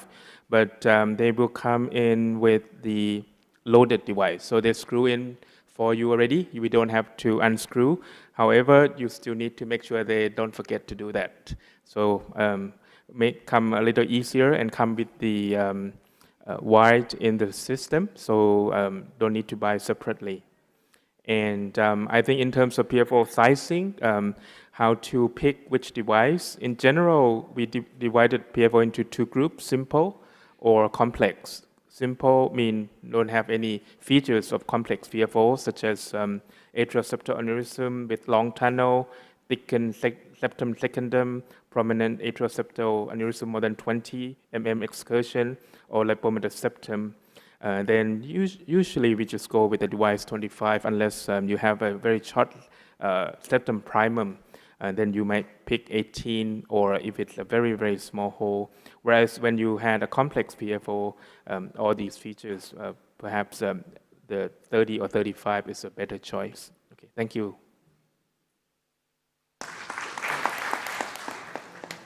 Thank you so much, Dr. Surilat and Dr. Mann. Any comment and question from the audience?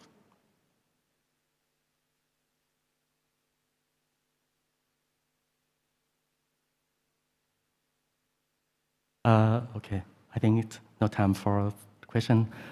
Before the end of this session, I would like to summarize that PFO culture has been shown to be the effective treatment in the PFO patients compared with the medical management, but it may not be suitable for everyone. So selection of the appropriate patient is very important. And thank you so much, Dr. Surilat and Dr. Mann again. And thank you for Abbott Company to support this session. Thank you so much. And hope you found it informative and valuable. Thank you.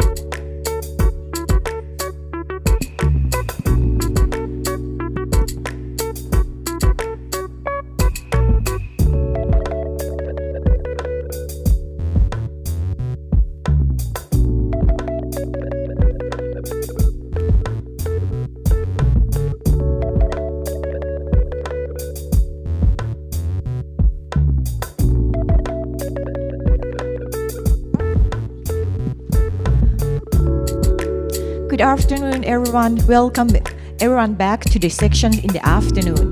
These sections, we will have the panelists under the topic of repair technology of flow. How can we maximize the patient's quality of life and survival? I would like to recommend introduce my co-moderator first, Dr. Garrett Morgan, who's flying from Colorado, right? He's congenital and structural interventionist. And I'm Alisa Limsuwan from Ramachipati Hospital. I also have a panelist with me. May I ask Dr. Warwick to kindly introduce yourself?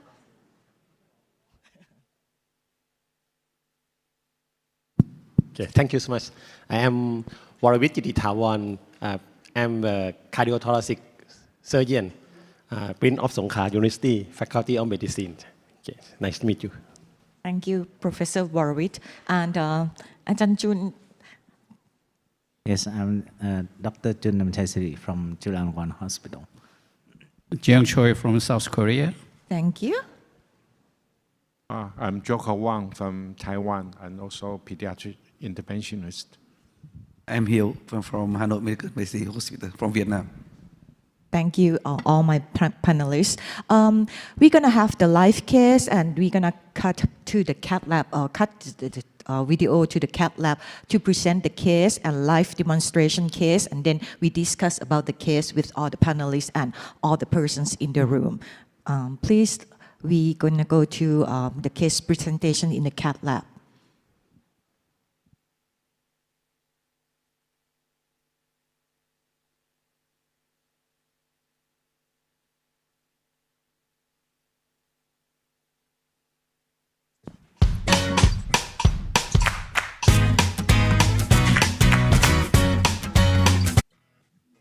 Through life,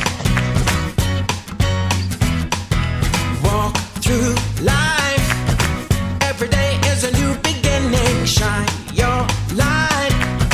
It's a day and the world is waiting. Move along to the song, singing in your soul. Feel the beat, clap your hands, let it take control. All you need, all you want, are you ready to find your way?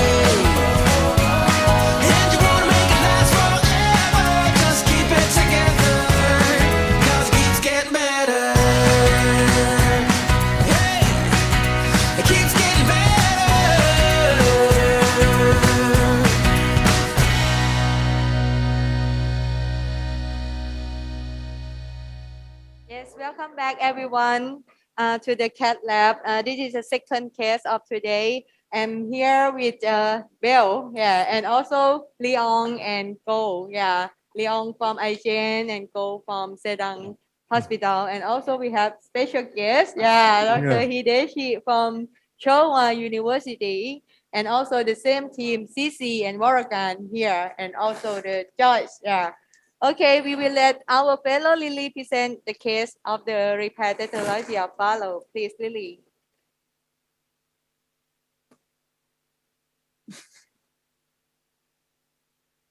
We cannot hear you, Lily. Hello, can you hear me? Yes. Yes, good afternoon, everyone. Let's start off the second case today. 13-year-old male with the body weight 40 kilo, known case repair pathology of Faro with severe pulmonary regurgitation. He was total repair for 11 years ago. Today, he functional class 1 with asymptomatic and no current medication. The vital sign is normal. The cardiovascular examination shows soft diastolic growing murmur at left upper paraternal border. The chest X-ray shows cardiomegaly, and the MRI data indicated for pulmonary valve replacement. The EKG show complete right bundle branch block with QS duration 138 milliseconds. This is right femoral vein angiogram show patent right femoral vein with the measurement of 8.6 millimeter. In MBA angiogram at the RAO cranial view show pyramidal shape RVOT with septation at PA bifurcation. The measurement showing at the right, the proximal RVOT at pulmonary valve level is 33 millimeter and the PA bifurcation diameter 28.5 millimeter. In the lateral view also show the same situation. In the LAO cranial view, show no PA branch obstruction. With the balloon sizing was done, showing the waist at the middle of balloon about 32.6 millimeter. And in the lateral view show 30.7 millimeter. Simultaneously, balloon at RVOT with selective left coronary angiogram show no coronary artery flow obstruction. So today we plan for venous P-valve implantation. Thank you. Really, and because of the first balloon sizing is quite too high, so today Bill already did the repeat for the balloon sizing Yeah, and Supha. also the Sorry, angiogram. before we go for that, let me review a little bit on the CT. Sorry. Yep. Sorry, sir. Sorry, madam. Sorry, interrupting. Because this is important. If you can show the CT, and Mong, if you can move a bit. Warwickon, is the CT in diastole or systole? Oh, it's hard to say, Shaq, but looks as if this is better than before, huh? But somehow, just to show you that there's a septation on the MPA. I mean, right and left from the artery, you can see that, right? And also the proximal is quite dilated. And coronary artery, in this particular case, Mong, if you can move to the lateral view, it looks a bit close to the MTA. We discussed on that, and I think we did selective angio right previously. Yes. It looks fine. So I think coronary artery for us is not an issue today. But Mong, if you go for the REO view that we recorded, yeah. So we try our best to choose whether in which angulation we can get the good, imaging to separate the right and left pulmonary artery. So we found that from the CT guided angulation, it looks as if RAO 26. 26. 26, 27. Yeah, 26 and cranial 27 looks quite the best option for us.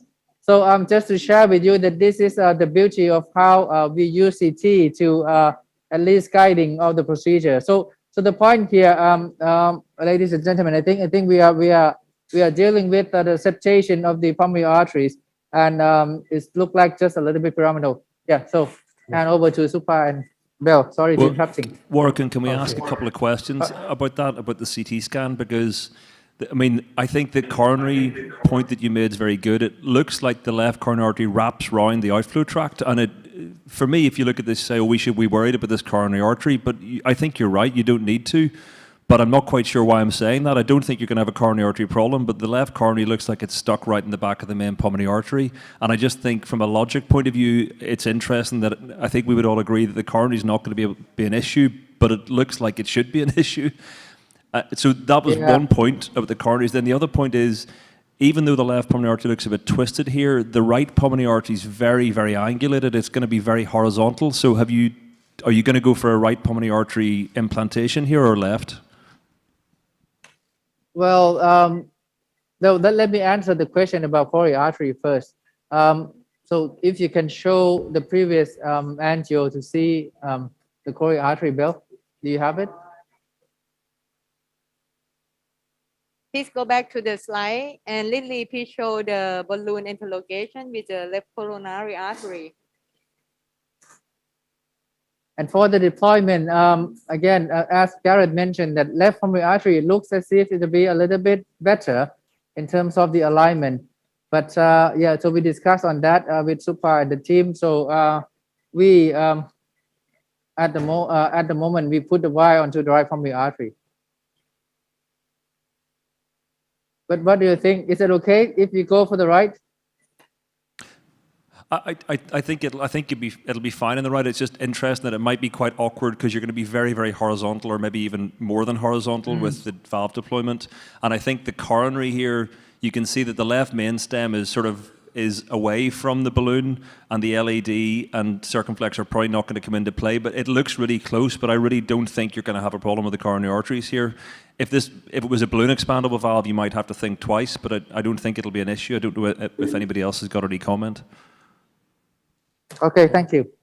Morgan, for the benefit of the audience in the hall, can you please explain to us why is that the invagination of the pulmonary arteries is a concern to you? Well, it depends on the valve you use. If you plan to use venous P valve, it means that somehow you need to have the place for the flare, distal flare, to stay, right? So if there's a deep septation on that, then you need to consider where the flare gonna stay. If you use like a less profile, something like Pulsar, for example, you may not, or you may less worry on that. Or if you use balloon expandable valve, something like Sapien or My Valve also should be less issue.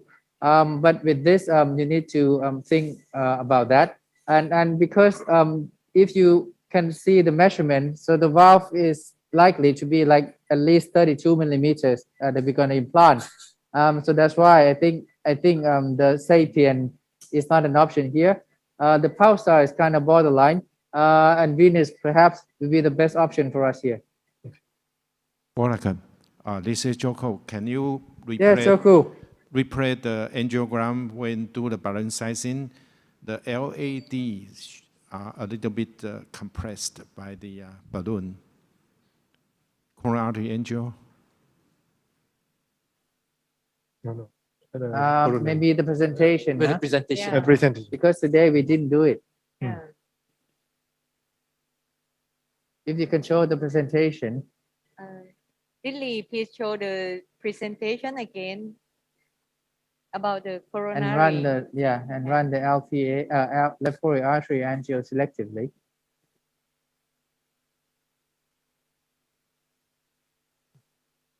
Lily, okay. Look at it from the lateral. Yes, Joku is on the screen, yeah. You see it?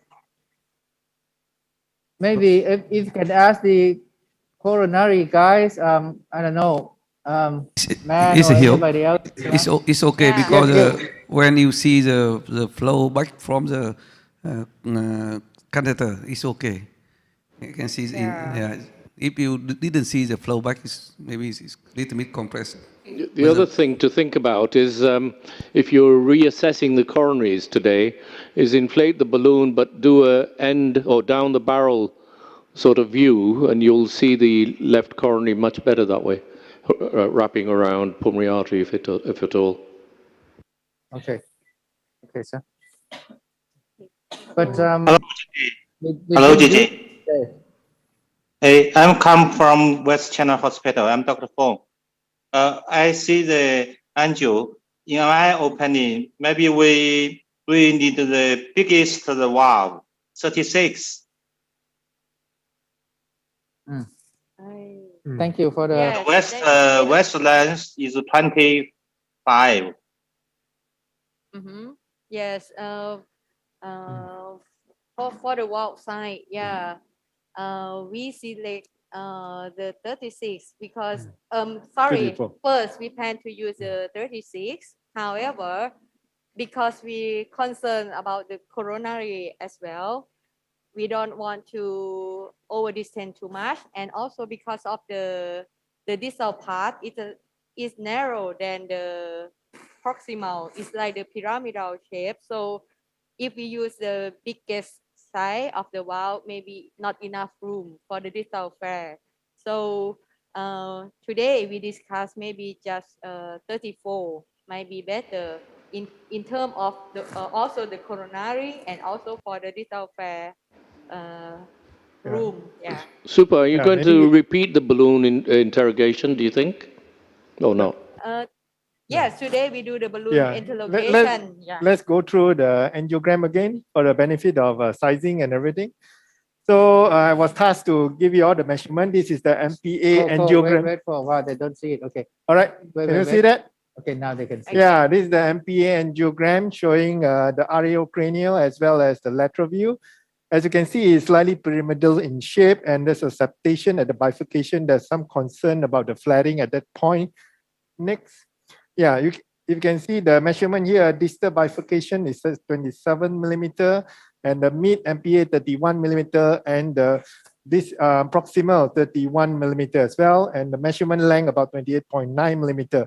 And the lateral view itself, before the bifurcation, is 25 millimeter, mid MPA 30 millimeter. As you can see, there's an area of slight aneurysm measuring about 38.7 millimeter, but the more proximal part is only 28.4.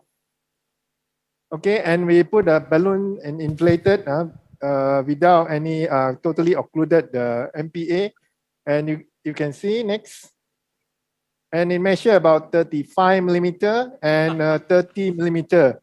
In these two measurements, we did measure the length here and the lateral view, 35 millimeter and 31 millimeter. So that will give you some idea on what kind of device, diameter, and the length. This is more, we position the balloon into RPA slightly, and you can see it's totally occluded, and we want to know where we're going to place the distal flare and the proximal flare at the valve. Perhaps Supa or Jiu can tell you where they're going to place this, because she has decided, not me. Cole, before that, may I say something on this? Because we actually try to put the balloon a little bit distal, just to see whether that area can be desensible or not. And as you can see that somehow the sensibility maximum is just 31, 32. So this is also rings a bell that we have not much room there. So this is the thing that when you try to oversize the valve, we may need to be very careful because the flare distally may not have the space to stay. Yeah. So for information, I think all of us know that the distal flare is 10 millimeter larger than the diameter we pick. So if it's 34, it'll be a 44 millimeter flare, distal flare. Yeah. For me, this is really difficult, and you have a lot more experience with the venous P valve than I do. Both of you working in SUPA, and I think I'm leaning towards a 34 millimeter being placed very distally, and trying just to allow the distal flare to pop towards the left pulmonary artery and keep it up there. Because I worry that if you're any lower than that, you'll need a 36 at least.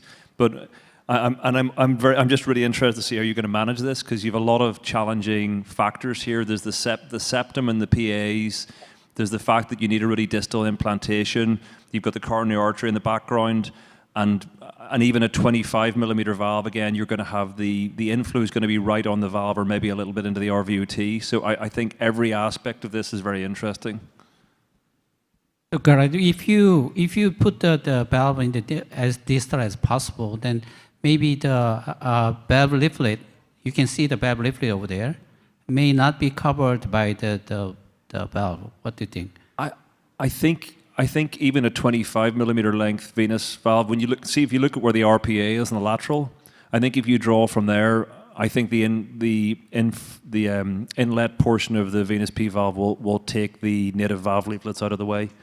And that's why I'm wondering whether I might find a left pulmonary artery approach here a little bit easier, because the predictability of how the valve opens here might be a bit easier to allow it to pop across to the RPA rather than the other way around. But you guys are the experts in this, so I'm really interested to see how you'll handle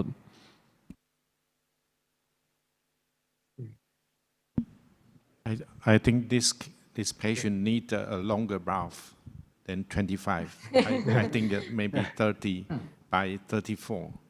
You mean that you override all the the bifurcation as well as the infundibular portion, right? Supra bifurcation. And to the infundibulum. Yeah.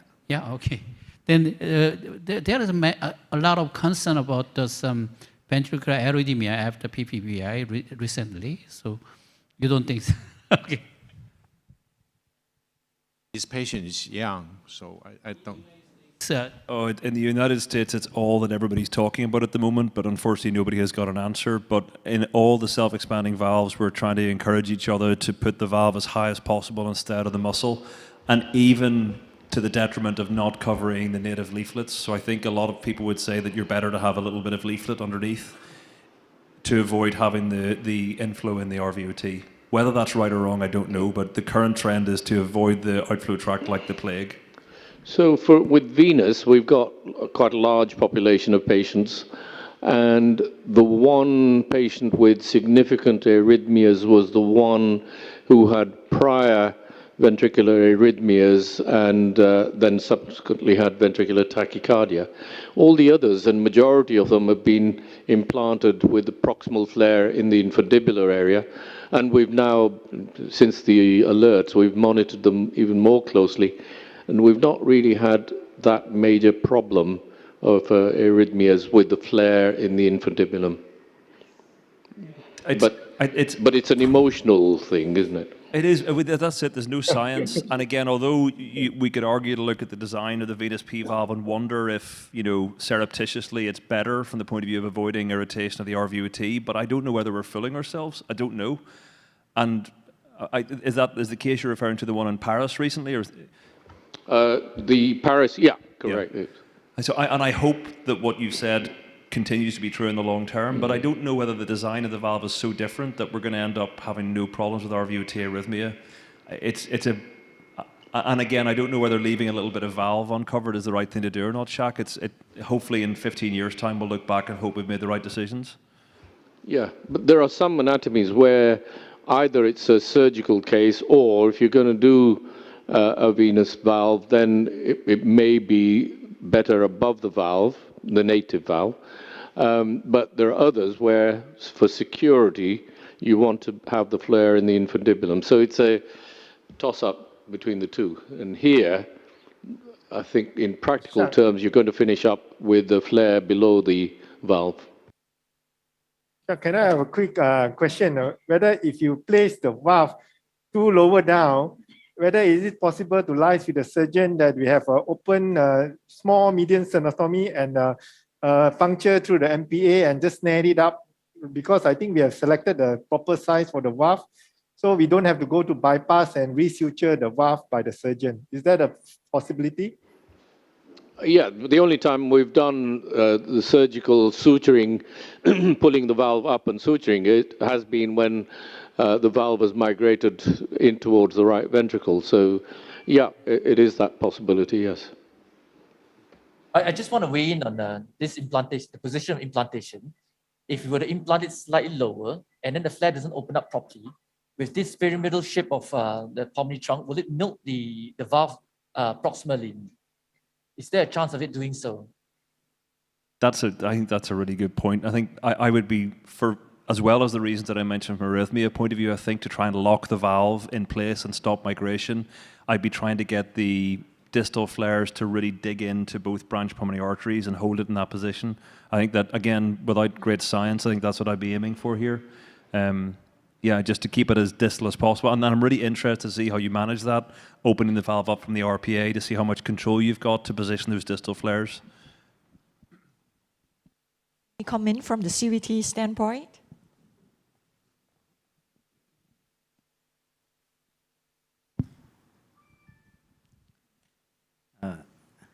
Actually, I'm not sure that this is a good case for the venous P valve or not.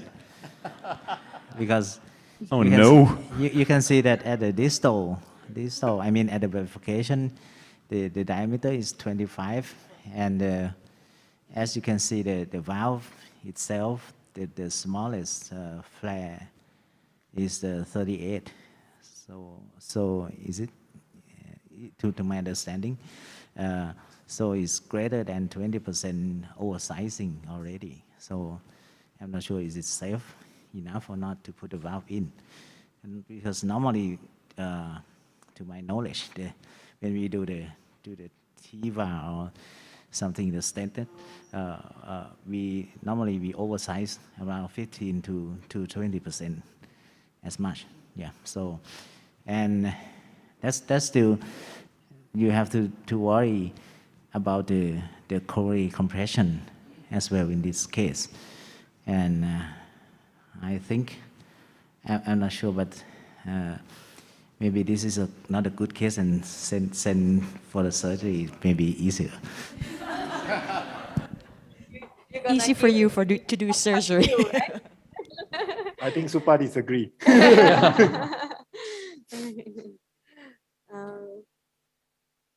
For the coronary Okay, we go view, ahead. What's the cath lab team make decision?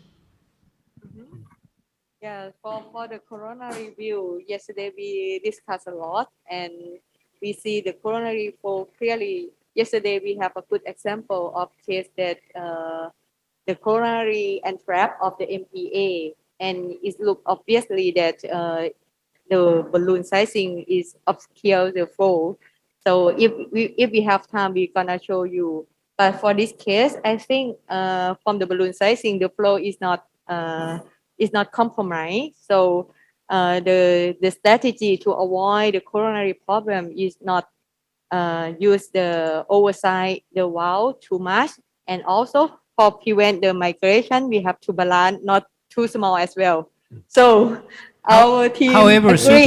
Supa.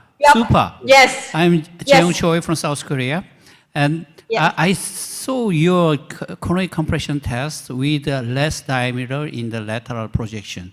And today you showed us the bigger the balloon. It's reaching up to 35 millimeter.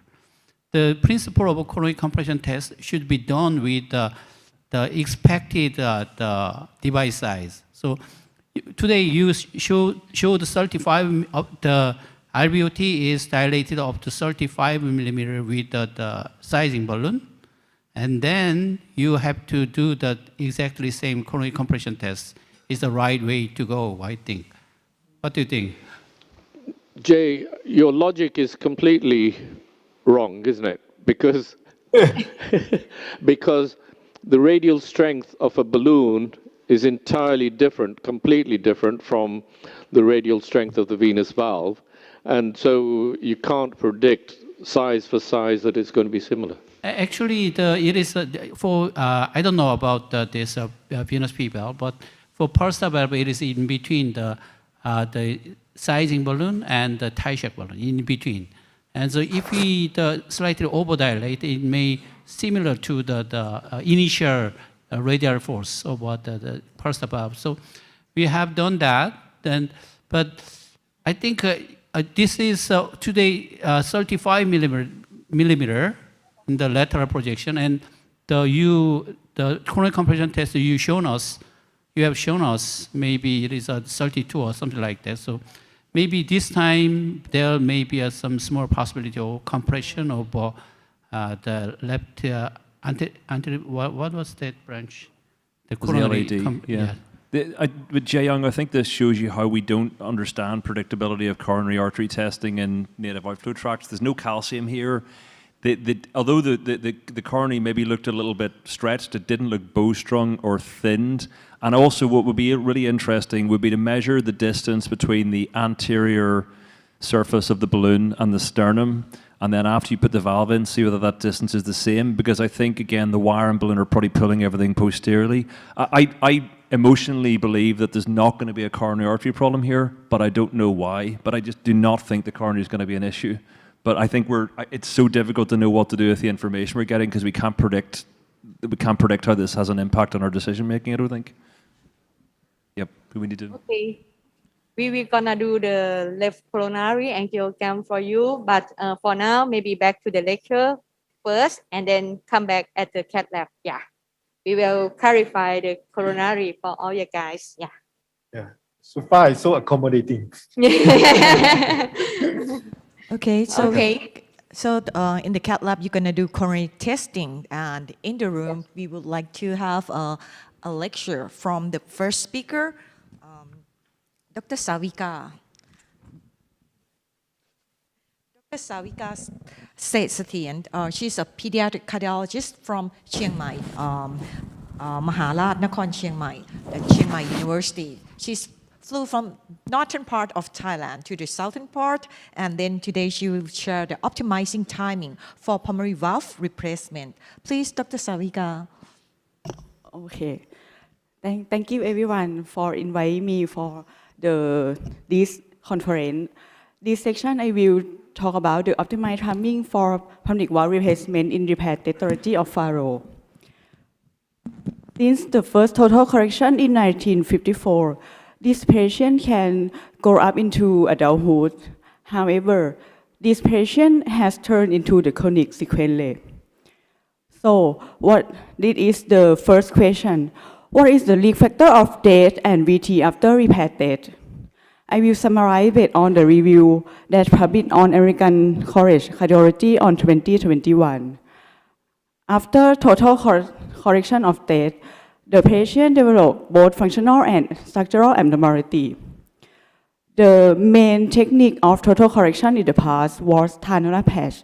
So the patient developed chronic pulmonary regurgitation, resulting in RV volume loss and RV dilatation.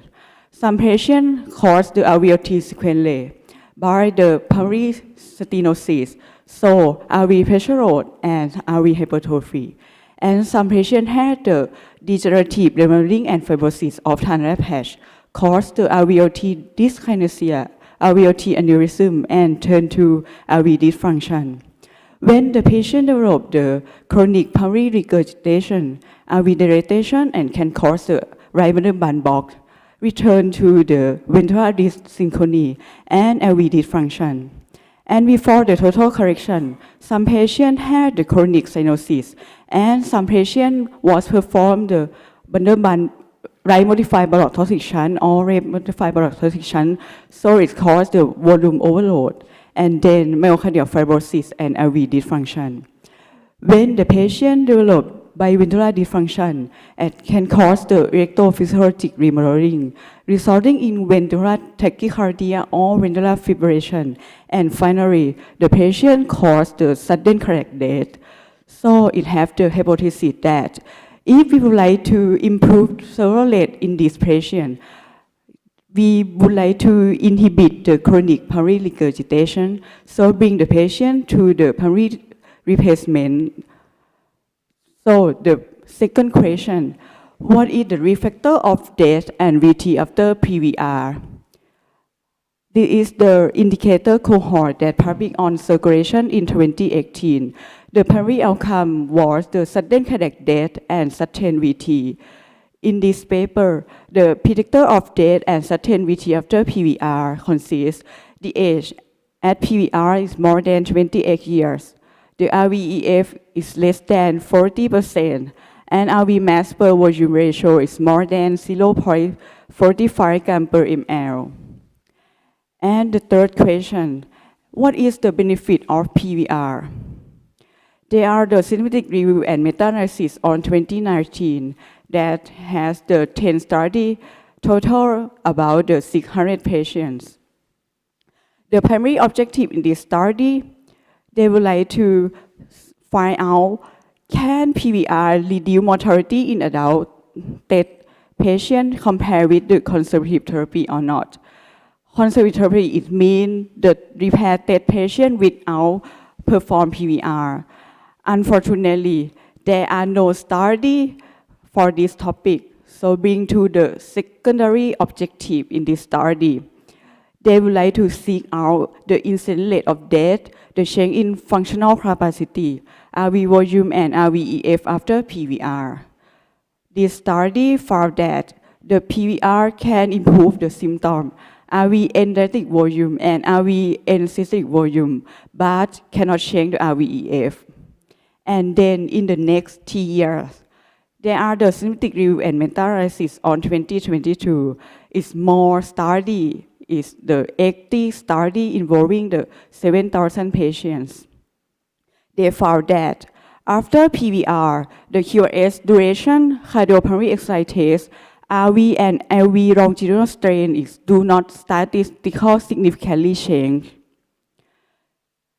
Interestingly, this is the picture that can try to find out the optimal time of PVR.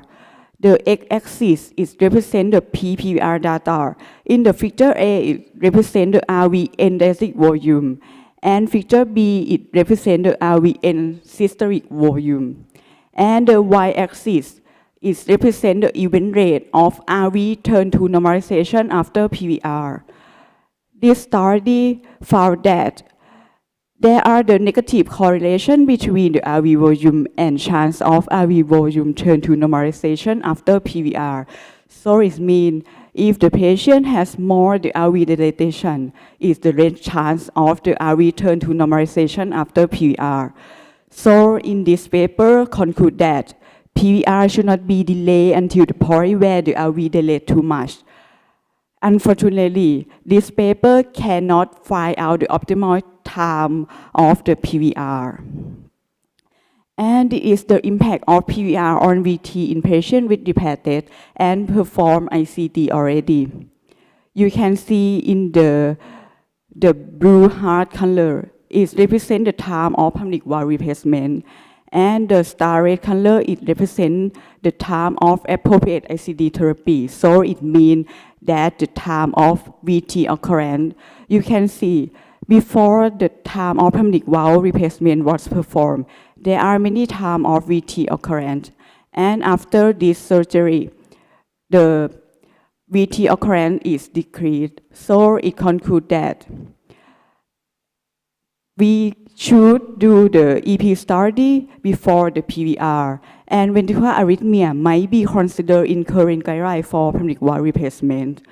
Bring to the indication of PVR in patients with repeated. There are two standard guidelines. The first is AHA guideline that's published on 2019, and the second is ESC guideline that's published on 2020. The both guidelines is recommend that we should perform the PVR when the patient have symptomatic. However, this is the table that shows the recommend for PVR in a symptomatic patient with repeated pterygium furrow. For the ventricular side, both guidelines recommend when the RV endoscopic volume is more than 160 ml per meter square, or RV end-systolic volume is more than 80 ml per meter square, is should perform PVR. And the HA guideline have the extra if the RV end-systolic volume is more than 2 times when compared with LV end-systolic volume, it should be performed PVR. For the LV systolic dysfunction and RV systolic dysfunction, the board guideline is recommend that should perform PVR. For the RV systolic pressure, the ESC guideline is recommend perform PVR when its RV systolic pressure is more than 80 millimeter mercury. And HA guideline is recommend that it should perform PVR when more than 2/3 when compared with systolic pressure. For the patient with decreased the objective exercise capacity, both guidelines is recommend for PVR. For the tricuspid regurgitation, AC guideline is recommend when severity is more than moderate, and HA guideline is recommend when the patient must perform the ortho surgical intervention, should perform PVR in the same visit. And for the ventricular tachyarrhythmia, the HA guideline is recommend for PVR when the patient develop the sustained VT. However, in the ESC guideline is recommend before the patient perform PVR, every case should pre-operative mapping. And I think the optimal timing for PVR remains challenging. It need the multidisciplinary team for discuss case by case. Thank you very much.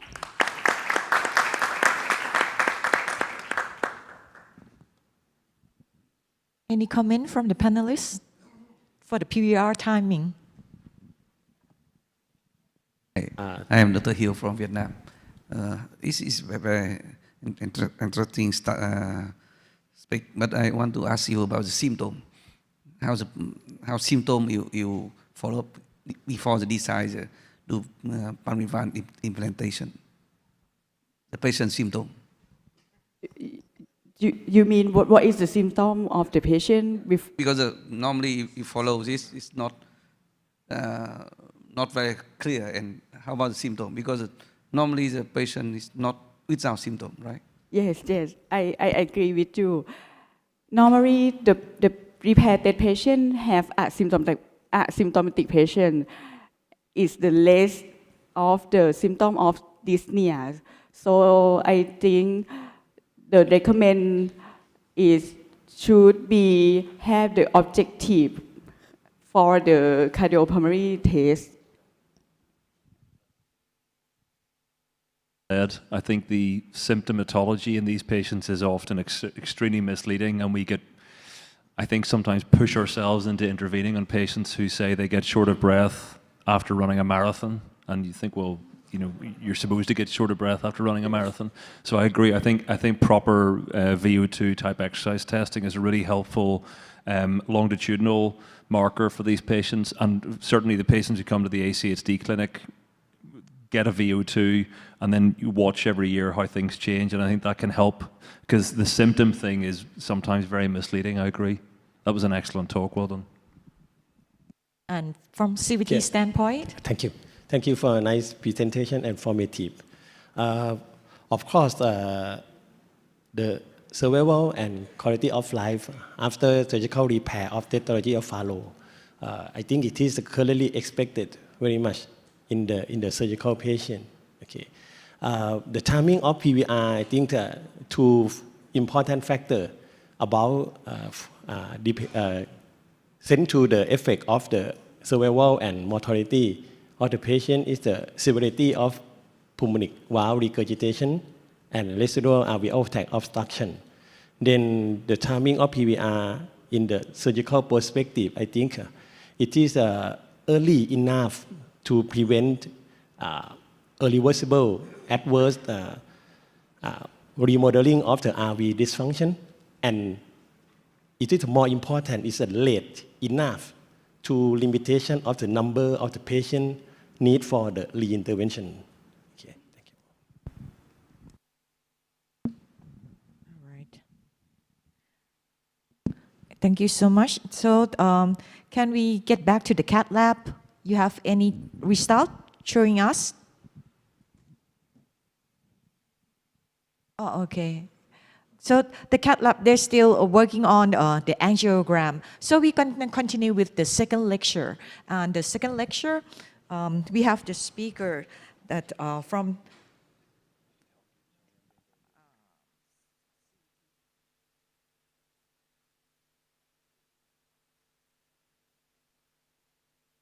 Oh, so it's not okay. So Dr. Fu is late. So Dr. Perapat's going to give a lecture on paradigm shifts in tetralogy of Fallot repair. So welcome Dr. Perapat to the podium.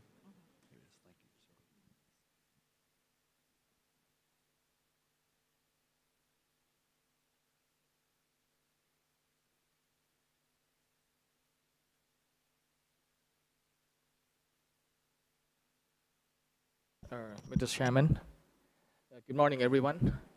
Good afternoon, everyone. Sorry. Today, my topic would be the evolution of the tetralogy of Fallot repair.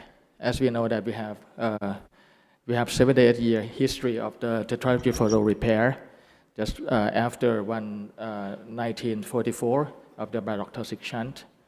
And I will be focusing on the tetralogy with the pleural stenosis, not the pleural atresia. So can we preserve the RV function just right from the beginning? As we know that the right ventricle is a weaker ventricle. It has a thin myocardium wrapping around a thick bullet-shaped LV, just like a father and son. And RV has only two layers of the myocardium fibers, and 80% of the RV systolic ejection come from the longitudinal shortening of the tricuspid valve to the apex. So the volume load itself wouldn't be going to well be tolerated by the RV. So what is the best age for a total repair? So this is a good question, very good question. Just right from the very era of the congenital heart disease with the intracardiac repair, just from 1960 to 1980s. Most of the TED repair was performed after the barotoxic shunt. And after the era of Professor Castaneda in 1980s, when the neonatal intracardiac repair was popularized, by that time the neonatal TED repair was commonly practiced. So with early elimination of the intracardiac shunt comes with the consequences. This is the data from the pattern of management of the tetralogy in the United States, data from the Southern Thoracic Surgeon database. And they enrolled 3,000 cases, and they had a primary repair in 83% of the patient, and 88% of the patient had a repair before the age of 1 year. And in the group of the primary repair, 50% of them have the triannular patch. And in the group of the repair after the palliation, 66% of them also have a palliation. So this is the group with the age of less than 1 year of the repair. So this paper from Boston Children's Hospital, when with the right ventricular outflow tract reintervention after the primary repair in the neonates. So the median age of repair was 11 days, and the median body weight was 3 kilos. And they have around 50% of the RVOT reintervention, either by the transcatheter or surgically, before the age of 2 years. And this paper from Germany, and most of the patients got repair before the age of 8 months. And they also have 50% of the rate of the triannular patch and 13% of the RVOT reintervention before the age of 2 years. And this data from Switzerland, this is quite similar to ours. So they have 125 patients. The mean age of repair was 4.4 years. And they were able to preserve the pulmonary valve in 66% of the patient, and they had only 19% of the triannular patch. So with the PV sparing, most of the patient had only less than my PR. So our current strategy in the past 10 years is to avoid triannular patch and aim for the PV sparing. So we avoid neonatal and infancy primary repair by doing the barotoxic shunt if needed. We judge the pulmonary valve anatomy and C-score before planning, and to see whether we can promote the pulmonary valve growth without harming of the pulmonary valve structure. We use monocast valve in all triannular patch patients, and we leave some of the RVT pressure gradient in hopefully for the RV training, and we minimize the tricuspid valve regurgitation by performing tricuspid valve repair. So this picture, as everyone knows, the circumference of the circle determines the area inside the circle. So the bicuspid aortic valve with a shorter circumference obviously would have the smaller effective orifice when compared with the tricuspid valve with the same C-score. So in the tricuspid pulmonary valve, we can do the pulmonary valve sparing at a little smaller C-score, more than -2.5. So if we have the bicuspid pulmonary valve, we can do the PV sparing, the C-score a little smaller, a little bigger C-score, more than -2.0. So, and if we have a good pulmonary valve anatomy with a relatively small C-score, we're going to wait or do palliation. So when we want to judge the pulmonary valve, it's quite easy to see in the cardiac cath or in the echo. So this is, as you see, this is a nice and pliable pulmonary valve. So, but if the pulmonary valve is stenotic with a small C-score, so we're going to gently balloon the pulmonary valve and wait for the pulmonary valve to grow. And we do the shunt if needed. And in terms of the RVOT stent, it's only used in selected case. And this is the barotoxic and Thomas shunt, one of the most beautiful congenital heart surgery, conceptualized design by pediatric cardiologist, Professor Helen Tosic. And we construct the barotoxic shunt from the innominate arteries to the PA, just to minimize the tenting of the PA because of the somatic growth in that area is not that great. We use a long and curvy shunt to accommodate the somatic growth, and with a meticulous technique, we can prevent the PA injury and distortion.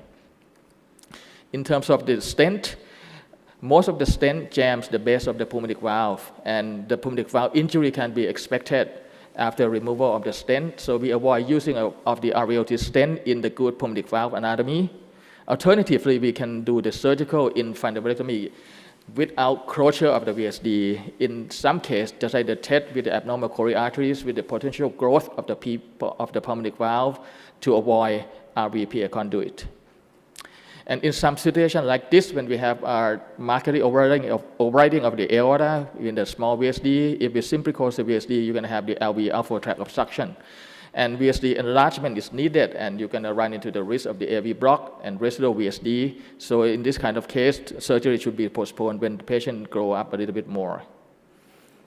So when PV sparing is not possible, we do the triannular patch with the monocast valve. Most of the monocast valve is the fresh pericardial valve, but as we know that the patency of this valve is quite unpredictable and mostly would be last less than 5 years.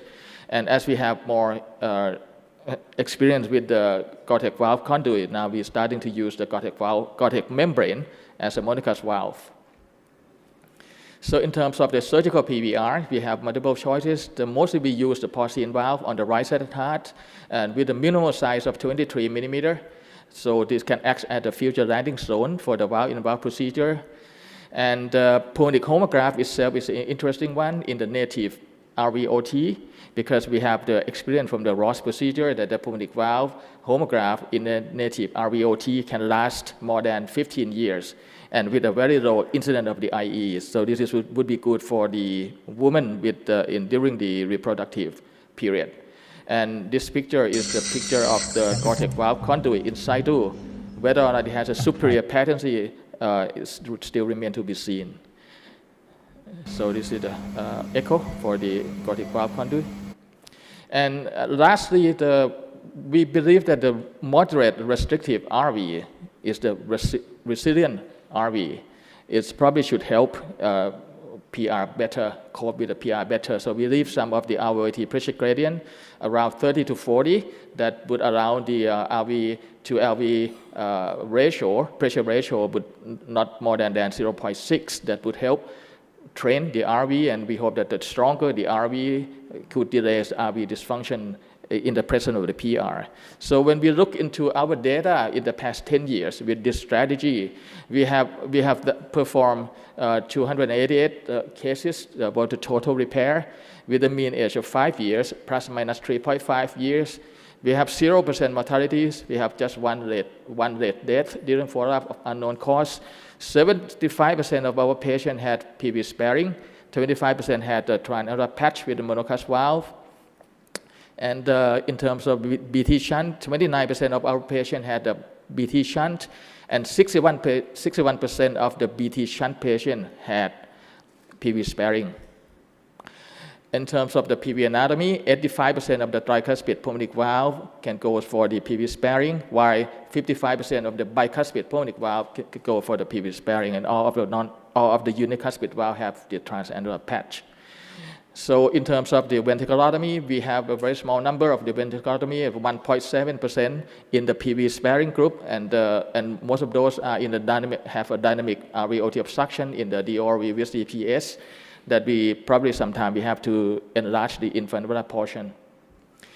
So finally, I think the ultimate goals for the TED repair should include not only the elimination of the intracardiac shunts and relief of the RVOT obstruction, but also preservation of the RV and pulmonic valve function and prevention of the late ventricular arrhythmia just right up from the beginning. The final message would be that the tragic fellow is a complex congenital heart disease. Surgical management is a decision-making surgery, not just a technical cut and sew one. Thank you very much for your attention.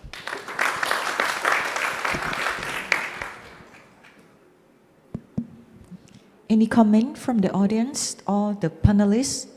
So at what age that you consider to do surgery closure, to do repair in tetology follow in your center? I think the different center may have different criteria to do a complete repair of tetology follow.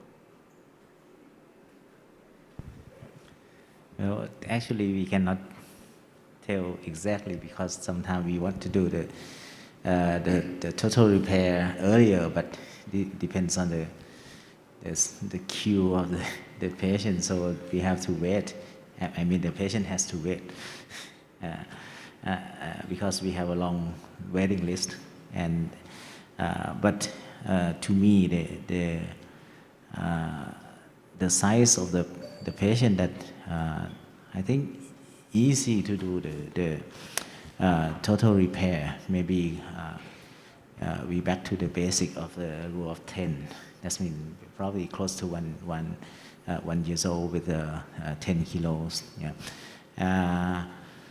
I know that some center try to do smaller and smaller kids, but they come with a increase the rate of the transannular patch. That's cause the long term maybe worse than weight. And I think Dr. Priyapat probably would like to wait a little bit more, like 2 or 3 years old, that he believes that we can save more pulmonary valve and save not to do the transannular patch. But one issue that probably we have to bring up is that when we let the patient grow up with the tetralogy unrepaired,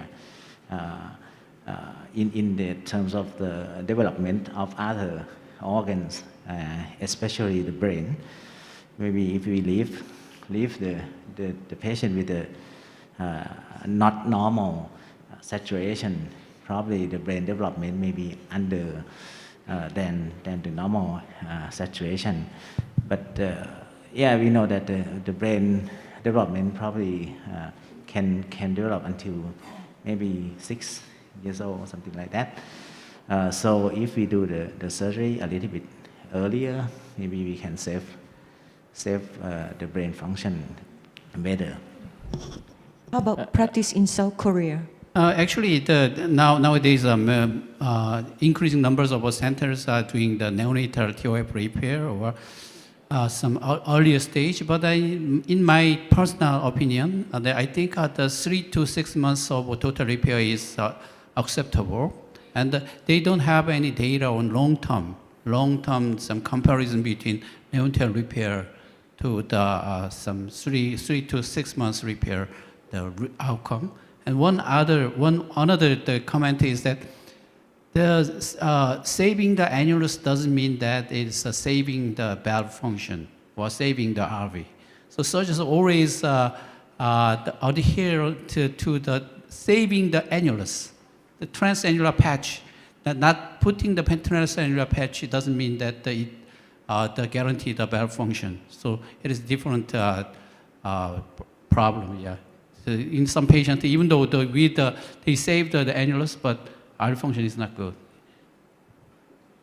Well, may I ask, like, some? If you, I mean, with the PV sparing, I mean, if you save the annulus by destroying it by ballooning or, aggressively dilated the annulus, so that is not a PV sparing, in my opinion.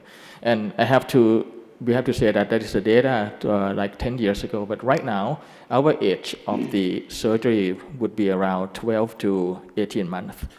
That would be around 8 to 10 kilos. May I ask the practice from other part of the world, like in the US, UK, Vietnam, and Taiwan?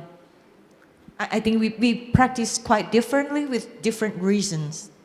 In the UK and Europe, and I'm sure it's similar in US, the tendency is to try and go for early repair, but not neonatal, but 3 to 6 months, that sort of age group.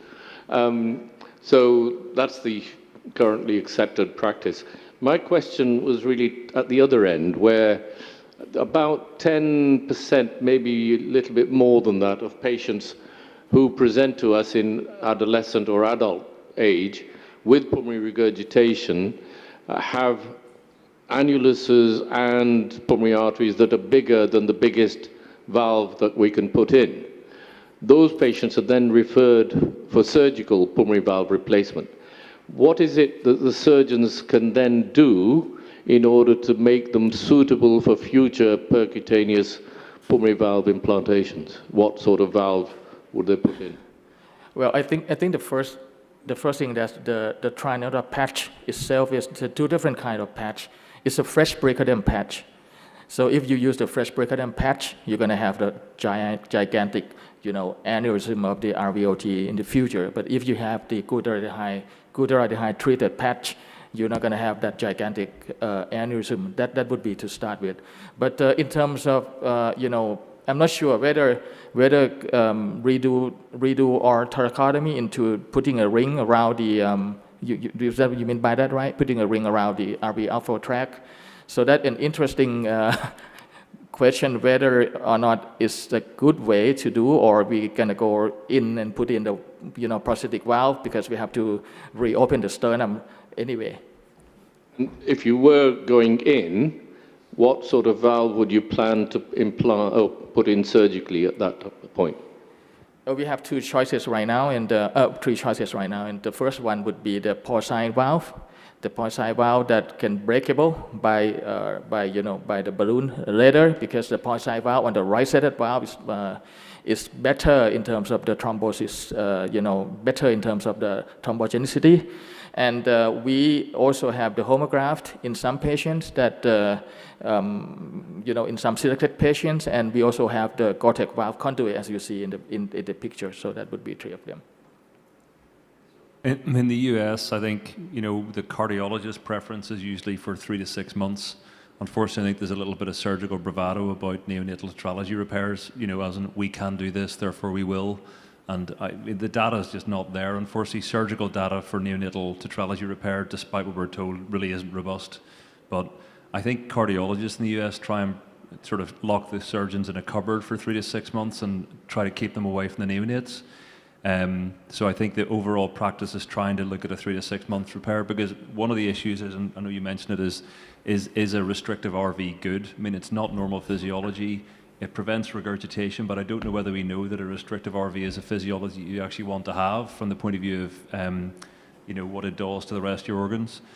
And then the other thing, I think it's important that surgeons educate themselves about the valves they put in. I mean, I work in a pretty highly developed surgical center, or so my surgeons tell me, and yet they'll still put in 27mm trifecta valves into adults, which is, I think, almost a human rights abuse, because it basically means that the patient will have to have another open heart operation, whereas just reaching for a Magna Ease, a Perimount 2800, a MitraFlow, whatever, will mean that valve can be cracked and the patient can have re-intervention in the cath lab after that. I still have yet to understand why surgeons choose to pick valves that are not suitable for re-intervention. But I think that's something we need to collaborate more with surgeons so they can understand what actually we need them to put in, rather than continuing to put small trifecta valves in, which basically, are no use for the future. Any comment? In Vietnam, I think the problem is we have too many centers to do open heart surgery, and it's very different quality of each center. And the surgeon experience, I think, is very important. And even right now, we have some center we do with the perfect TOF surgery, and they can the baby 3 to 6 months to do surgery.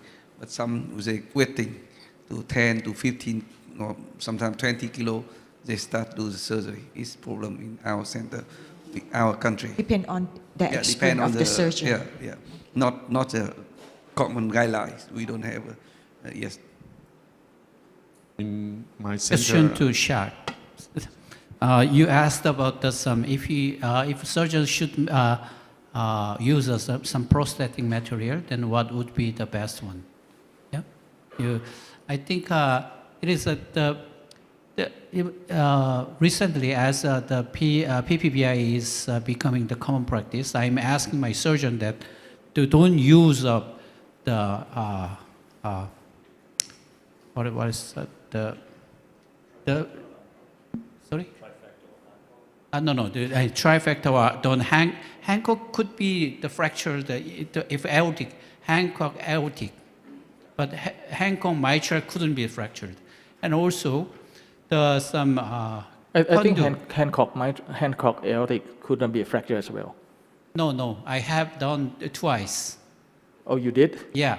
Oh, so really? the Dolph was so surprised, and he asked me to show that case. Oh, okay. I showed that case. Oh, very nice. Yeah, I Because think it could be. we have used a lot of Hancock. And also, don't use some valved conduits such as C valved conduit or some Gore-Tex. So otherwise, homograft or some bovine jugular valve could be overdilated. So I think we have to ask surgeons to, yeah. What do you think?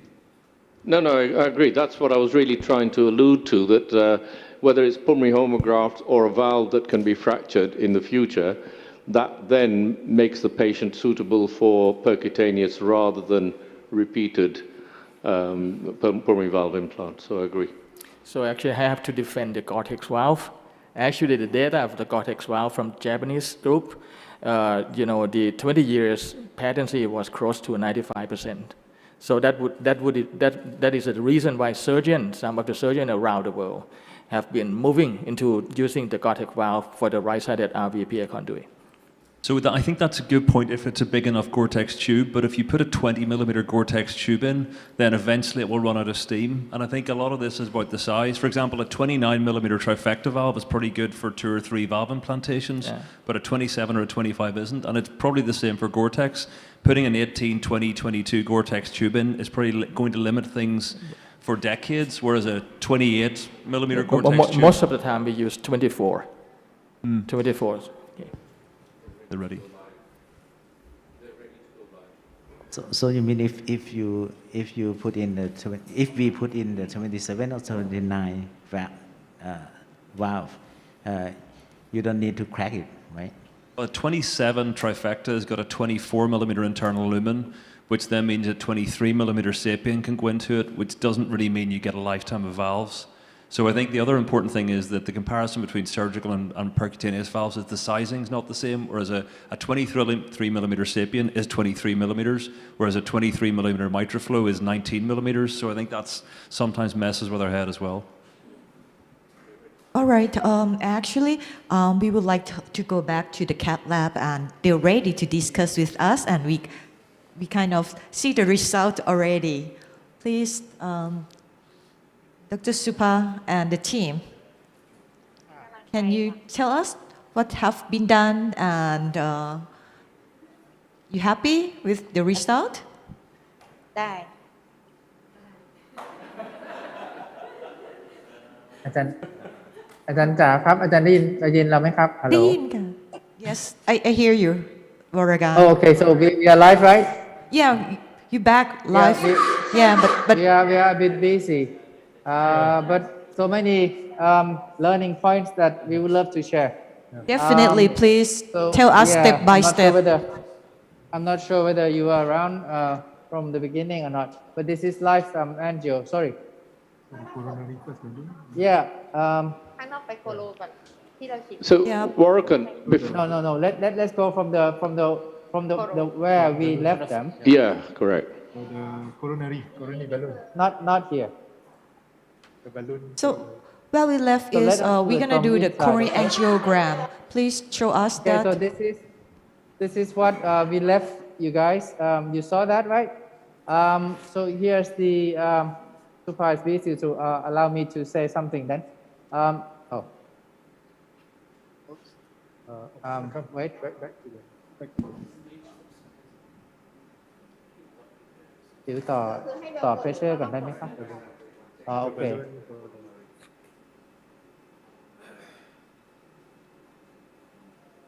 So in the screen, it's not showing the angiogram of the coronary artery. Okay, back. Okay, Shubha, please. Yes, this is an angle of the left coronary artery selection, and in the LAO corridor, it's clearly see that when we do the balloon interrogation, they will not compromise of the left coronary artery. Yes. So then we decide. And this confirmed by 2 adult cardiologists, right? Yes. You are very keen on PCI procedure. Yes. I think the coronary is the a little bit away from the posterior, the margin of MP, but maybe because the left coronary, the catheter was pushed in, and there is some mild spasm in the bifurcation. Thank So you. Jay, if you were asked, what is your suggestion, then what should we do to make the image better? No. I think please. the coronary is safe, but the next time don't push the further. Just okay. Not go too deep, right? I Warrican. see. Okay, Yeah. thank you. Okay, thank you. Warrican, ask Jay about on the A plane, mid LAD, well away from balloon, why that is slightly compressed. No, it's myocardial breach. Yeah. Thank you. So Supar, please. That was just a distraction. You carry on. Yeah. Wait. Go back to the one more three procedure. หนึ่ง series ก่อนหน้านี้ได้ไหมครับ Okay, there. So there you go. This is what Garrett asked about whether we should go from the left or from the right pulmonary artery, right? So from this angulation otherwise, what do you think? Garrett, please. I think I might have found it easier from the left, but maybe that's because I'm not as talented as you are working, but only because I think it would have been easier to predictably expose the distal flares from the left. But I was sneakily watching the case and noticed that you did a great job from the right, but I think I might have chickened out and gone from the left. I would have gone for the right because Yeah, you can expose the distal flare, and actually as it pops into MPA, you push it forwards and it will then cover both the LPA and RPA. So when we saw this, Garrett and Shaq, we felt like if we deploy from the left pulmonary artery, somehow, because it's very short, safety zone and margin of error, especially for the distal flare to stay. So if we deploy from the left, it's likely that the flare may, I don't know how to say in English, but it's likely that the flare may not align properly or coaxially into the plane of the MPA. So that's why with this picture, we believe that maybe deploy from the RPA is more room of error. I mean, at least we have a little more, place that the flare can stay, and it may, move coaxially aligned to the MPA. Cole, what do you think? Or Leon, please. Yeah, I think it makes complete sense. I think it makes really good sense. In my opinion, Garrett, in my opinion, if we use the right pulmonary, the valve might be more high in planes. So you use the right pulmonary, the valve will more high, and the result we can see the valve above the annulus. So this valve is very stable. So the right pulmonary is okay. It's in my opinion. Thank you very much, Yuan Sang. Yeah, Garrett, I have a similar case, but more pyramidal than this, and a lot of deep indentation. So we attempted to open this from the LPA multiple times. Because of the long sheet, we can able to retrieve it, and we change the size as well. We just fail to kind of flare the thing, not aligned properly. So in that case, I didn't really deploy on the RPA, but then again, most of the flare in the partial obstruction on the LPA side. But the patient is doing good and not causing significant obstruction. So we left it as it is at the moment. Yeah. Yes. Go on, keep going. Yes.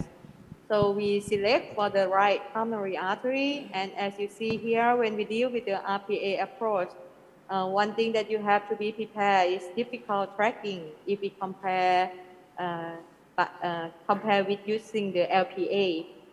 And as you see here, the sheet is thin a little bit and a little bit difficult to track the valve into the right pulmonary artery, but finally we can take the valve in the right pulmonary artery. Yeah. And sorry, what French is that? Dry seal 26? 24 open, yeah, check. Okay. Yes, and when the valve is in the right pulmonary artery, we decide to open the valve, yeah, a little bit slowly. Our plan is to maybe fully deflate for the distal flare. Yes. Just a Yes, technical, Huracan is slowly, just on a yeah, technical, open the valve. just a technical comment for this was a 34 valve, yeah. 34, yes, Yeah. 34 So by I would still 25, use a yeah. 20. I would still use a 26 French dry seal in a difficult anatomy because it gives you a better chance of retrieving the valve if you have to. Thank you, Jack. Yeah. Yes, and after we, Oh, go yeah, back. okay, go back. When we full มีเรคคอร์ดไว้ป่ะไม่ได้สตอร์เหรอ we ไม่ full we แค่ open แล้วมันก็ไปทางนู้นเลย yes here so Okay. this is what Supa and I keep discussing. We try to keep the flare away from the RPA ostium. So what Supa did actually, we will not open the valve more here because otherwise we cannot pull it out from the RPA. And again, we have very small margin of error there. So Supa just you know, detension of the system and just keep slight but steady pulling the system. And as you can see, one is jumping out of the RPA. It means that you are in the MPA. And this is what we had in the final there. Yeah. At this point, look like the distal flare is away from the right, but stick in the left. Yeah. But we continue to open the valve.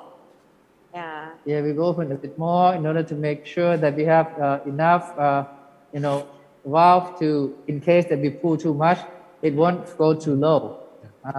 And we are not much worried at this point that the valve will go so distal because I think we should be away from the RPA and should be at the MPA at this moment. Another thing I would like to, what I've learned from this case is that we look at whether to deploy from the RPA or LPA. We look at the flare of the valve. It's actually mainly in the LPA. If you deploy from the RPA, it tends to open up. Once we align the valve, it tends to open up more to the left. So if we deploy from the LPA, I don't think, because alignment of the wire, it doesn't open up that well in the RPA. This is what I learned from this case. We keep open of the until we reach the proximal marker of the valve. Yeah. At this point, we decide together whether we open it more or better to pull down first. What's your guys' opinion if you are in the cath lab? Will you open more or will you pulling down first? This kind of technical question. Jack or Jared? I think I would open more halfway between the proximal radiopaque markers and the release point, allow the valve to expand, and then make a final decision after angiography. Yeah, I sort of agree. I'm just interested whether or not the top of the valve will open up until you let the entire thing out. It's just the way that it's balanced between the left and right pulmonary artery. I wonder whether or not it's going to stay in this configuration until the entire valve pops open. I don't know whether you're going to get a lot more apposition of the top until the valve reorients when you get it totally exposed. But I don't think I'd pull at this point. I think I'd open more of the valve. For us, at this point, we just worry a bit that the valve, whether it is too high or not. Yeah, it stick in the LPA or not. So we just slightly pull it down a little bit slowly by slowly. Yeah.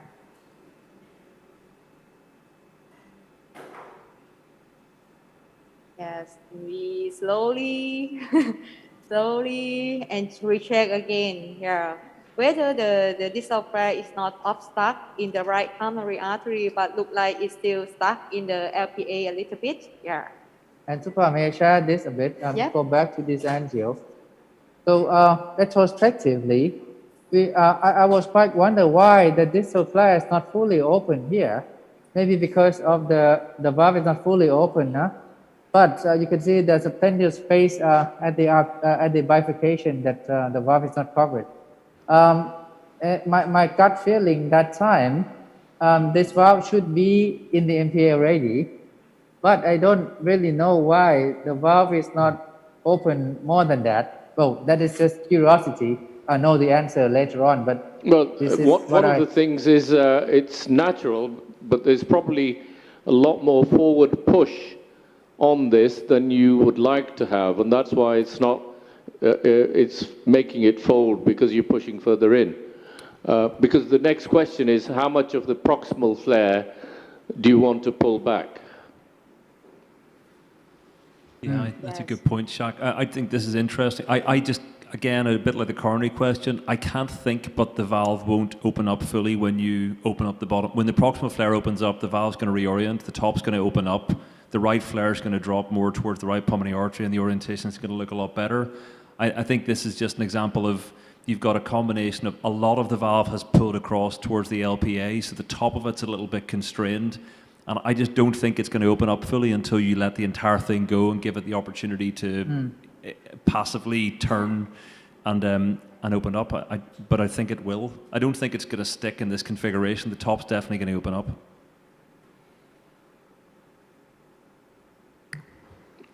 I must say, I would have been tempted after this, just looking at this, to retrieve the valve and go for a 36. If you look at how much expansibility there is on the MPA, you just wonder, but yeah. If you measured this, though, I would guess that that top of the valve at the moment is probably only measuring about 28 millimeters. Right, yeah. So, what did you do in the cath lab? Yeah, we have to balance with, between the valve stick in the LPA and also prevent for the migration. So we slowly pull back the valve while keep open of the valve, yeah, slowly. And the question Shaq asked about how proximal you should go, Yeah. I think we are somehow a little bit distal. So that's why Supar at this stage keep pulling. And after that, we open more valve tissue in order to make sure that we're not too low if we somehow pull too much. Yes, because of this case, we plan that the proximal marker is supposed to be at around the third sternal wire. Yeah, that's why we a little bit pulling the valve down. Yeah. It's really Yeah, interesting even because if your we are distal slow, flares aren't moving. Although you're pulling it back, the sort of split of the left pulmonary artery and right pulmonary artery flares have stayed the same. So I don't know whether or not, and again, a lot of this is, as we've said, emotional and psychological about what we think we're doing. I don't know whether you're making any difference to the distal position of the valve by pulling it. I think it's going to go where it's going to go at this point, because you've still got the same number of leaflets heading towards the left as you did before you pulled the valve, which I think is fine. I think the position looks great, but I just wonder, is it really making any effective difference by pulling it at this point?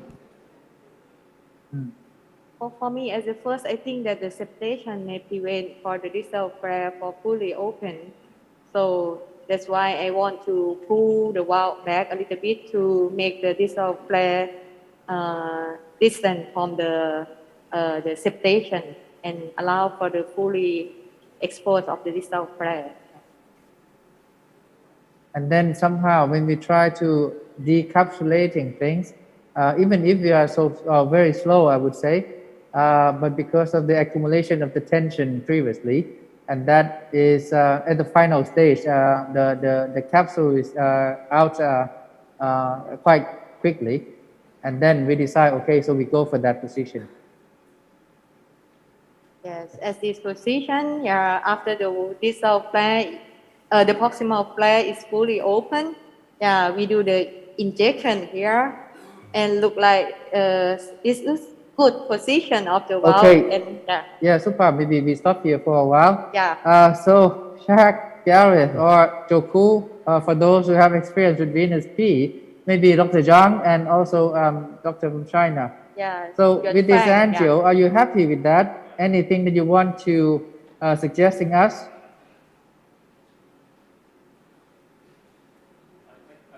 I think it looks great, but I think it's going to be very interesting to see how the carrot comes back.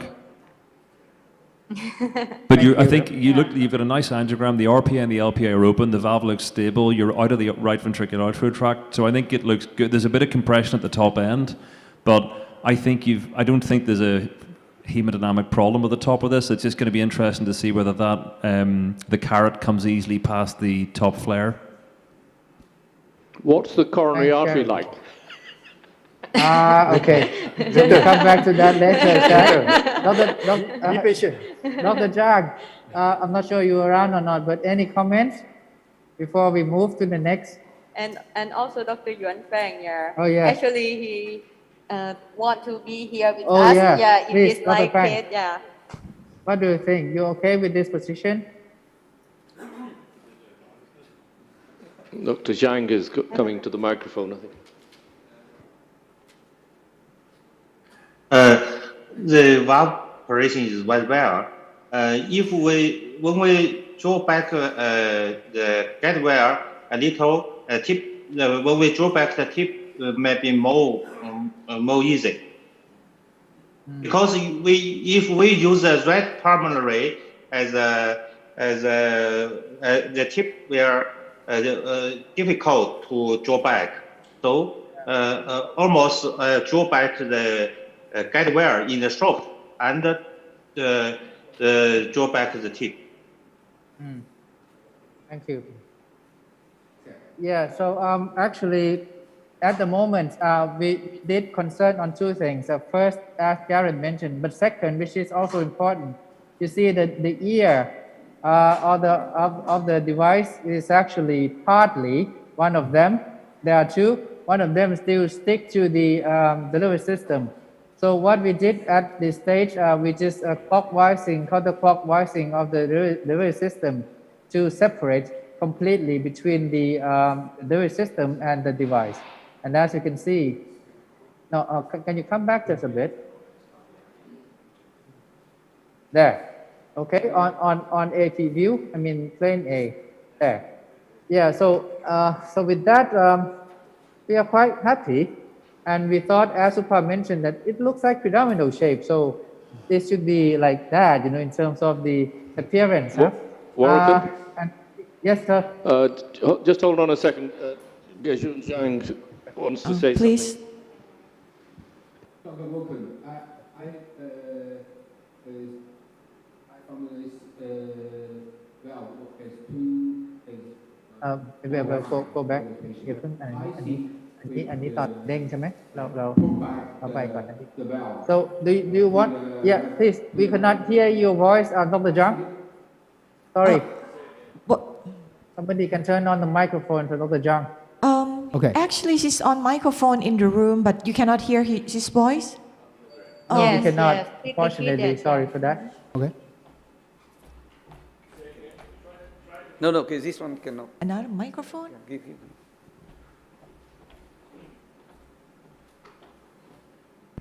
I'm Maybe not sure whether moderator can repeat his. Can you hear me? Yes, we can hear you now. I think if we could pull back the valve stand, we could get a full expandable of this top layer. Yeah. What made you confident with that, Dr. Yeah. Zhang? I think we could pull back a little. The flare at the bifurcation will be expanded fully. Yeah. Thank you, sir. If there is a native leaflet at the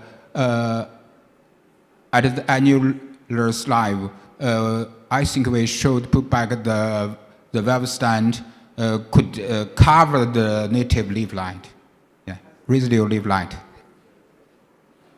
Yes, draw back the guide wire in soft in the tip is useful, very useful. Yeah. So thank you for the comments. So what we did, we ease up the guide wire, we pull back the guide wire, but not complete. Oh no, come back, please. we ease up the guide wire, less tension, and then try to drop the nose cone a little bit away from the flare, which is you can see that one of the flare is somehow hitting the nose cone. And then with that, you try to be gentle as much as possible. Yes. And it happened. And the valve open enough. The valve and that was the first time I experienced this. Jack, Gareth, Zhang, Dr. Frank, any comments on that? How does this happen? That's brilliant. Did you do that on purpose? Eventually, but because that really, I don't know whether you were trying to do that, but whatever manipulation you did on that flare completely opened the valve up at the top. Do you think, was that intentional or was that just a lucky side effect? It sometimes does happen on the right side, and it's because there is so much tension.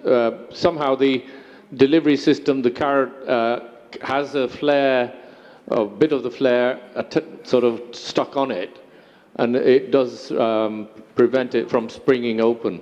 So, yeah. Sure. I want to ask you, in those cases, maybe the carrot may capture the distal, one of the distal strut.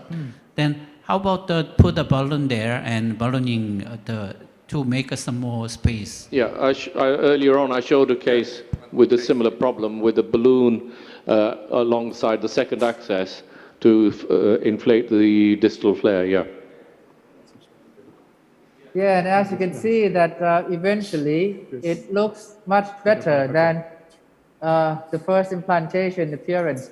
Talk to Hideshi. Hideshi said it's kind of a protocol for harmony, that before we remove the nose cone, we need to push the nose cone a little bit away in case that it may hit to the flare.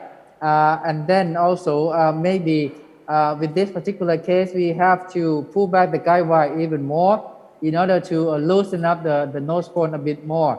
I don't know, because this is the first time I saw this. It's very cool. Yes, eventually it went well. I think what Shaq said may be right. I wonder, was the wire almost pushing two flares on top of each other, and when you pulled it back, it sort of allowed the flares to orient themselves? It's opened up beautifully, but I wonder, was it just the pressure of the wire was folding the flares on top of each other in the right pulmonary artery? But the wire position in relation to the top of the valve looks very different, or looked very different before you took it out than before you took the nose cone out. It's really interesting. It's a beautiful result. And my feeling on my hand. Sorry, Chuck. Now you've got a perfect result. Yes. Yeah. So what about coronary? Yeah. What about the coronary? We'll show you. Yeah. And do when you do the coronary, end on, so down the barrel. I think very perfect. Very perfect. That should be the yes last view for us.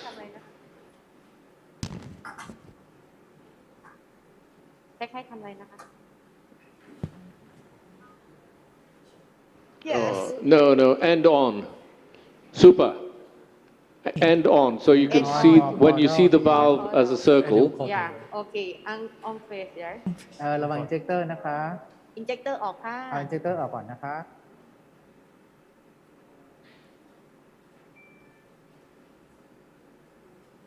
So LAO and very cranial, caudal rather, sorry.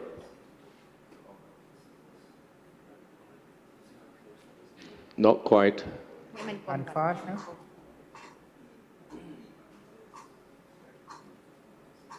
When you see, Warren, when you see no infolding, then end on. That's it. You do, sir. Okay. Check, is this okay? Not almost, not quite. End on. We go a bit more lateral, a bit more caudal. More caudal. Okay. More caudal, more lateral. And again, this is where 3DRA is very cool, because if you shoot the coronary with a spin here, you'll be able to really see it in every different angle. So it's you got to use more 3DRA. Super. Okay. Still, it's okay, but you should get a really round circle of the valve. But that actually shows, in any case, it shows the LAD where I think Juku was worried about compression. and it shows that there's good distance between the valve and the coronary, doesn't it? Okay, great. Yeah, so with that, we conclude our... Congrats on your success.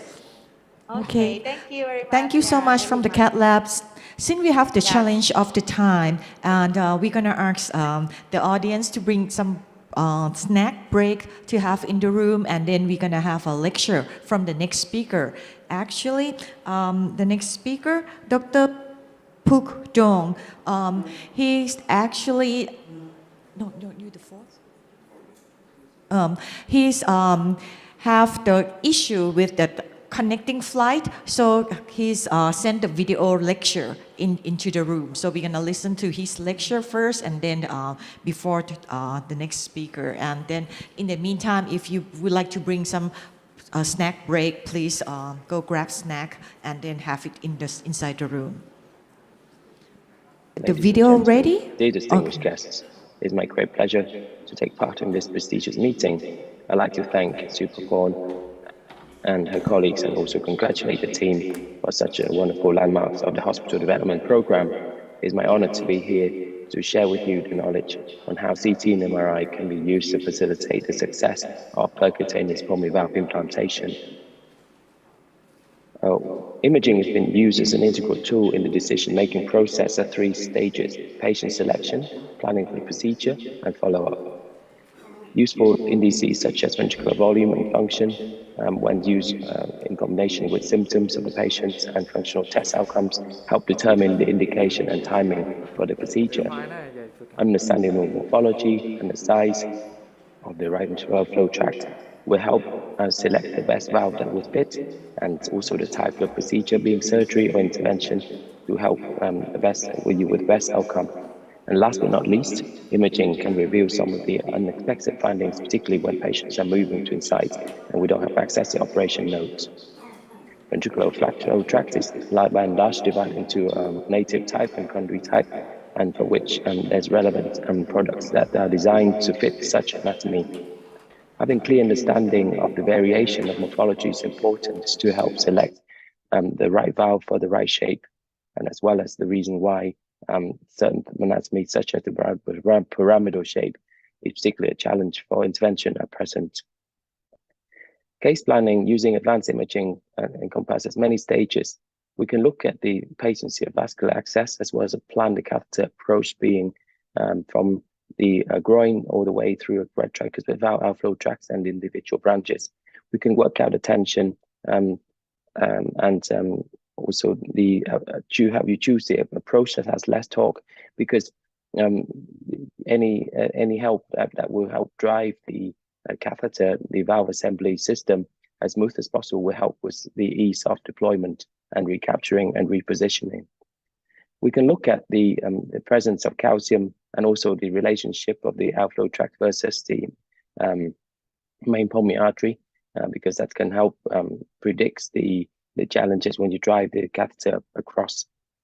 Things like coronary artery compression or distortion can be planned ahead of time, and some minor findings such as a right-sided aortic arch can help predict the risk of distortion of the roots due to the proximity with outflow tract. We can help you get the best projection view to save radiation exposure, and then in units when available, it can be used to overlay during the procedure with advanced imaging ahead of time. These days, patients are older, and we're facing not just congenital anomalies such as the dual LAD in this particular patient, but patient with bypass grafts, and to understand that the relationship to the outflow tracts, as well as the presence of calcium, can help mitigate the risk of coronary distortion or compression. And we can use this with CT or MRI. Unusual findings such as anomalous coronary origin of the right coronary artery often go in silence for life until PPVI is contemplated. And having these factors warned ahead of time will help predict the risk and aim for success. Tissue compliance, as you see, is a key understanding in the fitting of self-expandable valve in the native ventral ventricular flow tracts. We need to get the right tension and match that with the radial force of the valve, and that could help secure and prevent embolization.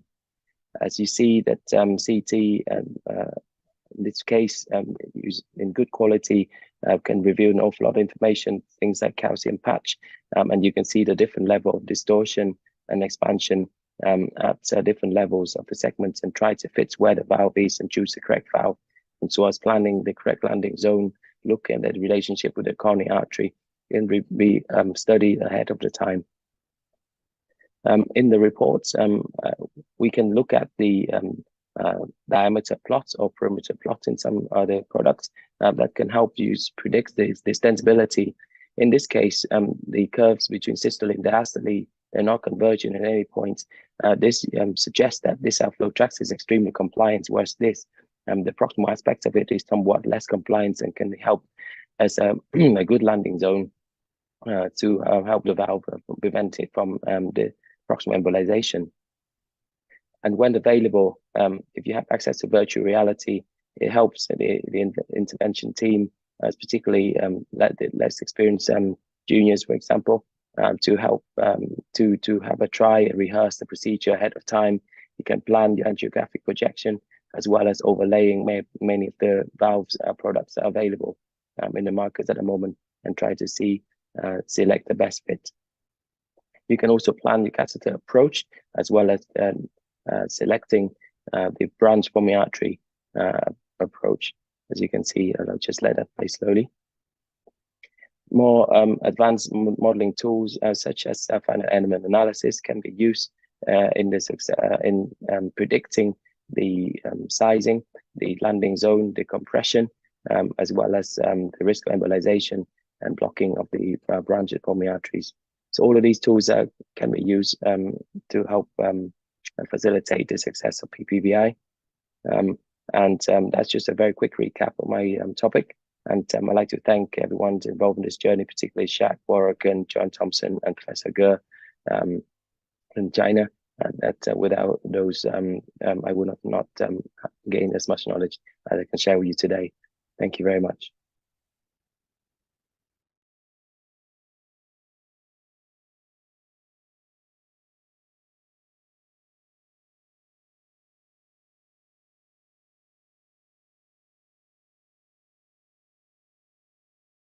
So we can get him over dinner time.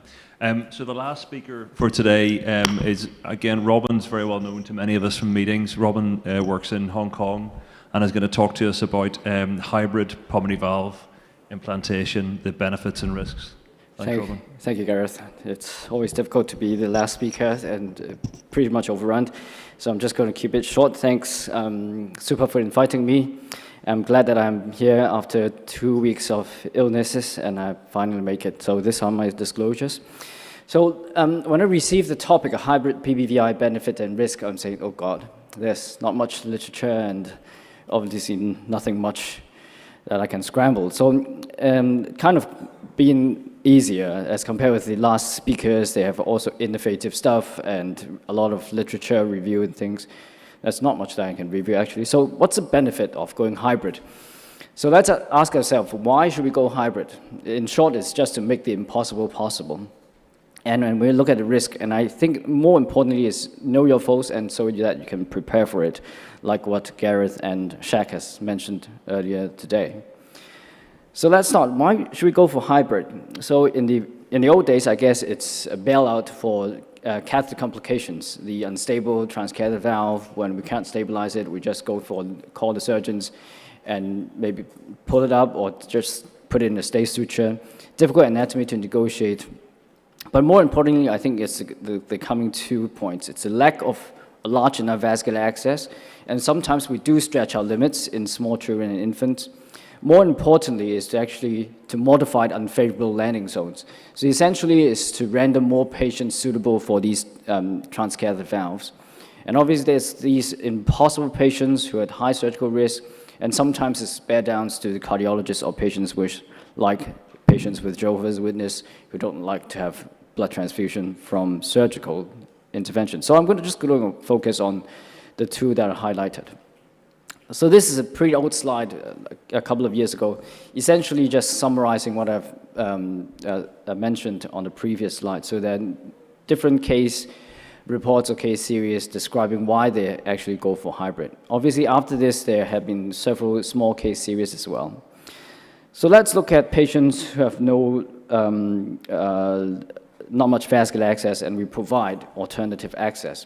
So I always like to go for case studies if I can. So this is a 14-year-old, IA alveolar obstruction, VSD. Like many of our patients, had went through a series of surgery, the last being a Ross. So already a couple of sternotomy in place. She has been very well in herself until a couple of years ago when she presented with decreased exercise tolerance. The same old story with alveolar dysfunction, progressive alveolar obstruction, poor objective exercise tolerance, so JCC. Okay, let's go for a PBVI. Unfortunately, like many of our cases, not much vascular access left. The left femoral is blocked, right is stenotic, a patent right IJ, which is relatively small. So we went through all the IJ access. Sorry, I didn't put up all the angios because of limitation of time. So essentially, we put in a pre-stent, hoping to deliver a melody. Unfortunately, the ensemble didn't manage to negotiate through the very narrow right IJ. So at that point, we have stopped and pull out and went through JCC again, and we decided to go for melody.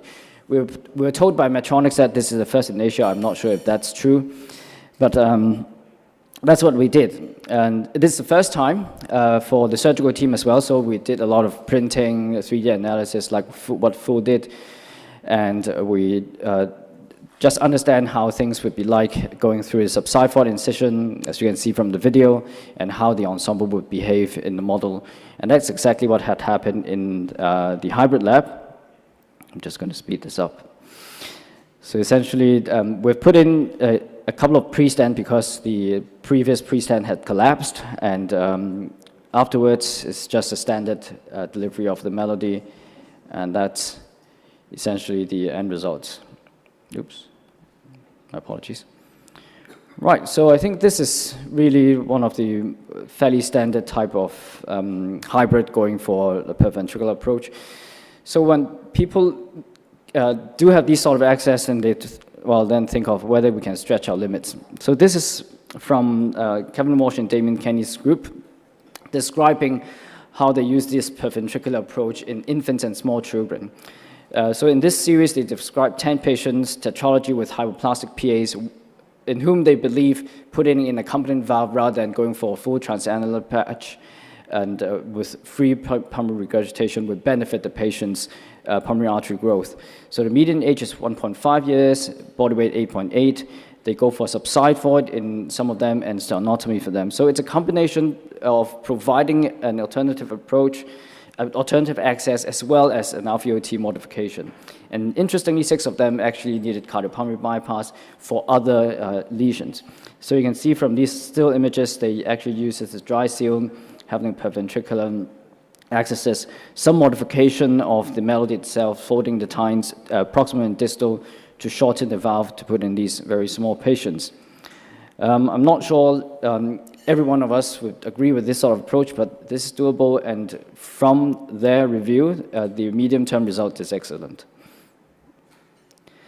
So after giving alternative accesses, I think more importantly is that we can render more patients suitable for percutaneous pulmonary valve implants by modifying the alveolar. So as alluded to early on by many of the speakers, we know that there are different types of alveolar. We classify 5 of them. It's essentially there might be 300 different types of valves, alveolars. So I guess many of them are doable with transcatheter valves, but for those humongous alveolar or very pyramidal types, it's difficult. So there are various approaches based on center or personal preferences to modify the alveolar. It can be a circumferential one, a DIY material, annular ring, Gore-Tex tube that's been described. But I think more of a favor is an anterior plication, which is easier, especially for patients who had multiple surgeries before. It can be an anterior thoracotomy or sternotomy approach. It can be a combined sternotomy or thoracotomy for modification and transvenous valve placement or a full perventricular placement. So as mentioned, there are different case reports and series describing how they actually do the alveoli modification.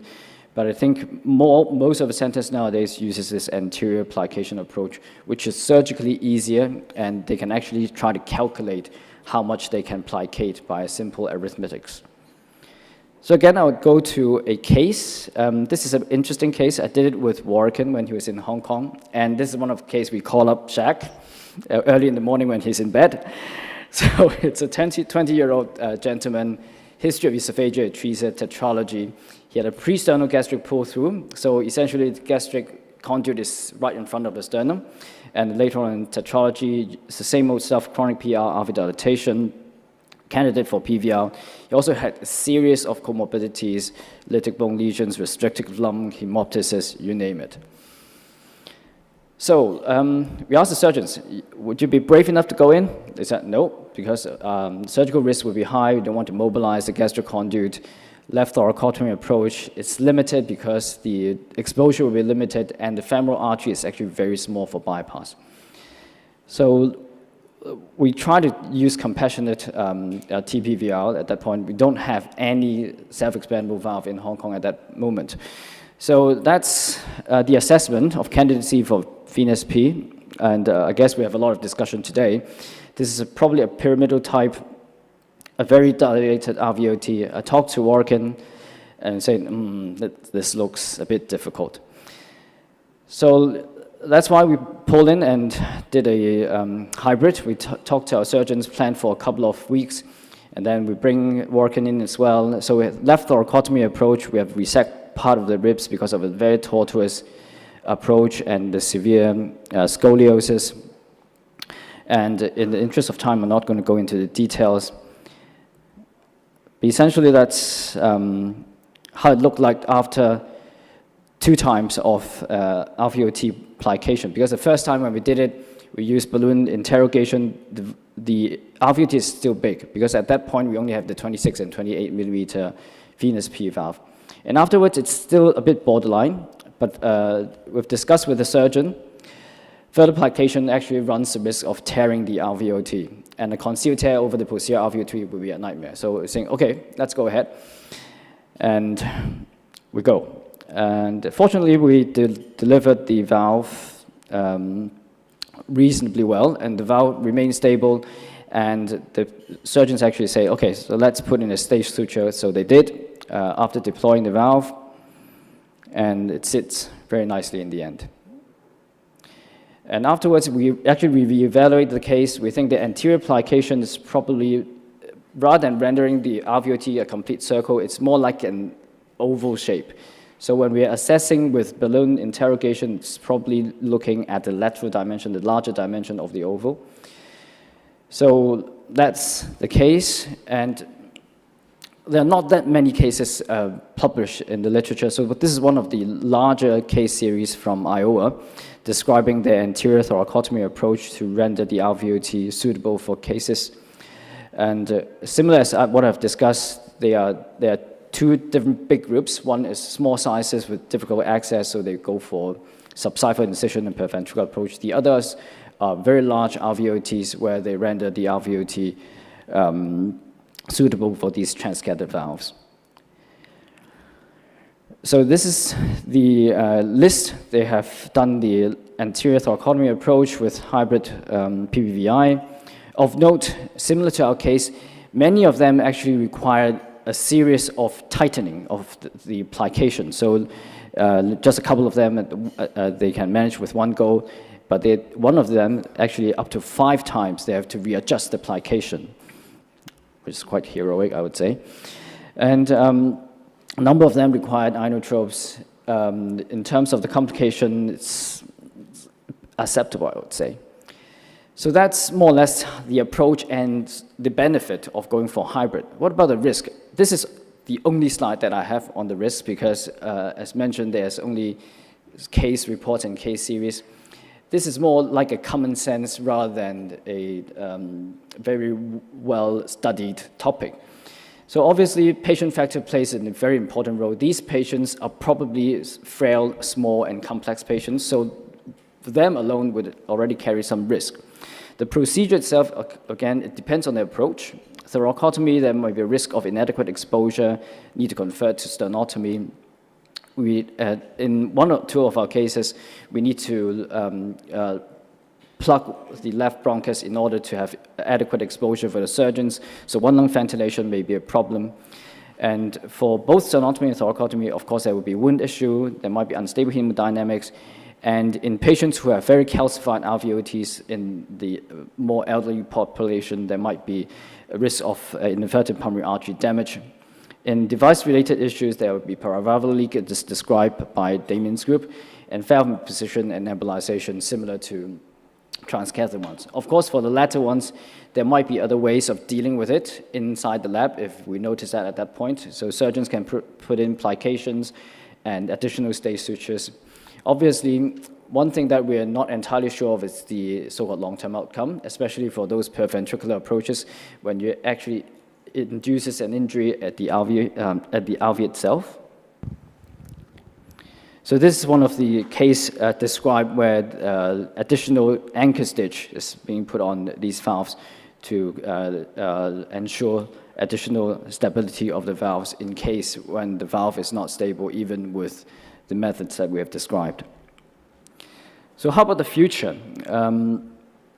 So today we have described lots of different kinds of interventions. We know that there are a lot of innovation coming ahead. So probably technological advancement will help us a lot in terms of dealing with more and more patient substrate. Maybe less of our patients require these sort of hybrid ones.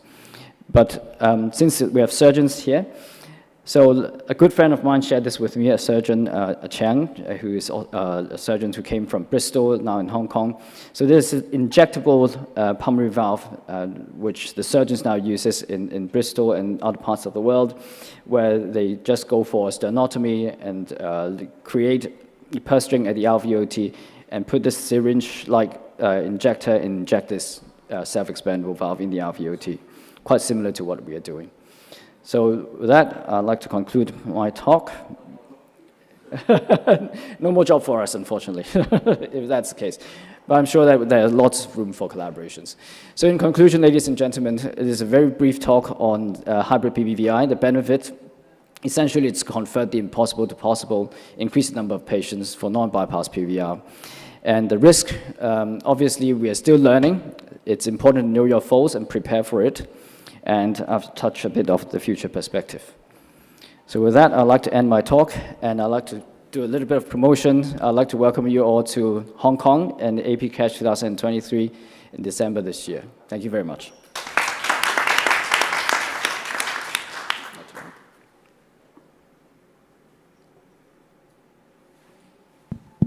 Okay, thank you very much. Since we're running out of time, so we probably keep... Sure. If you have some questions, please ask the speaker directly, personally. Yep. Okay, thank you so much. Sorry for being late for the late afternoon sections. Thank you.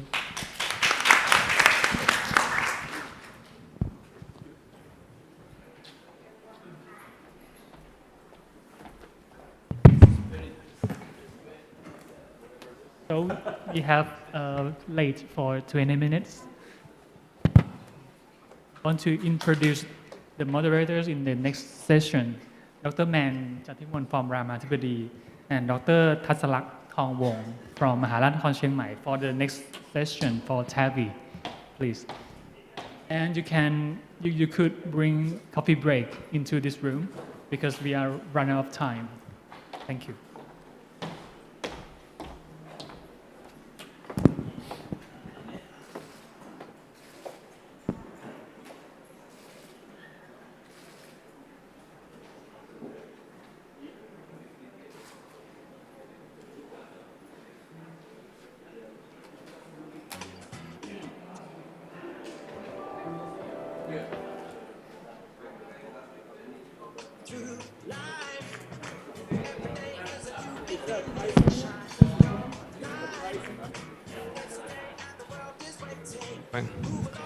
So good afternoon. Let's move on to to the next session on TAVR. I would like to invite my co-moderator and as well as all the panelists. So on my left hand here, Dr. Anurak, Dr. Purit, Dr. Wararit, Dr. Tassalak, and Dr. Wilfred D.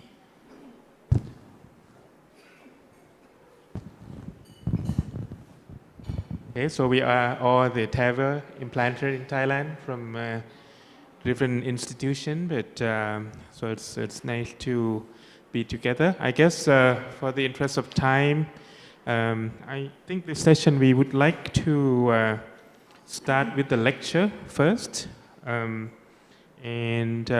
is the first lecture will be from Dr. Lau. And he's going to talk to us about introduction of Venus A Pro system. Is Dr. Oh, hi, Dr. Luo.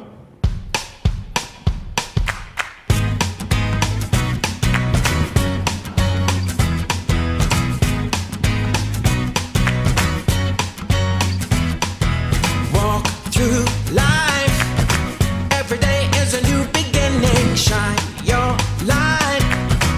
It's a day and the world is waiting. Move along to the song, singing in your soul. Feel the beat, clap your hands, let's take control. All you need, all you want, are you ready to find your way? Well, every day is a new day, and everything's going your way. And you wanna make it last forever, just keep it together.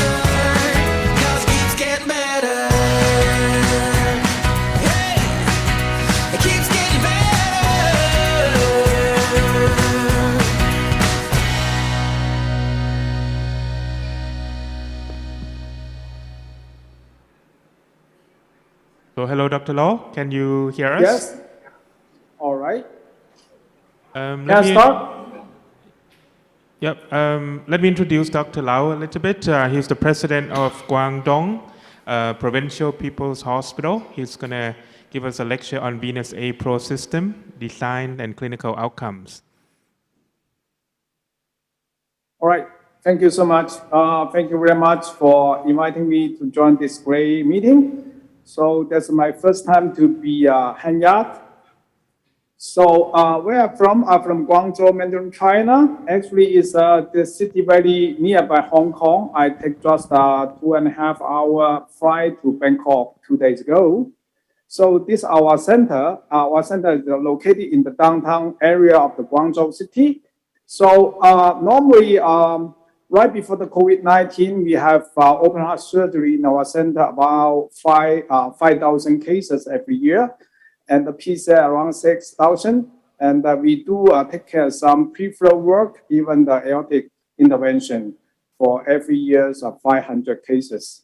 So we start our TAVI program at 2016. Right now, including all the structural heart intervention, probably is 2,000 cases every year. So we do have a big meeting. We just waiting you guys to come in the June 8 to 11 this year. There's three biggest general cardiology meeting in the Mandarin China. So back to the Venus A.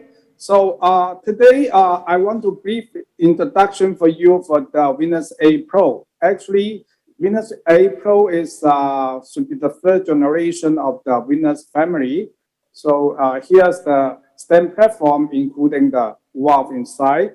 When we look at it, it's pretty like what we used before, something like Medtronic one. So far, it's more than 10,000 cases we done in China all over the world. It's got quite a good result.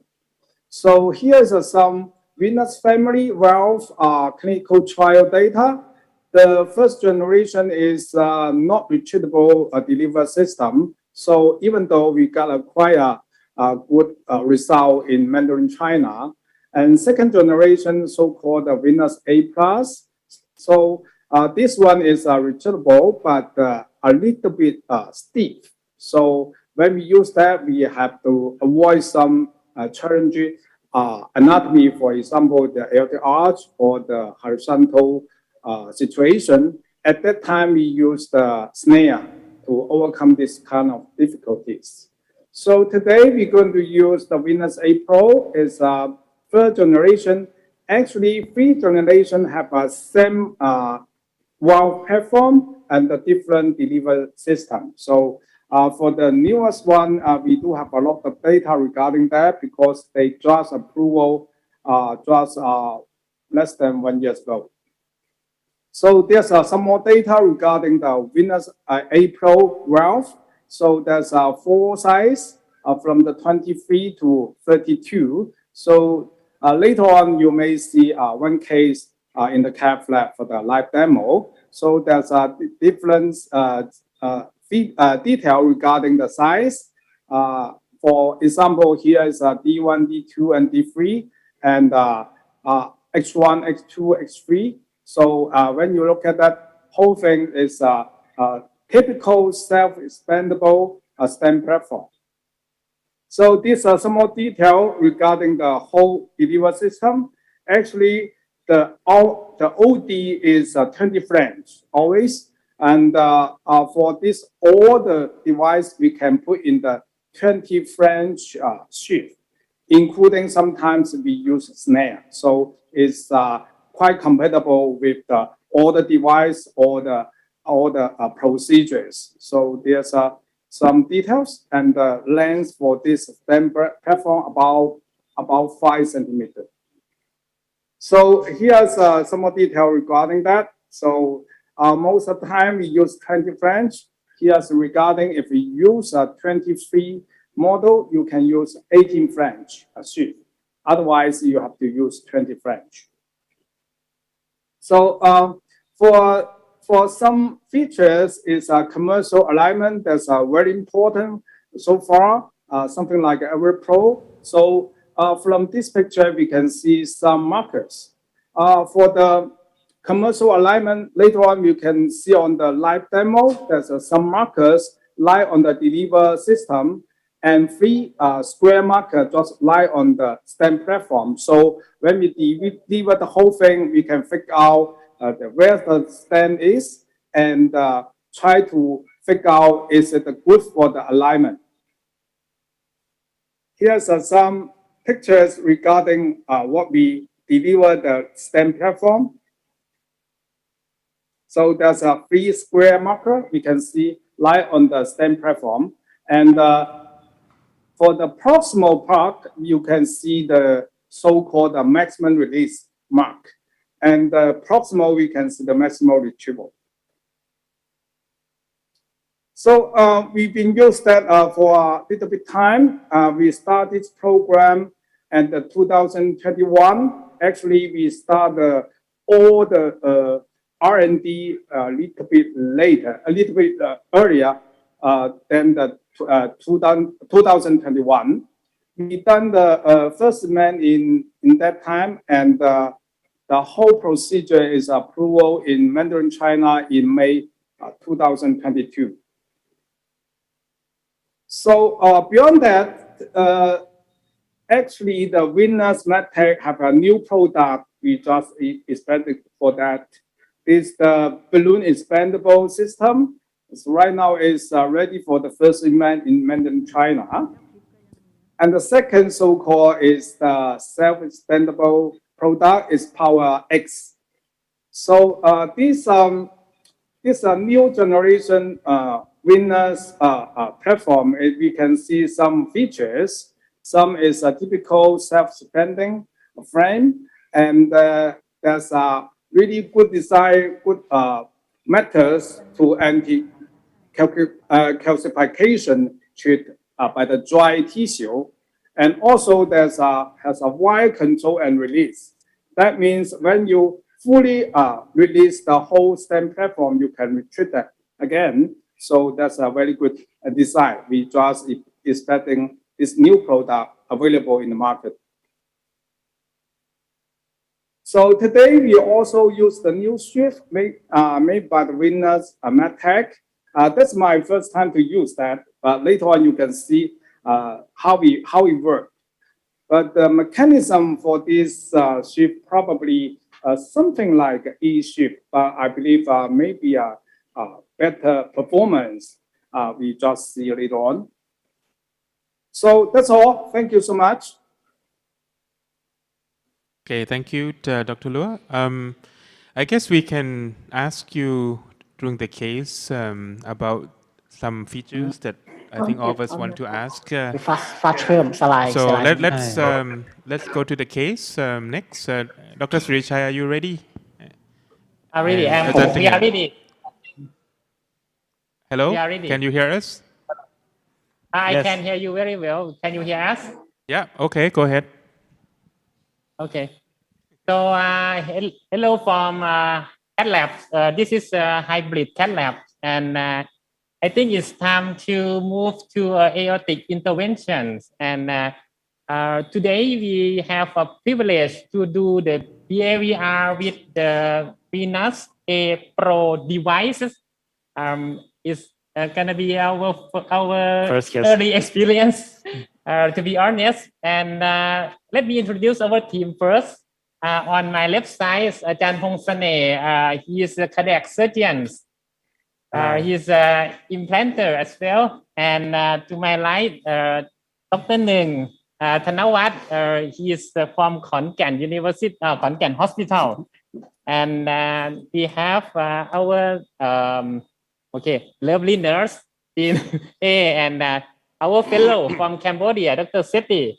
He's gonna show the demo from the Venus, and we have a specialist from Venus MedTech, Joyce and the team, and also we have Ajahn Takiang, anesthesiologist, to help us to do.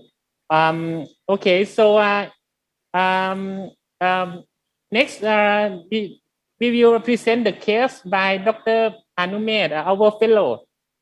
Can you go to the slide presentation, please? สวัสดีครับ Hello everyone.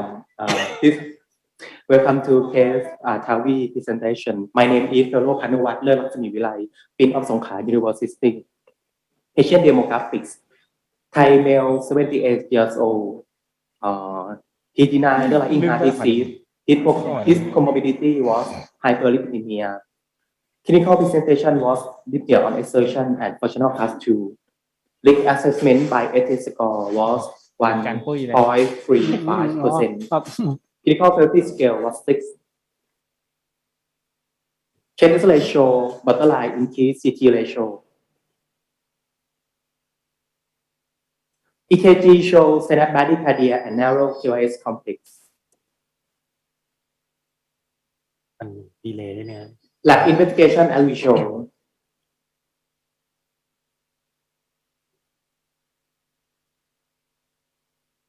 Echocardiogram show concentric LV hypertrophy, good LV stomach function, trivial aortic regurgitation. Parasternal short axis show calcified trilateral aortic valve.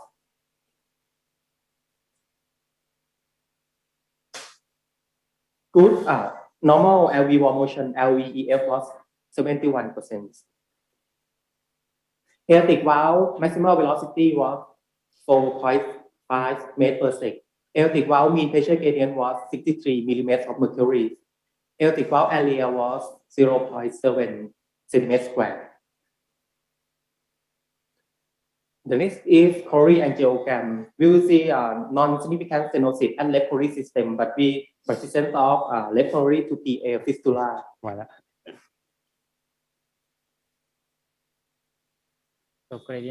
Right coronary system show non-significant stenosis and presence of RTA to PA fistula.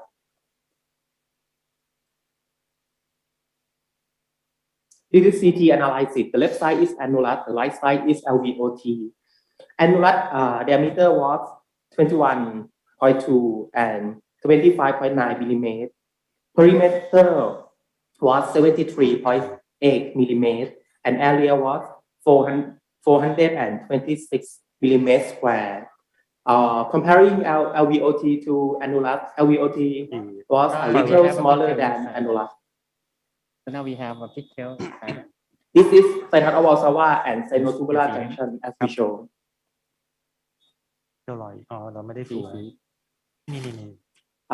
Corollary high, left corollary high was 11 and 11.6 millimeter. Right corollary artery high was 18.1 millimeter. ไล่กลับ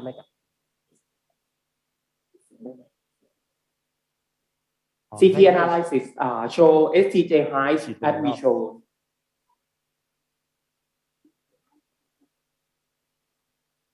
Okay. CT analysis, we score up and score down to see left corollary take off and corollary cut association. We will clearly see left corollary take off is above corollary cut.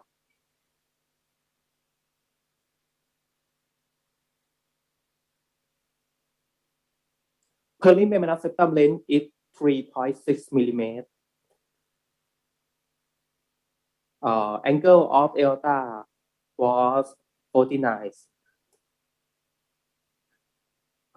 The left side is conventional. The right side is cut overlap view.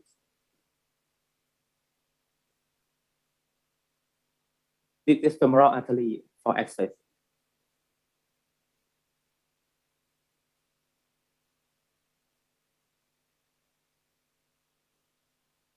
Case conclusion. Half team evaluation showed low to intermediate leaks. Clinical indication was severe symptomatic aortic stenosis.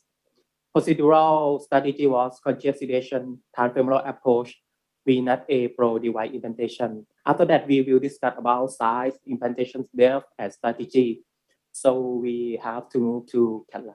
Great, thank you. So I think before we go back to Dr. Surichai, maybe we'll ask the panel, any concerns of this case? Do you think any particular issue you want to ask the presenter?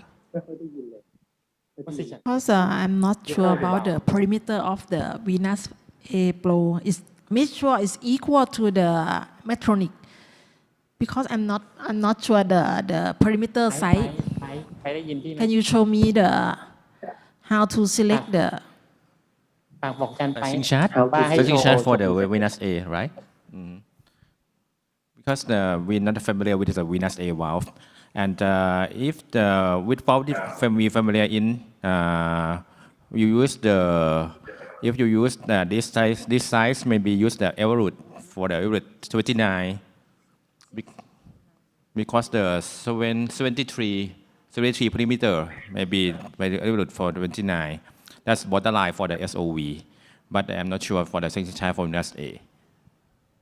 Yeah, Dr. Luot, so with the venous A Pro and the Evolute, maybe you could share with us what's the major difference in terms of sizing, and I know that the radial strength of the venous valve is stronger, but is there anything else that we need to be aware of?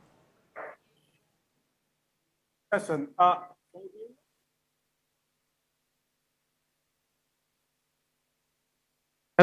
อาจารย์แมนได้ยินไหมครับ cannot hear you. Maybe เสียงไม่ออก Just a minute.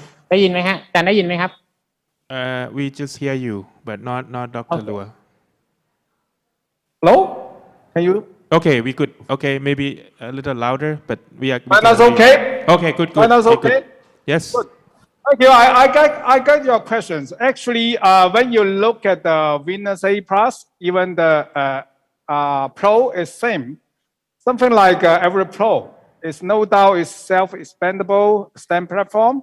So I would like to say for this case, probably the selection of the valve size about the same concept for this case. So regarding the radial force, I believe the venous A is much stronger than the Medtronic one. Because I don't have a lot of experience for the Every Pro. You guys may have a lot. I just have about 10 cases for the new generation of Medtronic one. All right. So, and do you have to do pre-dilatation in most cases or only in selected cases?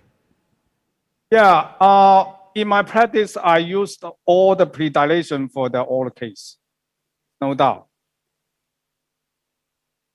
All right. Do you have any specific reason for predilation? Because this case, I think the calcium is on the leaflet, and the strong of the venous A valve, I'm quite sure that it can open it. But do you have any specific idea about the predilatation in this case? Or you just for do this the case, routine? yes, but this case, my understand use the balloon is a so-called balloon sizing. The number one reason is because the left coronary takeoff is quite low. So we use the balloon to just measure that and take a look what happened when we use the balloon. And second, because this patient got a quite a high gradient, we have to open up the channel. So in order my valve can go through well. And another thing is when you deploy that, you just open up the structure, probably the whole system will more stable. All right. Yep. Sounds good. And what have you done so far? Maybe you could share with us. Okay, Thank you. so, Go ahead. You guys go ahead. attending, please introduce what we have done. Okay, we have partially done the procedure. Patient was performed under general anesthesia. We puncture the right femoral artery. Pre-close with the purple guide. We put the big sheet 16 French sheet from femoral artery to aorta. So we insert a temporary pacemaker via left femoral vein, and we also put the pigtail, the left radial artery to check aortogram. Gentlemen, before we are going to show everything, I just ask our fellow Dr. City to show the camera. Can you zoom in the valve? This is the demonstration, not the real one. That's the real one. A real one, but not sterile. Yeah, not sterile. And can you zoom in? Okay. There, right. I'm not sure. Can you see the marker? This there's it just don't move. And okay, Yeah, go marker. there's golden marker at the bottom of the valve. Is like a 5 mm from the inflow, and it's located at the in between the commissure. It's like in the nadir of neopus, and the top. As Dr. Lua present and show us, this valve has 3 paddles, 2 longer and 1 shorter, and I guess it's because of for stabilization or something. Yes. And that's all the difference with the Evolute core valve. And City, can you show the delivery system? Okay, the delivery system, can you see the camera? Can you zoom? Okay. Okay. Okay, so I think this is the same with the Evolute devices, but with the LED button is like the lock system, and we can rotate. But I think it's a different rotation for unsheath and resheath. So I think we have to look at the marker. Sure, yes. And there's a release button, quick release button at City ยกขึ้นหน่อยฮะ No, pen. Okay, move up. Okay, stay there. No, this one. Okay, and there's a quick button for release, and there's a color coded for different valves. Okay, and the last one that we are gonna show is the sheet. City, can you show the sheet, please? Yeah, the sheet. The G sheet is I guess it's a 14. Yeah, it's a 16. It's an expandable sheet, something like E sheet. So there's a dilator there. What is the G stand for? G Shift. Yeah. Okay. No, I'm just the name, the commercial name. commercial. Okay. All right. Yeah. Sorry. Chairman, we just explained that this button, and we can adjust the stiffness of the valve. If we put a lot of water inside, the valve is like a So Yeah. it is It's designed something extendable like a sheath, right? core sheet. Yeah, core Yeah. sheet. Yeah. And But that it's one. bendable things, something like E shift. But this mechanism, something like a core sheet. Another thing is, go ahead. Okay. Yeah, so I think that's all. Yeah, there's a dilator there, right? Okay, okay. This dilator, the OD going to 24, right? 24 French. Okay. So you really can use this one to dilate the sheath because the sheath is small when you put in, and after you dilate that, you easily to put the stand deliver system there. So for this one, probably you don't have to push down all the way, just halfway to open up the proximal part of the sheath. That's it. And how long is the sheath? Looks Looks like a 50, something like that, 40 something. okay. All right. Okay. 45, yeah. Okay. Okay, so can you show the fluoro right now?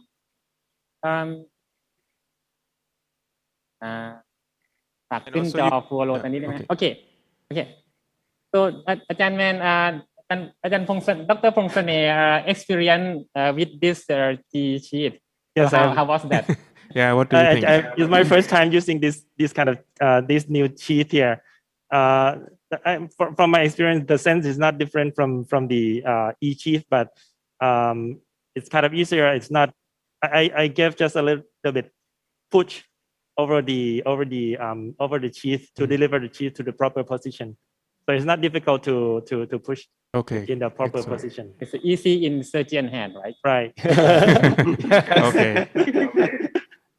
Actually, the distal should be the hydrophilic coating. The proximal one should be the no hydrophilic.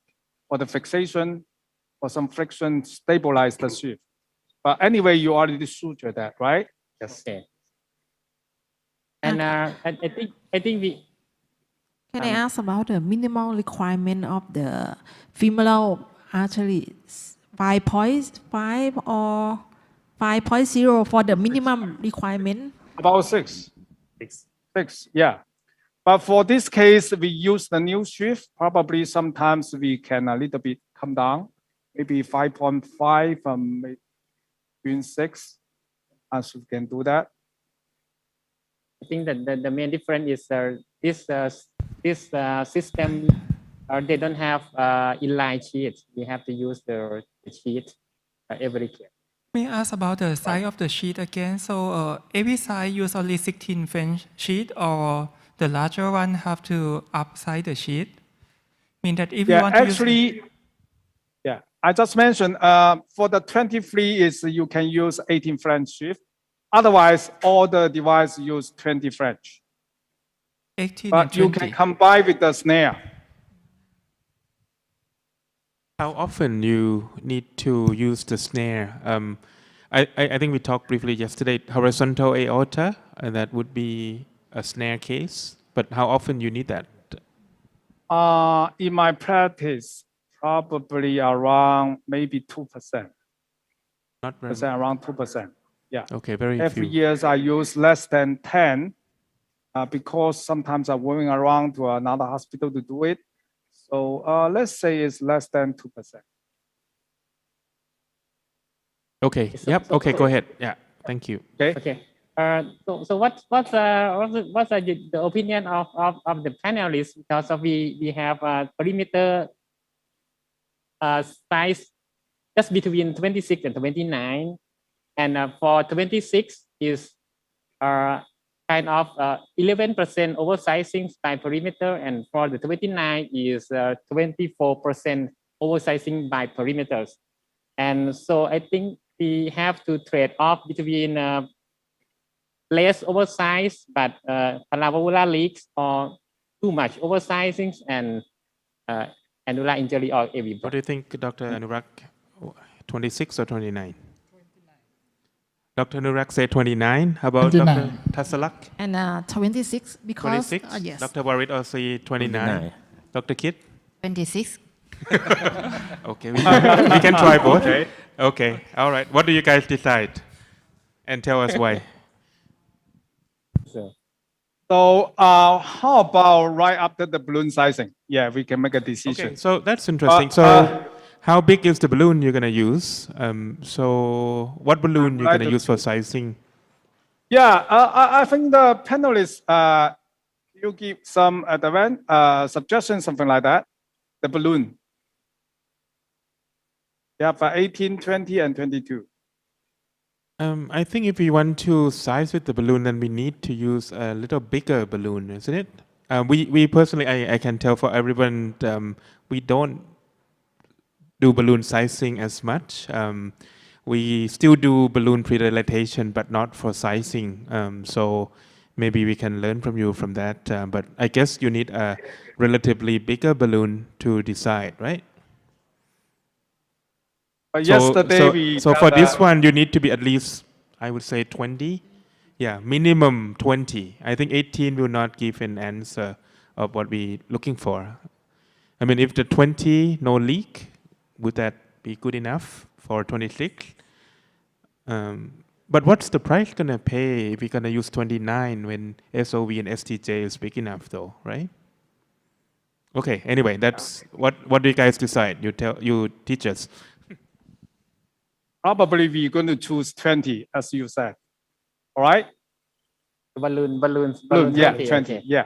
Okay, so before we are going to do balloon dilatation, I just want to show this one. That's a new I wire. think there's a new too, new for us. Can we make the picture of Dr. Surichai bigger? Right, put the Maybe this one. Okay, thank you. The commercial name is Firework. That's my first time to use that. I never used it in the Mandarin China. So there's a brand new wire from Venus MedTech. Okay. Also. Oh, wow. It's a Landerquist pre-shape, I would say like that. The stiffness is Landerquist. Okay. That's information from the Venus MedTech, and it's a pre-shape. And I guess you need a stiffer wire because of a stiffer device, right? Yes. Because normally either Confida or Safari will be less stiff than Landerquist. Is it coming with one size only, or is it multiple size in terms of the loop size, you know? Yeah, this size is a big size, is 42 millimeter. And they do have a small size, but today it's not available in the cath lab. Okay. So we just use the bigger one. Just push, or push. You can do that again. Pull back the wire and let the go up to the left atrium. Let the tail down. Left atrium. Okay. Just push the wire.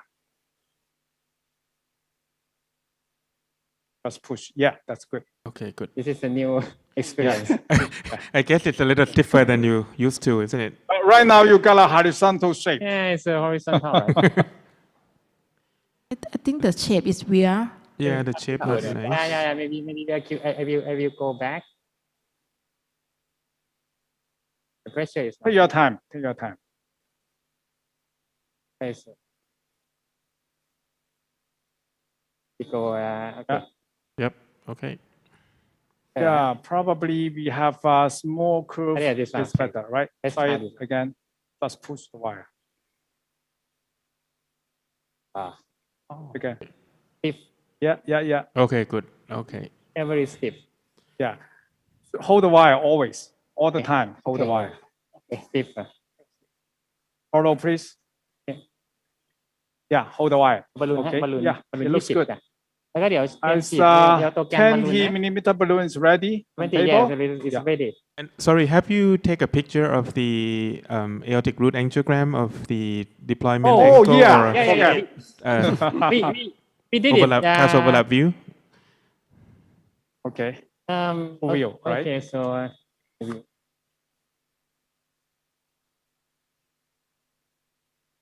too many record. Okay. Yeah. Okay, here. Okay, good. Oh, planar, this one. This, this is one. a class overlap. It's RAO 9, Coral 19. And this is a conventional view. LAO 11, cranial 3. What do you think about cast overlap view, Dr. Anurag? Can we go to the angiogram of the cast overlap? But the tree cast view looks pretty good. Yep, but the cast overlap, I think the left cast is higher than the right cast. Maybe you have check the view of the cast overlap. Okay. But sometimes we have to use both, right? Yeah. Because when the device get in, it's not coaxial. Sometimes we have to use two to confirm the stem place. Okay, all right. So this is a 20 mm balloon, right? Yes, 20. That's okay, 20. all right. So you're going to pace at 180? Put the pigtail a little bit. Yeah, okay, good. Yeah, move the pigtail a little bit. Yeah. And hold the wire, please. Pacemaker พร้อมไหมฮะ Okay. เดี๋ยวจะ Okay, what we are going to do is rapid pacing and balloon inflate and do the simultaneous injection. Yeah, go ahead. Okay. So everyone ready? Ready? 45-15อย่าเพิ่งนะ45-15นะคะโอเคrapid pacing ครับเรท180นะ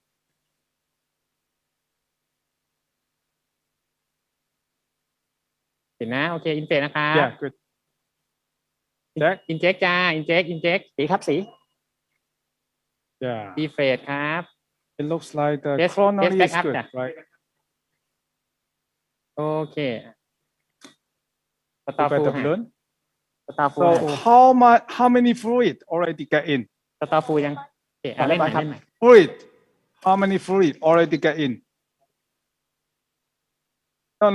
No. For fluid, IV. How about the volume for the fluid right now? What do you mean?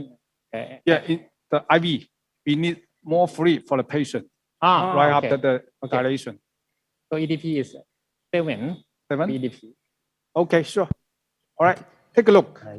เล่นนั้น The 20 balloon looks like not fixed there. Okay, so let's see. Let's replay. Yeah. So we are replay that. You have moved out the balloon, right? You have moved the balloon out, right? Yes. Okay, good. Yes. All right, so This is let's the see replay. the cine we just did. We saw a lot of flu. Okay. Or you continue follow. I wonder if the loop of the Next one should be the the wide cine. is a little too big for this case. Yeah, this one. Yeah, this one. Go ahead. Okay, play, please. Okay. Yeah, this one. Yeah, play that. Okay, this one. What you guys think? Of size. It's already 20. It's occupied the whole space already, right? Yeah, it doesn't leak very much, but the balloon is still moving, even at rapid pacing. So it's tight, but I don't think it's that tight. Yeah. But when you look at the angiogram, you can see the balloon already occupied the whole space already, right? So including the STJ, something like that. So for the 20-free platform is going to be 19 in the waist size. The bottom urge going to 23. The LVOT is 22, right? Okay, the patient is stable. We can make some discussion regarding the platform. So I'll ask the panelists, did you change your mind after the balloon testing? 29 still? Because I use the percent expansion to do the anchoring property of the cell expandable. So I love to have from more than 15 to 25 for the oversizing to make the anchoring. So this case is just only 11% for the 23. Sometimes it's not feel safe for me to make the anchoring property of the cell expandable valve. So maybe, how about Dr. Tasalak? What do you think? You choose 26, didn't you? Would you change your mind? I think it's still 26 because from the leakage, I not see any leakage, and he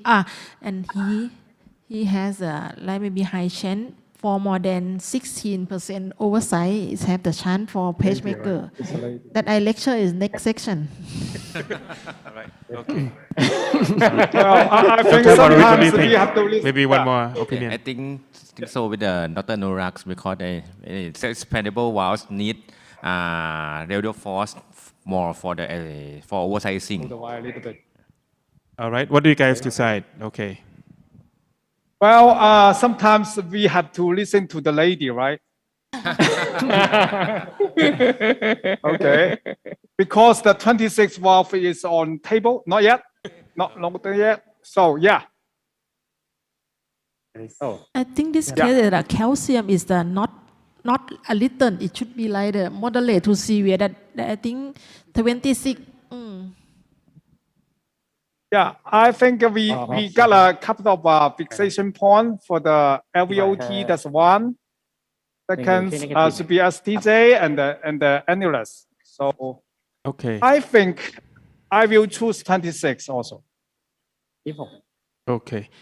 I think the loop of the wide is too big, but anyway, probably I think okay. the Y going up a lot because the pigtail is going up a lot, not at the cusp now.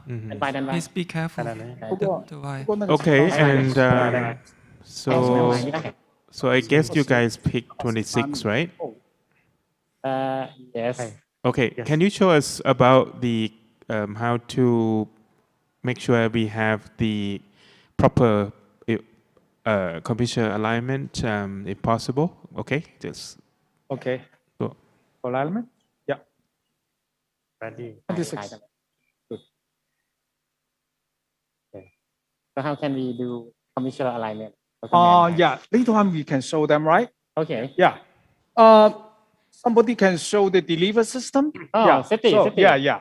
So our fellows can The show the first demo. port just point to the 12 o'clock, and then do have a picture regarding some markers, because in the distal of the delivery system there's 3 markers.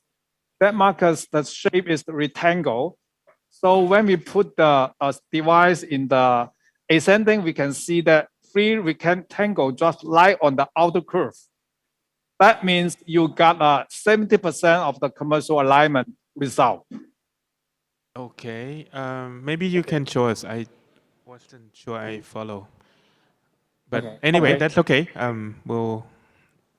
So we are loading the valve. And okay. And with your experience, I know if you put the flash port at 12 o'clock, usually yes. How many percent of the time you are right?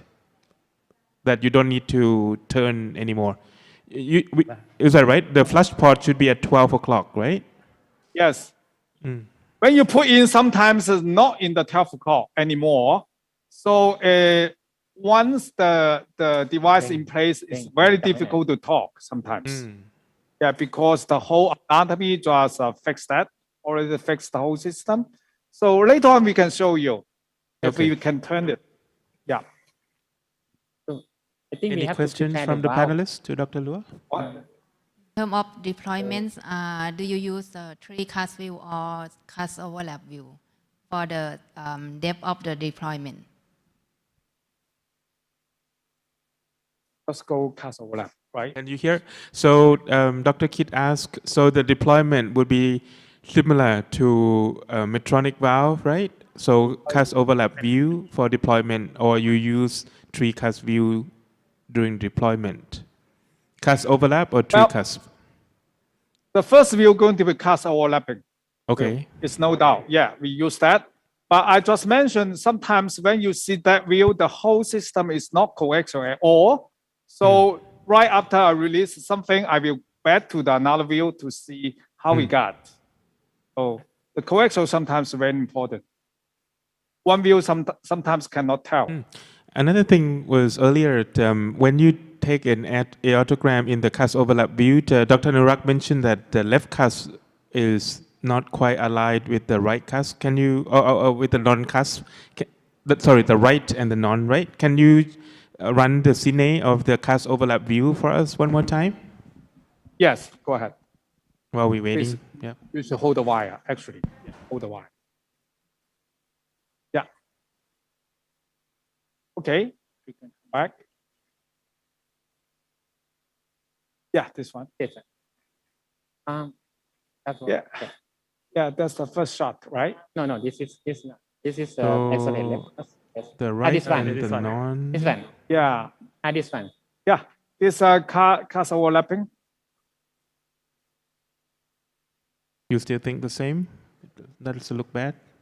Usually we can adjust it by yourself, not everything rely on the analysis, maybe more and maybe less caudal.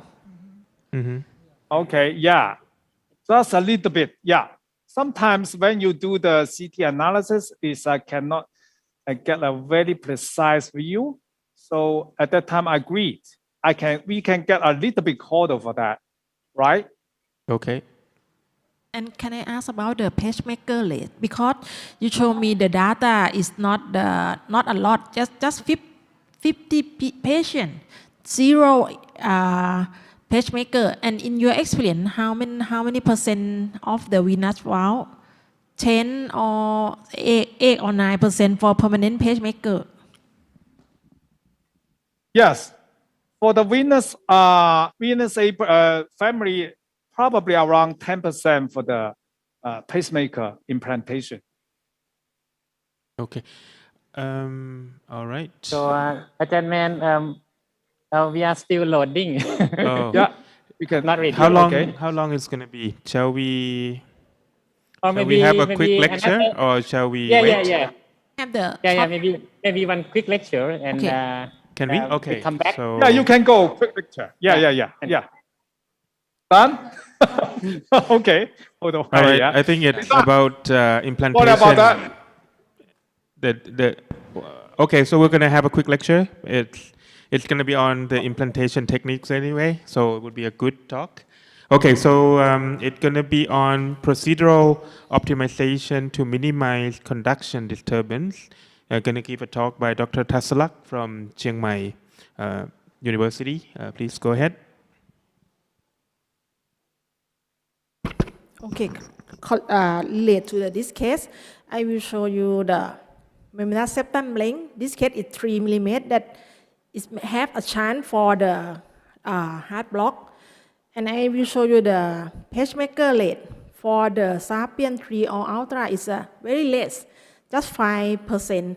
For the evolute and evolute Pro, even though it's like the cast overlap, it's still high, it's around 15%. And for the new one, Nevitor, it's like from last undergrad, this year is 15%. And for accurate neo from Dr. Kim is around 9%. And what we're looking for, this case I see the intraoperative AV block when they perform the pre-dilated balloon. That means they have the chance for the heart block. Implantation depth is a factor, and this is a need to emphasize that not more than 16 oversight of the device maybe have the chance for conductive disturbance, and the length of the implantation not more than the membranous septum length, and also if he has a middle band, especially right, it's not the left, but this case is left is okay.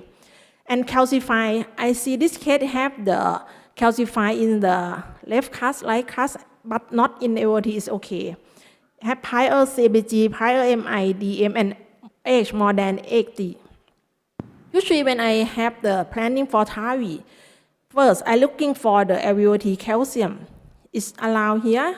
For the right cast, non-cast is have. This case is a real case that I have the pacemaker because even though small of the nodule, but it's on the right and on the non-cast, and also a huge calcium in the aortic valve. It means they had a chance for heart block. And another thing that I have the training to hold the beta blocker and like the digoxin or cortisone before the day to perform the TAVI. And this is a cast overlap view. The mainstay is like want to isolate the non-Cori cast and precede of the depth that you can have the what's it called? It should not more depth in the deploy the valve. And they aim 3 mm. In the past, many years ago when I trained in the Evaluate, they needed 6 fry or 6 mm or depth, but now they need only 3. But usually in my practice, I just get 0 or 1. And I show you this one. This is a cast overlap view. The pigtail is in the lowest or the bottom of the non-cast. And we can see alignment of the left and right cast in the same plane. And we have put the device, okay, and we start to deploy the device in the radial plex here in the mid of the pigtail and slowly release. And the device will jump down by themselves. We not push, we not do anything. It's move go to the left ventricle by themselves. That's why we start to deploy in the mid of the pigtail. By slowly. And we have go to the, you can see it's a jump by themselves. I'm not push anymore. And in the depth that I need is like the 0 or 1 millimeter.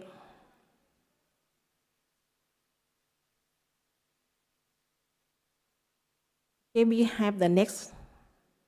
And we go to the parallax view to make sure that the left cast depth is okay and the non-cast is not 3, is 0 or 1 millimeter. And we form TVT registry that show that when they apply the cast overlap view in the end of the 2019, it's now go to the less than 9% in this is last year after we recommend for cast overlap. And even though you use the cast overlap technique, it's not any chance or pop-up mortality, stroke, or new left bundle band box. It means you can follow the cast overlap without complication. And for the Sapien, maybe I can ask Dr. Mann that you have changed something like that, because in the past when I trained with Sapien, they used this green one for the implantation plane, and now they go to the non-Cori cast and use the radiolucent here, and have the ledge of the, here you see, in the past we have aimed for, this is like the reference bottom, but now they have the new reference, is like a radiolucent line here, and you can see, this 2 years ago that I performed the Sapien with Dr. Mann, they're just looking for this line, but now the need for this line is up. It means the depth of the Sapien is less of the depth. And you see this number that decreased from the pacemaker rate from 13% to 5.5% is very excellent. That maybe I asked Dr. Mann, this is a new recommendation for Sapien. Deploying high is reduced pacemaker rate. But this one you need to remember, Sapien is the valve on the balloon, but your picture that show us the balloon has moved down a little bit.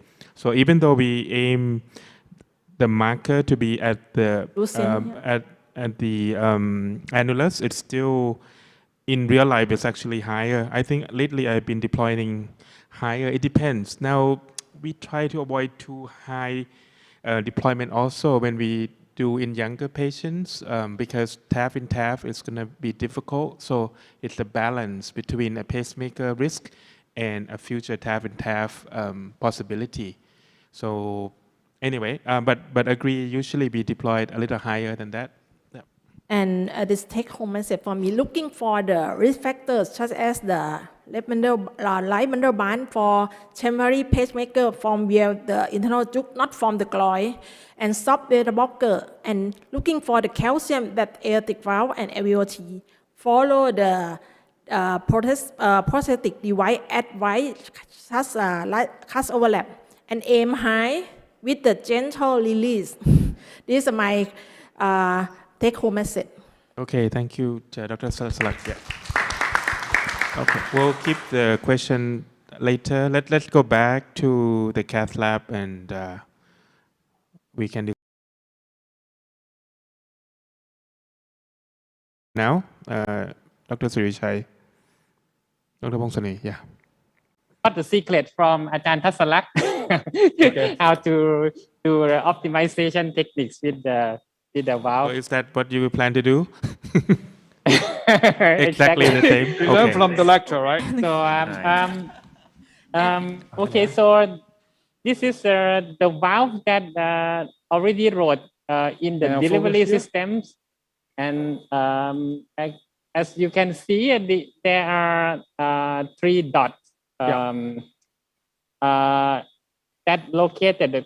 That is a golden marker on the valve, and on the delivery capsule there it is like a 2 bar in the opposite side and the 3 horizontal golden marker for make and commissural alignment. And on the inner there is 2 radio opaques. The above and the bottom is indicated the valve. Deploy the valve, right? Yeah. Okay. Maximum release. The maximum release. Yes. Okay. So you can see the distal marker. There's a rectangle free of that. So there's the commercial alignment marker. And right beyond that, there's a square one, small one. There's a light on the stem platform. Okay, approximate one is the maximum relax marker. Okay, so you can look at the delivery system right now. The whole thing is upon our 12 o'clock. 12 o'clock right now. You see that? Okay. ซูมมือหน่อยได้ไหมฮะซูมมือหน่อยนะครับ It's 12 o'clock ซูม right มือ now. เนี่ยซูมมือนี่ฮะ That ซูมเนี่ย ต้องสลับ ซูม กล้อง ฮะซูมนี่ฮะ here. Moment. สลับกล้องหน่อยนะครับสลับกล้องหน่อยนะฮะ Okay. Okay. Okay. Yep. Yeah, you can see it's 12 o'clock, right? It's Yes. 12 o'clock. Okay, sure. Also, here is on and off knob, but already we opened that. Go ahead and put it. Okay, so Yeah. Oh, please. เอาฟูลปากจอเป็นไลฟ์เลยนะฮะ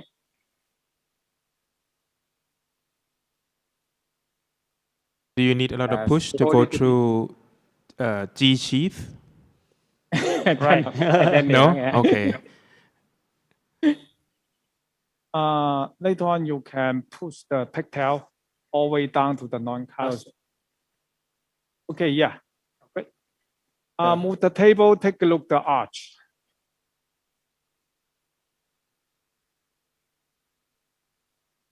So here's still 12 o'clock right now. So we just push in. Go on. Okay, all the way. Yeah. Looks so quite smoothly. Okay.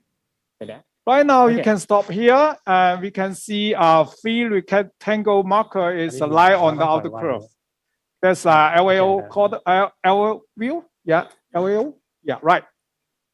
You can see the marker there. Okay, free marker. I can say it's lie on the the outer earth curve. Okay, so Usually you let's will not go to the co-panel view. Right now, probably we go the cast overlap view first. Okay, is it that one? Okay. Yeah, I'll hold while you just go ahead. Okay, so we are going to cast overlap. Cross. I think we actually crossed the valve, right? Yeah, not Okay. yet, not yet. You just No push. zone. Okay, that's not. Some more. Oh, some more. Usually I will push a little bit deeper and then pull back, release the whole tension. So usually which position that you start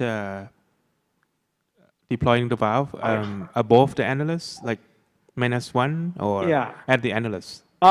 Usually Yes, -1 yes. for me. Okay. Even 0 between the -1. You can take a picture, see the where is the pigtail. Okay. It's on the ฉี bottom. ดฮะ So Yes, I have. mostly the valve will behave by diving in a little bit, right? ฉีดครับ โอเค Yeah, okay, yeah. Yep. Right now it's about the 0, I right? You have the read hard that? box. ห้ามเทสหน่อยเทส We can go a little bit higher for the initial position and Okay. then release the valve. Okay, you can pull back just a little bit, Okay, 1 millimeter. Maybe some injury. Mostly of the cast overlap start in the mid of the pigtail. Yeah, that's for the average, for the Venus A. Yeah, right now it's Avital, high it up doesn't a dive little bit anymore, so we don't. because I pushed the wire a little bit, we so start you zero. can pull back the whole things a little bit down, further down. Yep. No. Right now it's high. Push. Yeah. Push. Push. All right. Yes. All right there. Okay. Yeah, you can push. Yeah. Push Go that way. Are you pacing? You know? You Not pace? yet. Now we are pacing on 80. Okay. 80. You can go 80. Anyway. Okay. Yeah, go this way. Yeah. Unshaded. Unshaded. Right. Take your time. เดี๋ยวเตรียมปิดมันก่อนนะ Yeah. So you can see the system is a little bit down, a little bit high right now. So I will release the wire a little bit, let the whole thing jump down. Yeah. Okay. Yep. If you want to chase this can check. Okay. 885ฉีดครับ inject. Yeah, right now it's about 0, right?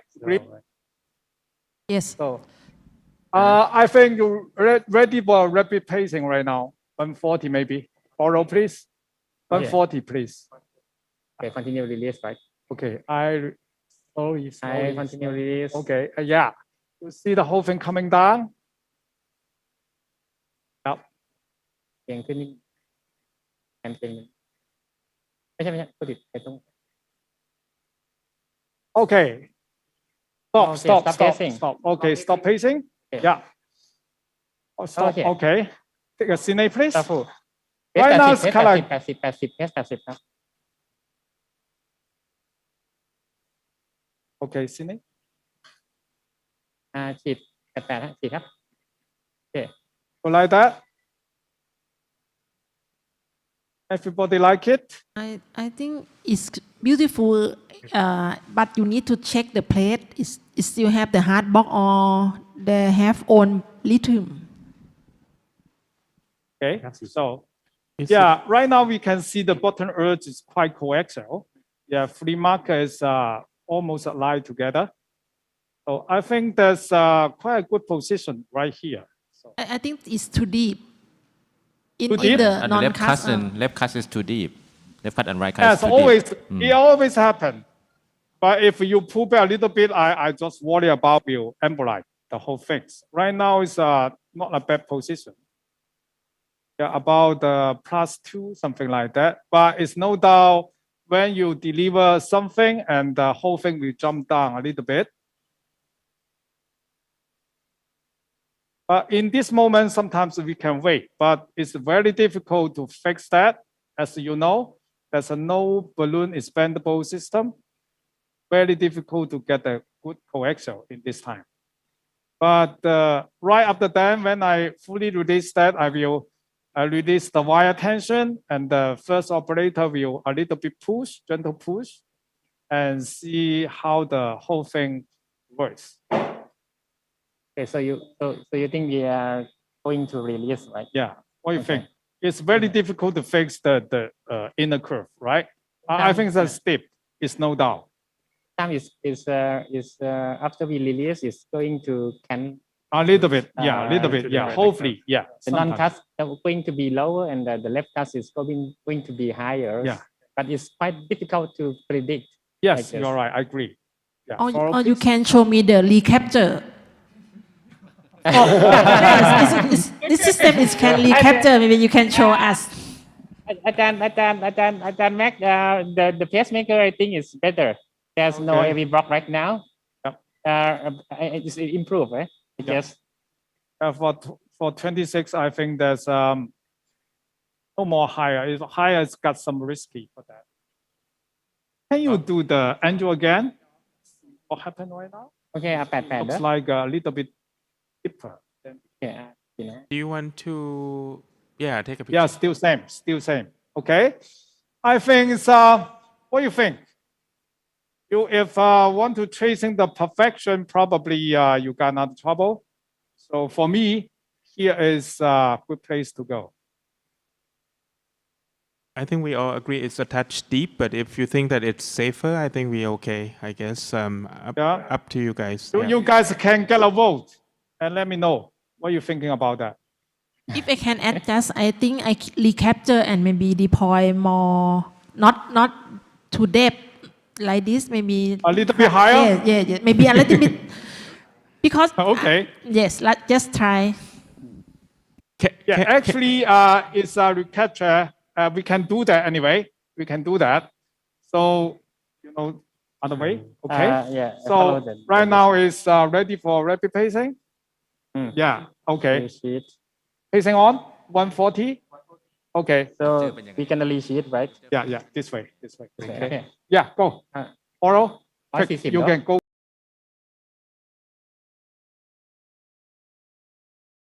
Okay. Go. Some more. All the way. Okay. Stop pacing. Stop pacing. Yeah. Let the patient have some relax. All safe. Yeah. This time we can go a little bit higher. And actually, just now I pushed the wire a little bit for tension, so avoid the whole system jump down too much. That's what I did.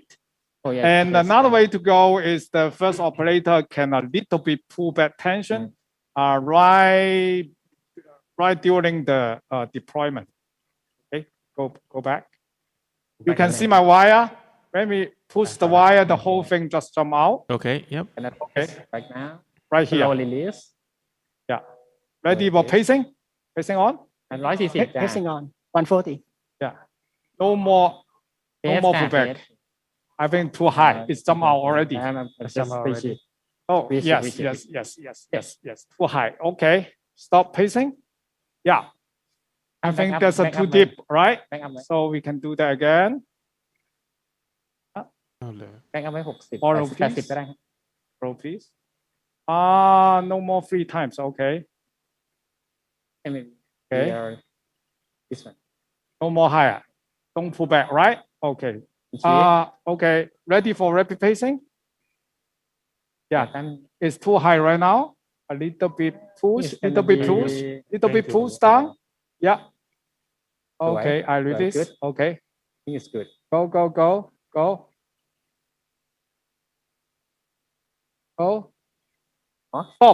Stop. Okay. Stop pacing.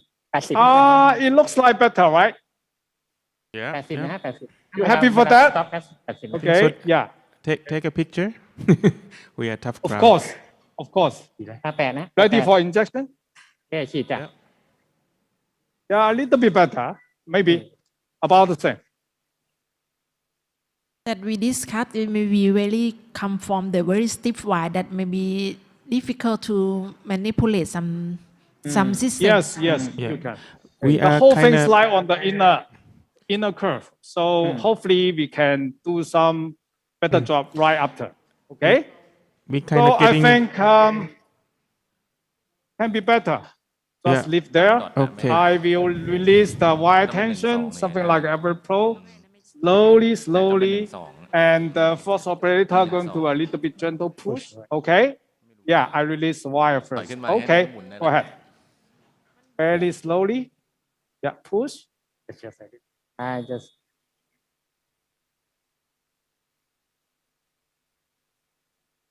Okay.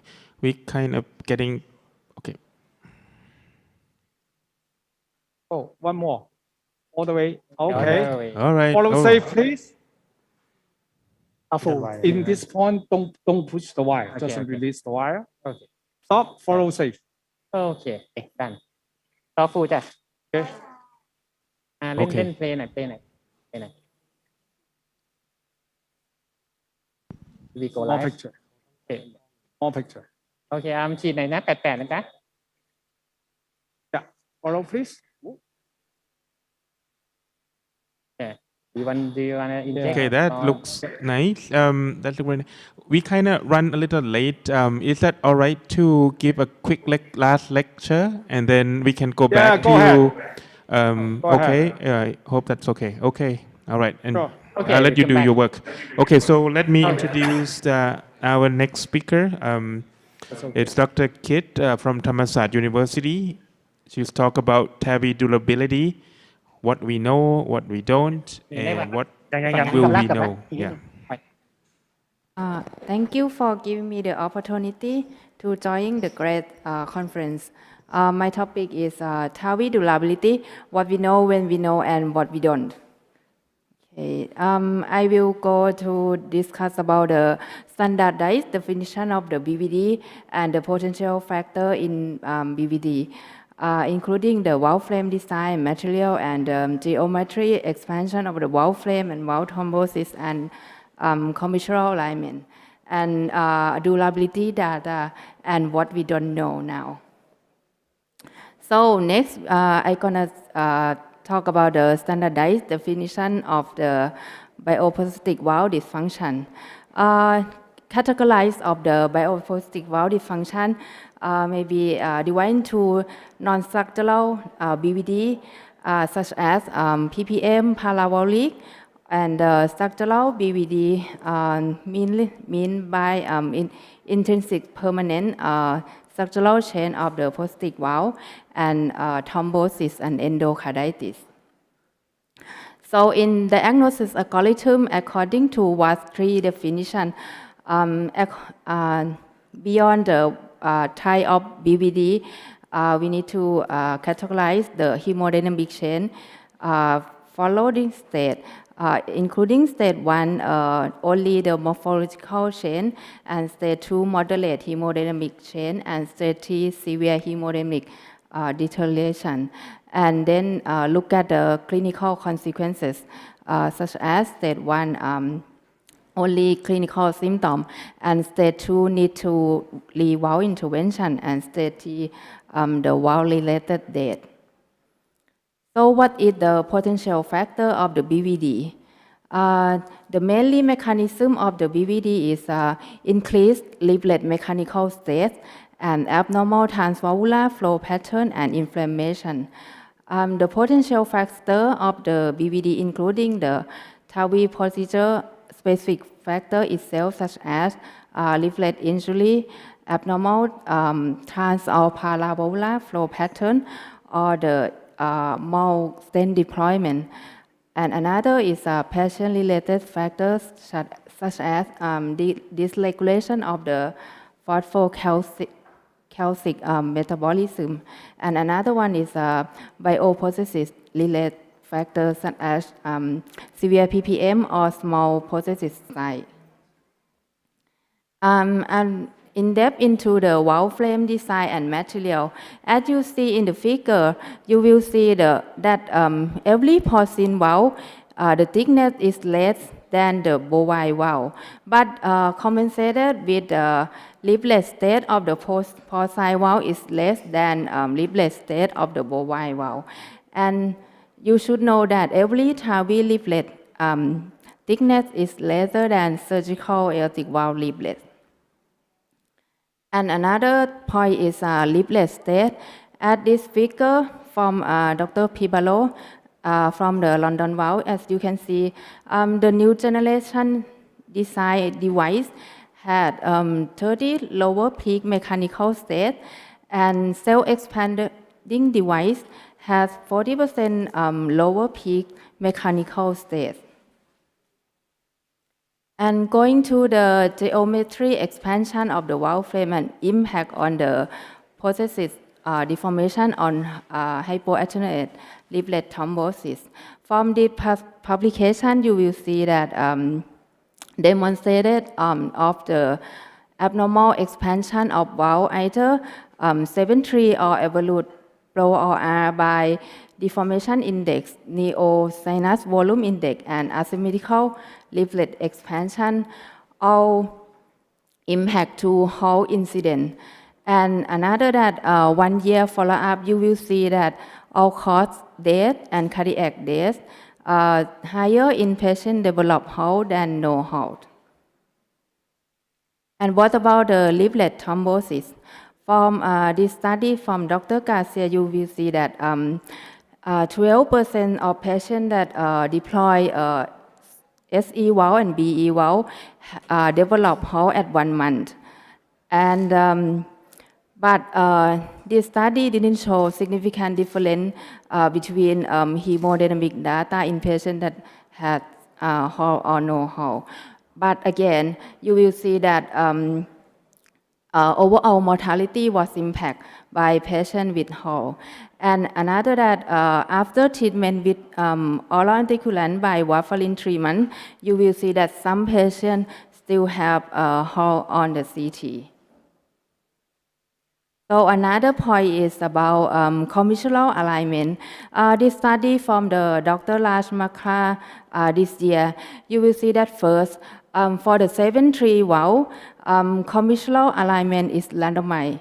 And the second, you will see that patients that have misalignment of the commissural has increase of aortic valve gradients.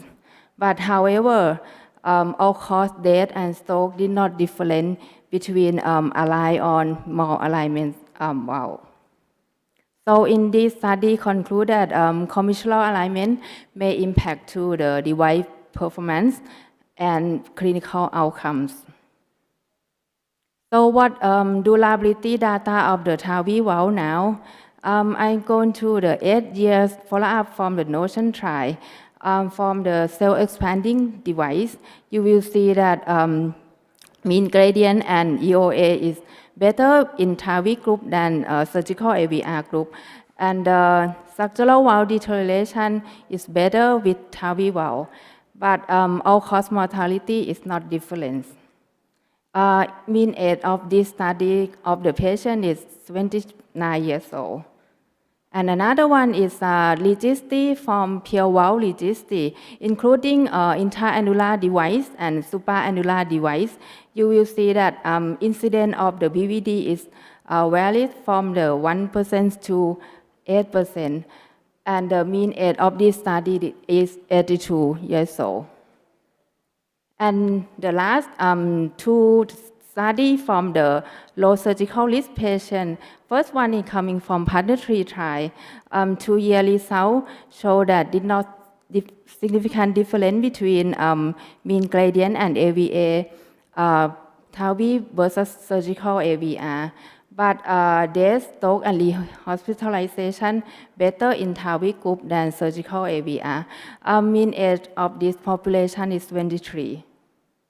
And the last study from this year, 2-year outcome of the cell-expanding device in low-risk patient. You will see that EOA and mean gradient is better in TAVI group than surgical AVR. And again, all-cause mortality and disability stroke lower with cell-expanding TAVI versus surgical at 3 years. This study mean age of patient is 24. So what about what we don't know? Now we don't know about the long-term durability of the younger age of patients such as 65 to 70 years old. And we don't know yet about the impact of commissural alignment on and how on BVD, need more data. And in specific scenarios such as bicuspid aortic valve, small annulus, AR, and valve in degenerative valve. And durability of the new design valve, new material valve such as polymer valve. So the take-home message is structural valve deterioration does exist, and incidence depends on population, TAVI valve design, outcome of the procedure and timing. Potential factor in BVD was proposed as THV related, patient related, and procedural related. What we can do now is to optimizing TAVI procedural outcome and longevity of TAVI device should be considered for the younger age patient in terms of choice of TAVI versus surgical AVR and choice of the first TAVI valve. And last, missing gap of evidence should be another research question or data collection to fix a missing piece. Thank you for your attention. Okay, thank you, Dr. Kit. I think we ran a little late, so I guess we can close this session. We'll go back to the cath lab just 1 minute. Dr. Srichait and Dr. Luar and Dr. Pongsane can summarize what is the final result for us. I want to see the ventricle a little bit more. แค่ดูไป Pump your life. Yeah, quick. โอเคโอเค แต่เรา อาจารย์ late แมน we are very late so we are very going to brief do final shot yeah 1 minute โอเคโอเคชินฮะชินครับ Yeah, it looks good. Yep. โอเค Okay, looks excellent. Okay, so let's me conclude this session now, and thank you very much. We can discuss in person later on if we want to. Okay, thank you very much. Okay, thank you. All right, thank you.